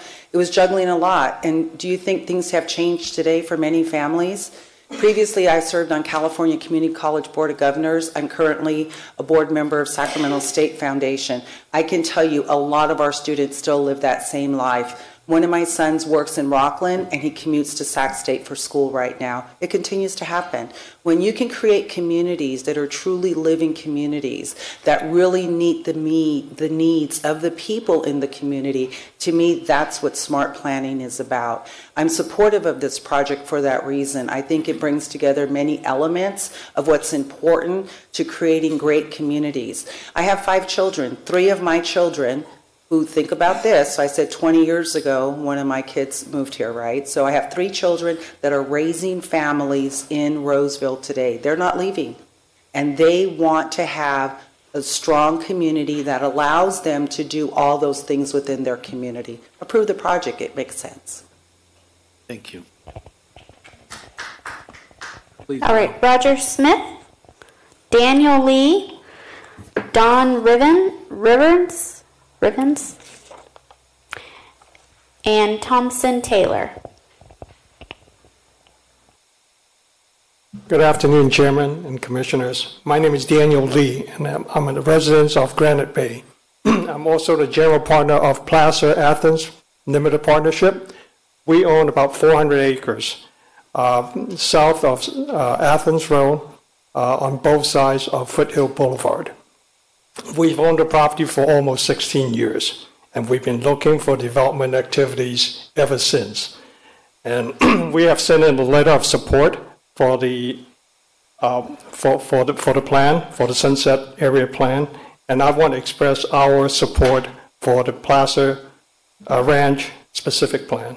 I think that would be a catalyst in terms of bringing in all the backbone infrastructures for development of this area. And I think that we need the economic development in the Sunset area and for Placer County. Thank you. Thank you.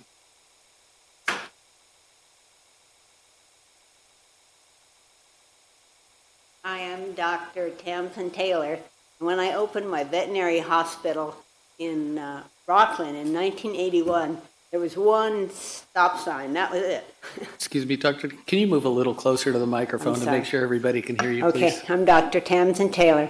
And when I opened my veterinary hospital in Rockland in 1981, there was one stop sign. So you can imagine what I've seen in the years. First of all, the area that we're talking about here, well, more than that, between Roseville and Rockland and Lincoln, was open wildflowers and grazing sheep. And then, as you know, the cities and the malls paved it over.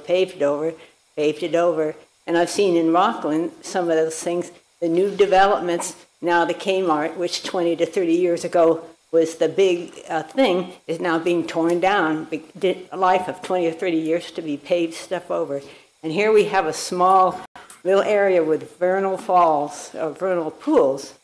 And so my thing is, don't pave it all over without some more thought. Yes, there's some good things, but let's take a delay, reevaluate it. Thank you. Thank you. I've lost. Great. We've got Victor Monjaras and Suzanne Jones.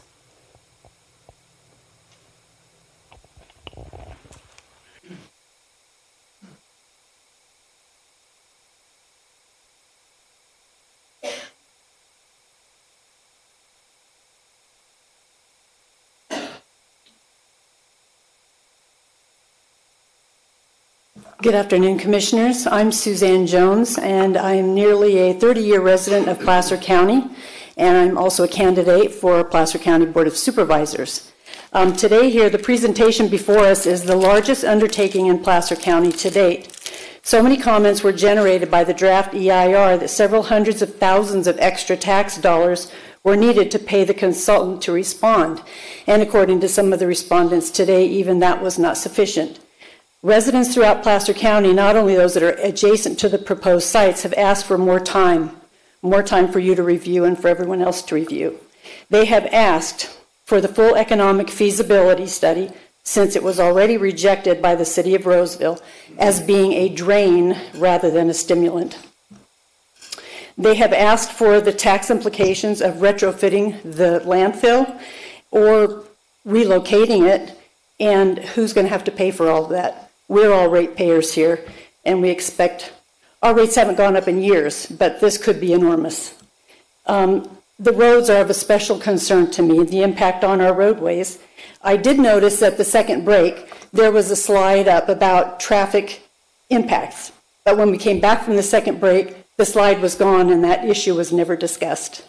So the only thing I know that recently the Placer County Transportation Planning Agency announced that they're out of money for improving the roadways in Placer County, and that we need right now an additional $3 billion to do any more road improvements. So I'd really like to know about the traffic implications and as well as the tax implications on all of us here today.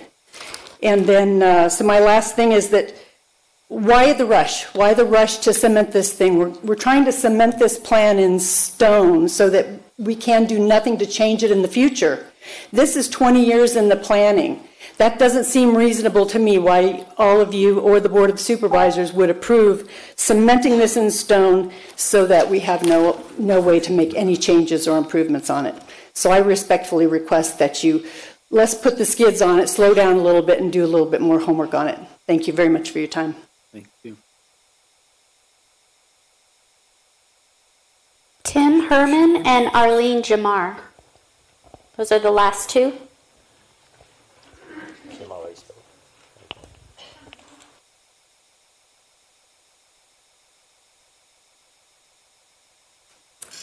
Hello, I'm Arlene Jamar.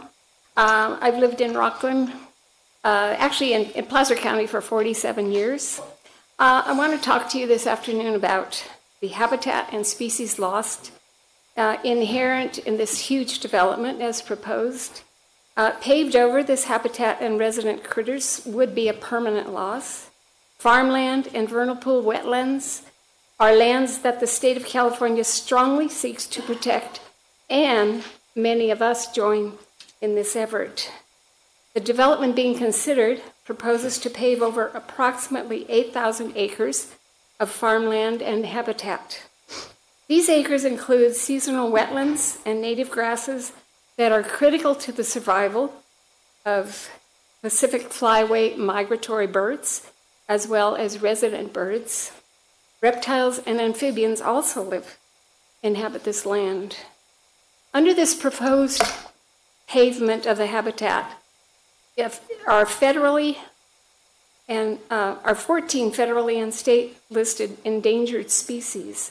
This development would lead to the extinction of some species.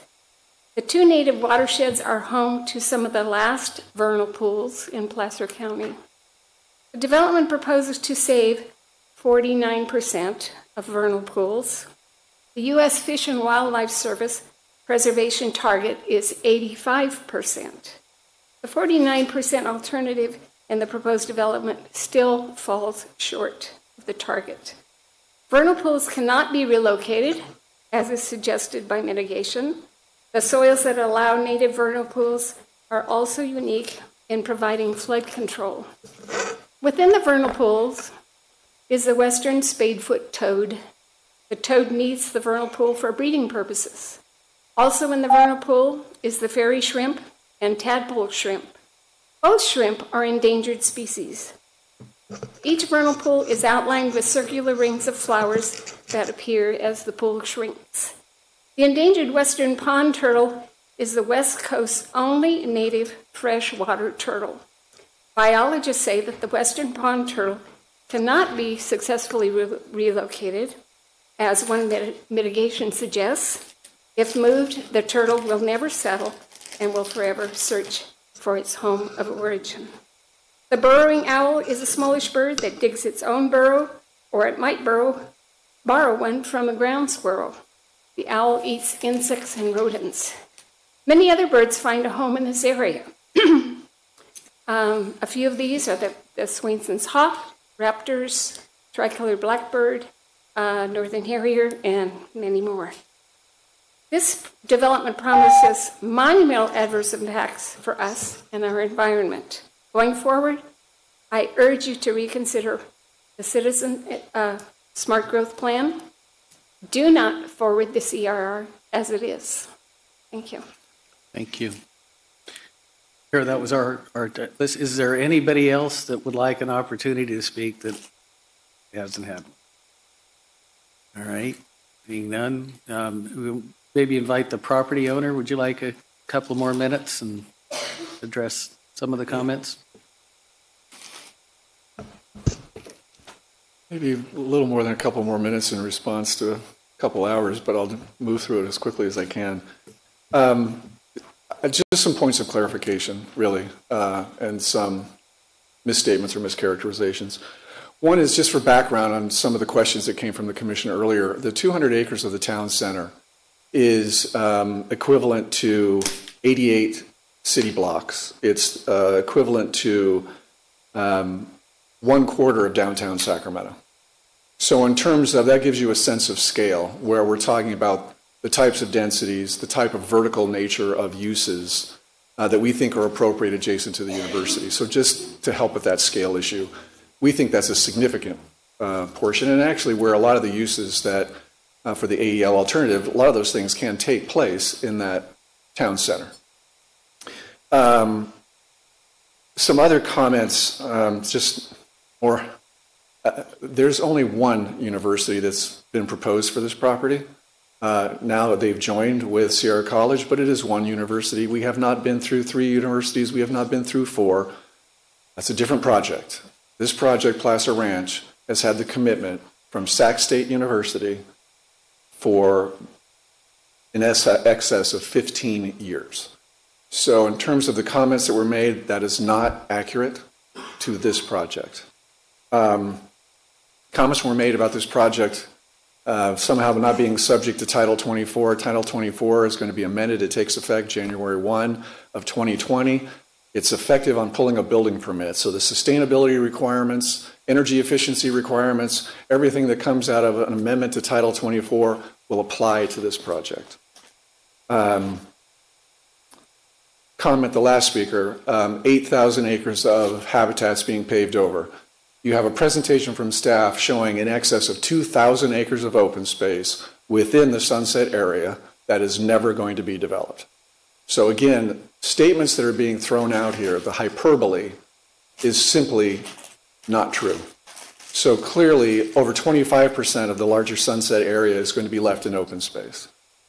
The other point is that this project has been designed and taken into account and to be consistent with the proposed PCCP for Placer County, both as it relates to habitat preservation and habitat mitigation.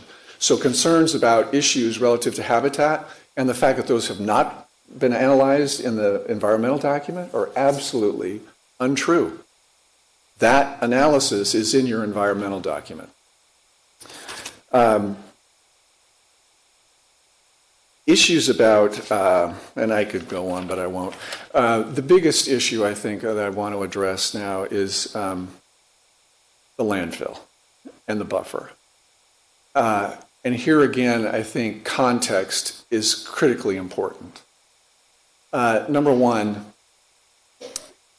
the recommendation that came out of this commission, Placer County Planning Commission, for the size of a buffer for the landfill during the general plan update was 2,000 feet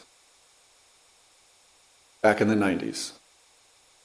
The 1 mile that was adopted by the Board of Supervisors had no technical standing, no backup, no scientific information to back it up. And I would urge many of you to look into the reasoning for that 1 mile. It was not technically oriented. Again, so this very body recommended to the Board of Supervisors in the 90s, 2,000 feet. The second issue is that was raised by staff and pointed out by staff, the mile for this landfill is the largest in the state of California.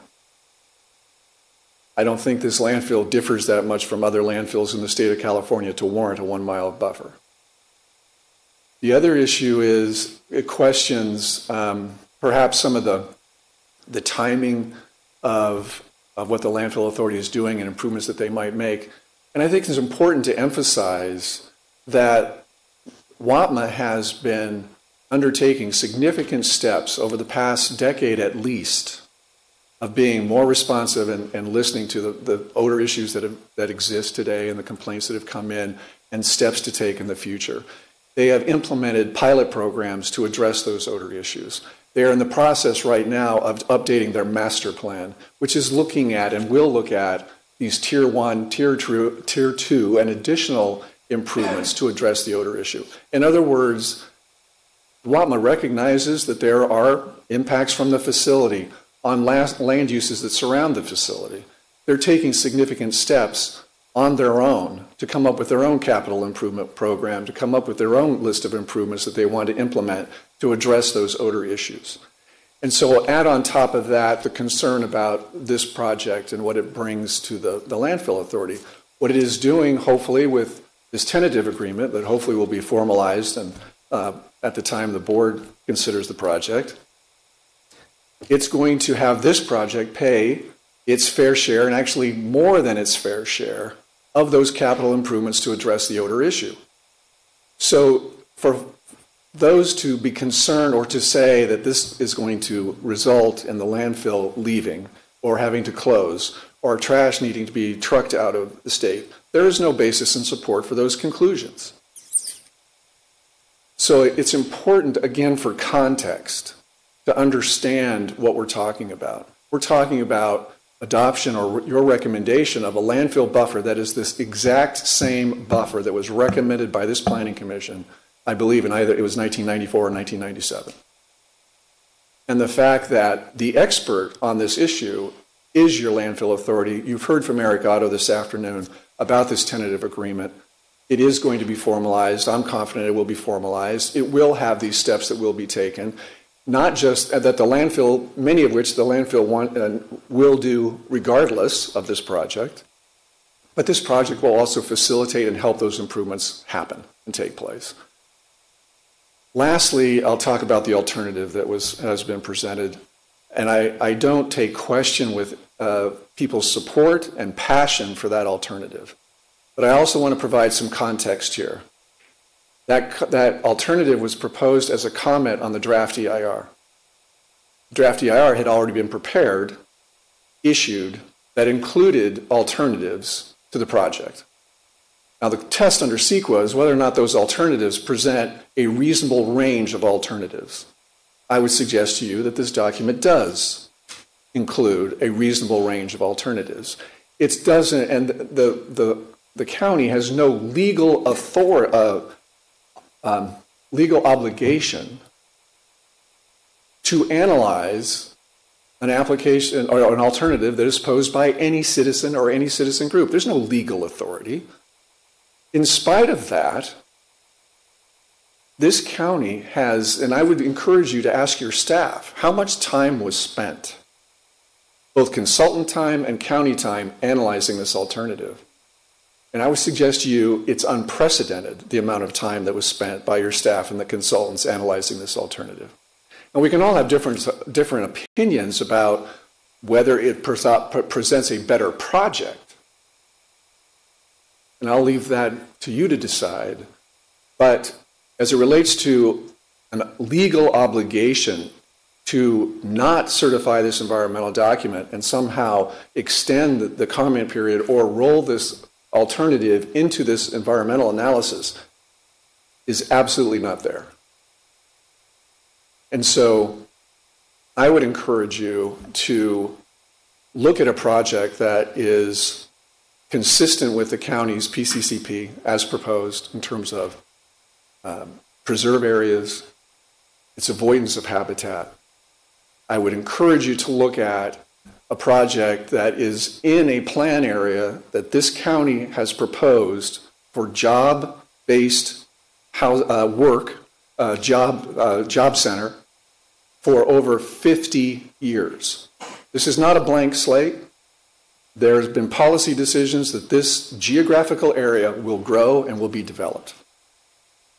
And I would encourage you then to look at, lastly, you've heard a lot, obviously, today about something we're very proud of, which is Sac State and Sierra College's participation and partnership with this project proposal. And I hope, from what you've heard, that you have no doubts whatsoever about the commitment of those two institutions to a higher education location here. And also, just to clarify, people wanting, questioning that commitment or questioning whether this will ever happen. Satellite campuses are consistent with how the CSU grows its other campuses. Sonoma State was a satellite campus. San Marcos was a satellite campus to San Diego State. Those sites today, you all know, are full-fledged CSU campuses. This environmental document analyzes 25,000 Sac State students and 5,000 Sierra College students for a reason. Because that's what we anticipate taking place on this site. I think it was Scott Yule's comments earlier. He used a phrase, this project is a game changer, and he's absolutely right. This breathes life from an infrastructure standpoint into an area that the county has desperately wanted to see job growth occur and business occur. And that infrastructure has not been possible with the existing land uses that are out there.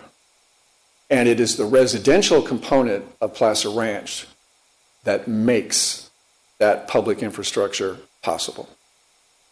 And so I just want to emphasize, again, add this context because everyone's passionate about this and facts are thrown and strewn out there all over the place. But I just want to emphasize there's been a whole lot of analysis, more thorough analysis on this project than any other project I've seen in Placer County. And kudos to your staff for the work that they have done over the last 6 years, really, since the Sunset Area was initiated by the Board of Supervisors. So with that, sorry it took so long. Thank you for your indulgence. If you have any questions, I'll try to answer them. Thank you. I think you're off the hook for a moment. Thank you. I think at this point, you're going to close the hearing? Close the public comment and bring it back to the commissioners for discussions. Okay, just maybe a couple probably minor questions. Let me see, we heard Ultra Power talk about a zoning change in 8 years. And they're saying that in 8 years they may be out of business because of this. Maybe you could address that. Are you speaking to the Rio Bravo? Yeah, Rio Bravo, yes. I mean, yeah. So that use that exists on site right now is not envisioned in this document for the EMU district. It's not what now? Could you? It is not envisioned as a use in what we're proposing for that area or that site. Excuse me, that use is located right here. And that is the entertainment mixed-use district. So there is a new vision for that area. So that use is not included in what is coming forward. However, we do have a provision in our zoning ordinance for legal non-conforming uses so that the use can remain today. And if your commission desires, we could also add something to this ordinance to reflect that. It's my understanding it would be considered an ag processing use because they are processing biomass product. And we could certainly add that with a footnote, that existing uses can remain. Okay. Well, that'd be important that they have some security that they don't have to go out of business in 8 years. Yeah, and I would just add to that there is an existing land use entitlement on that property. So that is in full effect and is not affected by this new plan. Okay, thank you. That's what I kind of suspected, but we needed to say it if the Ultra Power person's still here. Let me see, we heard some discussion about wells. And that was, maybe I should have known that there were going to be a lot of wells, but I think the person that brought that issue up probably had a point, that if it's going to affect his existing use, then that's kind of a negative, so. I can take on behalf of the Placer Ranch specific plan side. We worked extensively with PCWA, who's the water provider in that area. We do have a potable and non-potable master plans, which were included as appendices to the environmental document. I'd refer back to, in the specific plan documents, it would be on pages 9-2 and 9-3, which is a discussion related to the water system and maps. There are 3 sites identified for potential wells, 2 wells required, and those are for redundant backup emergency purposes only. The primary water source is surface water through PCWA's transmission lines, including a planned 42-inch line that would come across Placer Parkway as the primary source of water in the area. In addition, we've had the SB 610 water supply assessments that PCWA provided, which is consistent with their urban water management plan, which noted the acre feet required in terms of water usage in this area, and that there's adequate water supplies to serve this area. And this would be surface water? Correct. Yeah, so these are... We worked extensively with PCWA on that, but I would refer folks back to the specific plan in particular, which had this discussion in it as well. Okay. And then I guess the final comment, I'm hearing it, but in terms of the Tier 1 and Tier 2 odor reduction, I guess, it's going to be up to the supervisors to, and the Western Placer group to come up with some kind of an agreement on that issue. So that really is probably beyond us is what I'm interpreting. As far as, it goes up to 90% after a certain number of years, 70 initially. And so odor reduction, that's something, if that fails, then that's a problem. But I'm assuming that it's, beyond our purview to really address that issue, because it takes an agreement between the supervisors and the Western Placer Waste Management Group to, with the tentative agreement or document that they have. I would just reiterate that in terms of in the environmental document as well as in the development agreement, the Placer Ranch specific plan would contribute toward those Tier 1 improvements, including the Sunset Area Plan for a portion of that. And those are those Tier 1 capital improvements that the landfill authorities identified. In addition to that, as been noted by Eric as well, we've reached tentative agreement primarily related to the O&M side of things to provide a funding source and mechanism to support enhanced O&M operations and maintenance that would support odor reduction measures as well. It's included in the environmental document, and then the tentative agreement would be anticipated to be memorialized in an MOU that would be brought forward to our board. Yeah, so we're trusting that the tentative agreement will be signed, I guess. At least something will be done, right? Subject to board approval, but we have reached tentative agreement amongst staff. Yeah, so just to clarify, so that mitigation that's in the that master response that was prepared, the new mitigation, applies to the entire Sunset area. So all residential uses within Placer Ranch and any future residential uses within that Sunset area. Okay. And just to add one point on that as well, that tentative agreement with WAMA is something that you would consider as part of these entitlements. So it's something that you are evaluating as well in the larger scope of the entitlements. Yeah, I guess we're just evaluating the agreement, but of course we don't have any, we would make a recommendation, I guess, to be approved. Okay. Anders? I don't have questions, I just have comments, so I'll just wait for the other commissioners to finish their questions. And for the staff, the city of Lincoln had some concerns about the Sunset Area Plan. I realize that's in existence today, but any recommendations on how to address their concerns and their sphere of influence? Certainly. So they're correct. The northwestern quadrant of the Sunset Area specific plan is located within their sphere of influence. I believe it's in their, what they call their special use district C. There's a LAFCO process available that if they want to annex that land, they would go through that LAFCO process, do their pre-zoning, work with us in terms of the texture negotiations and things like that. So there is a process in place already to address that. In addition, we've met with City of Lincoln staff this week as well, and we're committed to continue to meet with them regarding their questions of traffic. There are 3 impacts, and as Steve noted, While minor, I know they're important to them, and we've committed to continuing to work with them on those items as well. And I don't have the map in front of me. What is the existing sunset area, industrial area plan call for this same area? What are the uses recommended? That's ag up in that area, and so we're actually changing. I don't have that existing zoning map up, but right. We're changing it to. It's actually open space mitigation preserve. So up in here, this is all ag right now under the existing zoning, and this is going into open space preservation reserve land. This right here is farm, so it's still ag. And it has an urban reserve on it, so there's really not a whole lot of development opportunity here under our current zoning. So their sphere comes down and it kind of encompasses this little square area right here.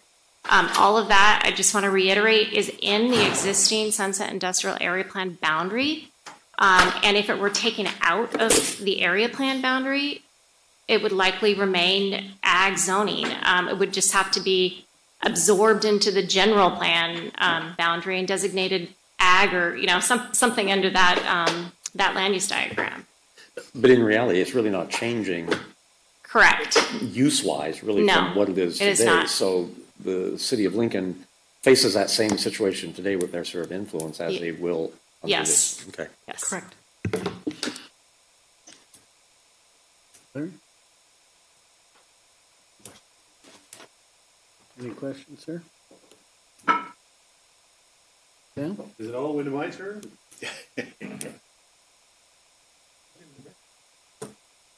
Okay.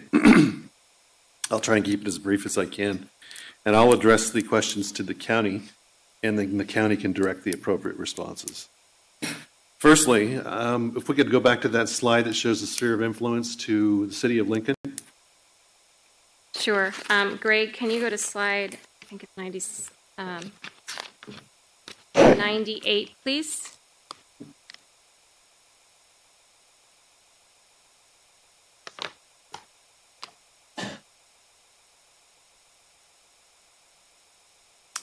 Okay, thank you for that. I'm confused as to, or rather perplexed maybe, is a better way of descriptive term, is why do we have the city of Lincoln on here for their sphere of influence, and yet the largest city that's impacted here is sitting in this audience, and we've yet to hear from them. And I find that almost incredible that we haven't heard from anyone from Roseville yet. And we have no sphere of influence listed on this map for Roseville, which is something I sat on a board 20 years ago and expanded the sphere of influence for the city of Roseville all the way out past Watt to near Locust on Baseline. Yeah, so from staff perspective regarding the sphere of influence for the city of Roseville, this Roseville sphere of influence was removed from the sunset area in 2011. And I would just like to point out, we included this graphic after receiving correspondence from the city. Well, actually, we had met with them, and they expressed some concern. And so I created this graphic and put it in the back of the deck, anticipating this issue coming up today. Okay, well, thank you for that. I mean, and I appreciate the comment previous, but I don't find that response adequate, because just because it's not part of the specific plan, it is on affected land that we can clearly see that could be indicated, colored in here, that is Roseville, city of Roseville sphere of influence. It does have an impact. So anyway, for the record, I do have a question as to how are the residents in the city of Roseville, particularly in the west portions of Roseville and in the affected areas of Lincoln and Rockland, how are they noticed about this particular meeting today or about any of these changes? Because I don't see anyone in this audience that's from any of those cities that is not here in an unofficial capacity. So I would say we have, throughout the process, we've been outreaching to various neighborhood associations within the city of Roseville to the south, and present before their associations when asked. And we have added them to our lists. We have an email distribution list. We also have our regular legal process for noticing, which is 300 feet of the entire property area. So all those folks would have received notice. And then in addition, we've done significant, I would say, outreach through our PIO's office, doing press releases, and just really pushing out notification. And I'm pretty sure, I don't know if we have anybody from their office here today, but that they work with the City of Roseville's PIO office to also push out those notifications to various different social media platforms and really try to get the notice out to their residents. I would add to that, in addition, we've previously presented at the City of Rockland's council meetings. Even though, as Crystal mentioned, this area is not in a MAC, we've gone to rural Lincoln, Sheridan MACs as well, and presented it. We've gone to the Neighborhood Association when we were invited into the City of Roseville and also did presentations there. We've had a few community meetings as well at the landfill. We utilized their community room there. We did have representatives from primarily the Fitment neighborhoods that did come and ask questions at that time. All right, thank you for that clarification and answer. I was also, I forgot to mention too, we also publish in the newspaper, which we are required to do by law. Correct me if I'm wrong, but in going through the environmental impact report, I didn't see anything on how it is that the university's interests are anticipated and calculated and analyzed. From the Sierra College and the Sac State perspective. Why is that not in there? Yes, so the university site, and we might have our environmental consultant speak to this a little bit more in depth, but the university site was analyzing the environmental document at a programmatic level, and I apologize that I did not mention that earlier in my presentation.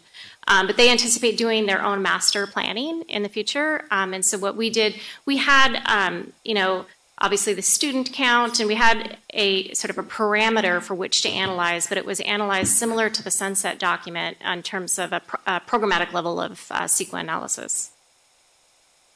Okay, thank you for that. Yeah, I'm almost done. Next, I have a question about the public is going to want to know. I've been asked by one of my constituents in Western, or fellow neighbors in Western Placer, about about a perception of any conflict of interest. So, how is it that the county can be the applicant and also the approver? And then will it have a normal appeals process from that point forward, should it be appealed? Which I'm guessing it's going to be litigated. So today's hearing is for a recommendation to the Board of Supervisors. And so with respect to appeal, the board item would be the appealable item, as this is simply a recommendation. So with respect to the county as an applicant, that is it's unique, but it's not completely abnormal. The county has been applicant on other projects before. All right, thank you for that, Council. And my last question is,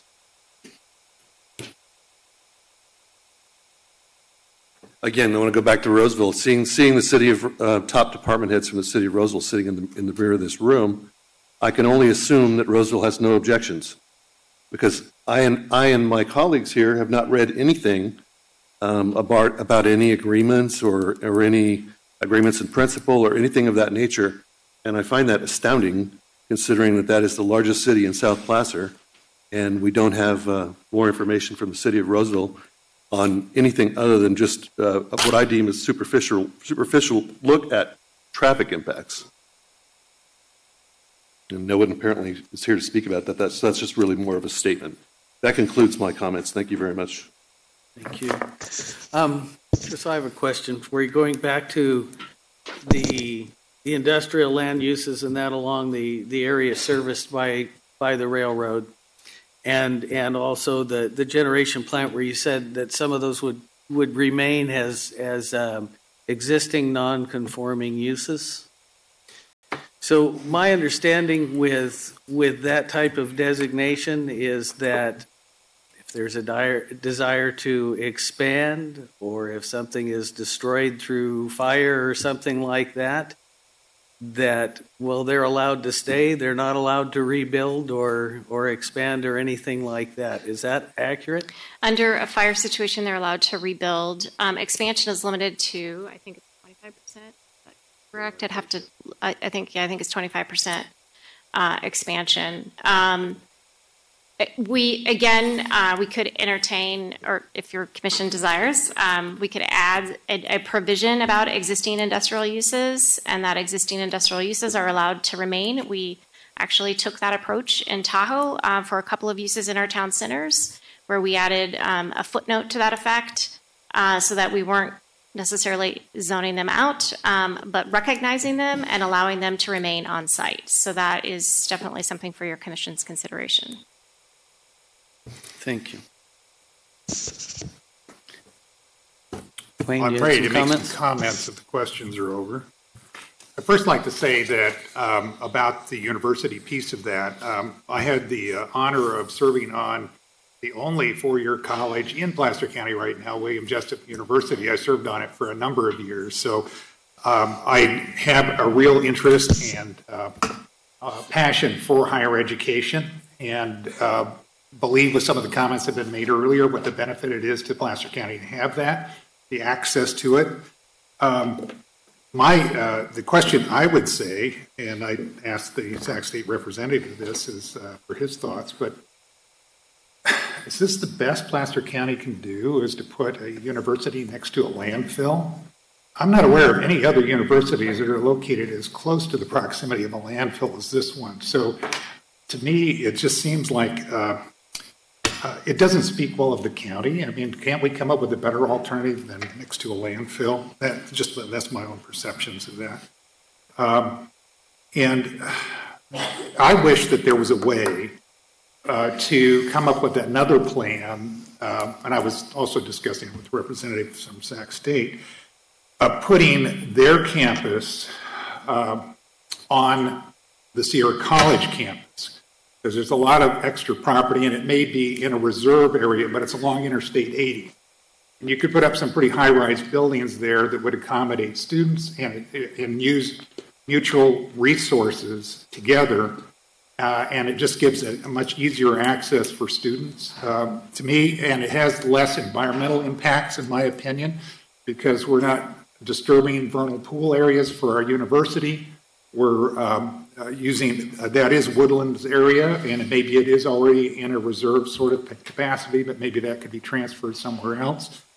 Having been on a university board, I know that the future is changing. I mean, the platform delivery system, the platforms are very different today than they were even 10 years ago.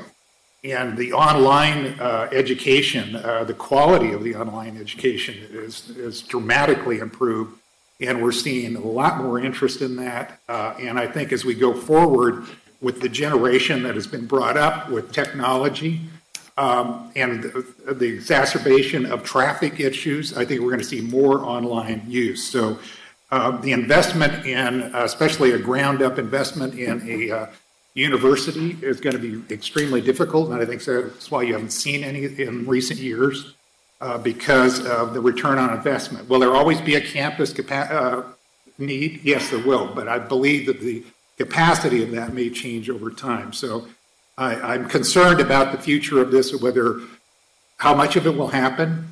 I mean, if it will happen and how much of it will happen as we see the drastic changes in the delivery system, as I said.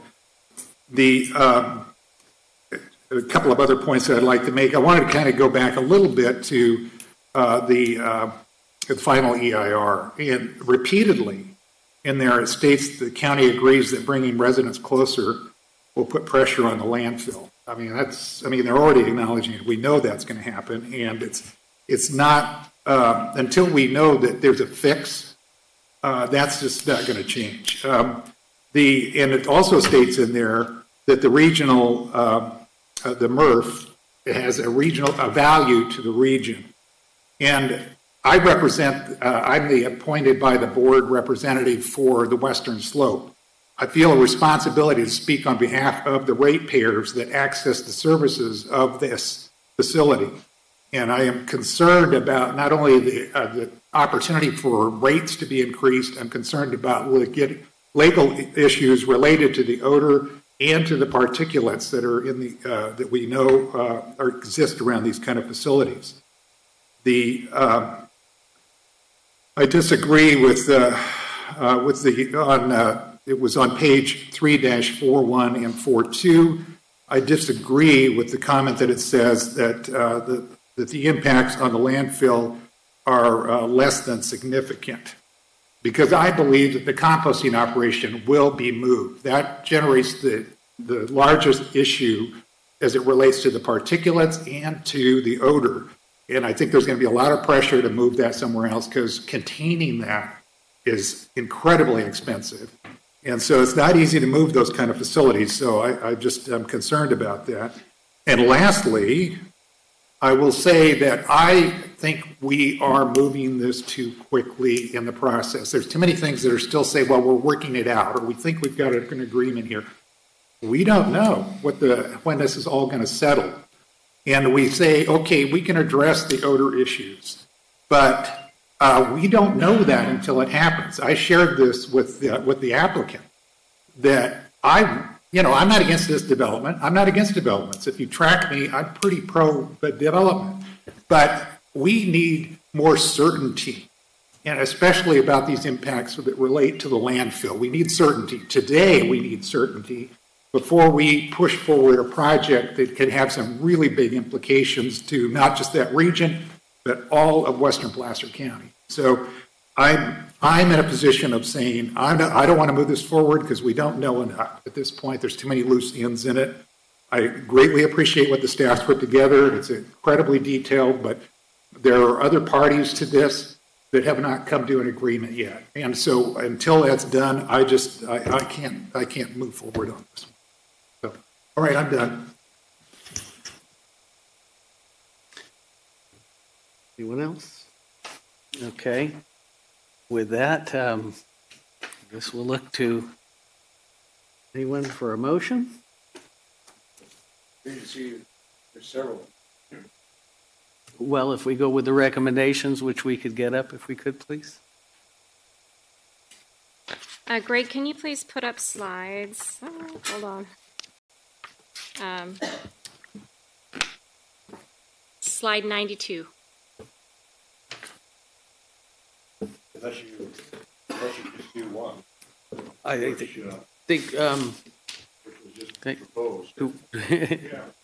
what was that a motion?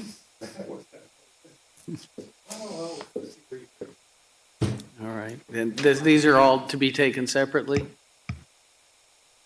Yes, each one would be taken separately, and you would need to start with the environmental impact report first, because all of them are tiered off that one.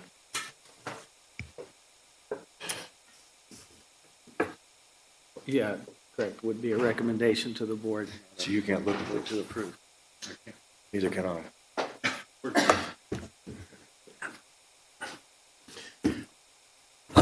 First of all, I want to say EIR was well written. I write these documents, I respond to comments. It was comprehensive. So I would like to recommend adopt to the board a resolution to certify the final environmental impact report prepared pursuant to the California Environmental Quality Act, and adopt the findings and fact and statement of overriding considerations, mitigation monitoring reporting program, and errata, supported by the findings set forth in the staff report, said resolution and attachments, attachment B, exhibits A through E. A motion, do we have a second? Second. Motion and a second by Commissioner Stephenson. I have a motion. I'm sorry. I have a motion by Commissioner Hauge and a second by Commissioner Sevison. Could I have a vote from Mr. Cannon, please? I'm a reluctant yes. Mr. Herzog? Yes. Mr. Johnson? Yes. Mr. Nader? No. Mr. Hauge? Yes. Mr. Sevison? Yes. Mr. Moss? Yes. Can we go to the next slide, please? Oh. Greg, can you go? Yeah, we got it. Never mind. Oops. Oh, we need to back. There we go. There he goes. Sorry about that. You want to do it again? Not really.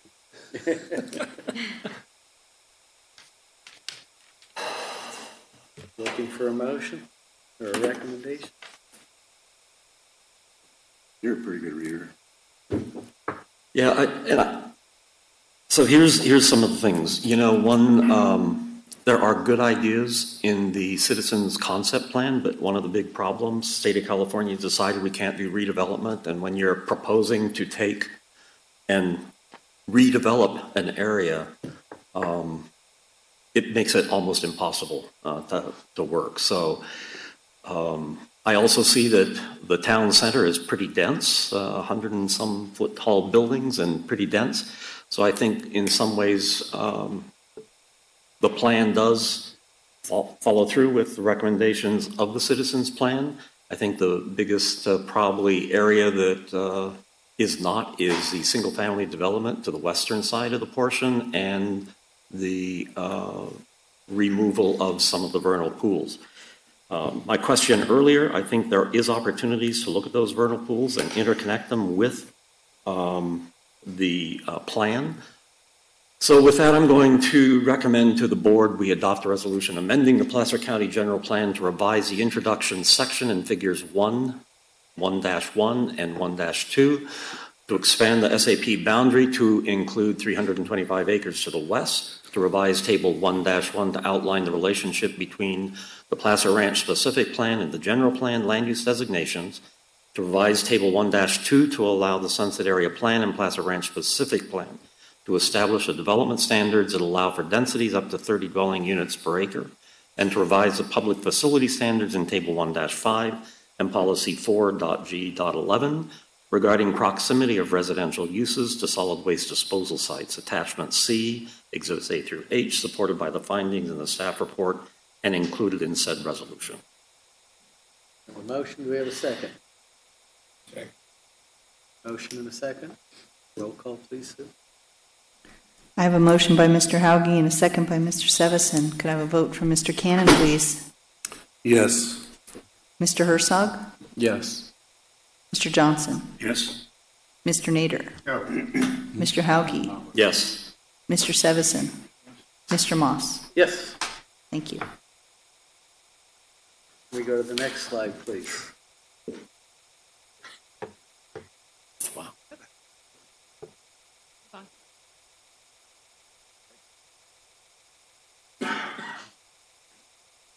All right, make a motion to adopt a resolution to supersede the Sunset Industrial Area Plan and replace it with the Sunset Area Plan Attachment B, Exhibits A through B, supported by the findings in the staff report and included in said resolution.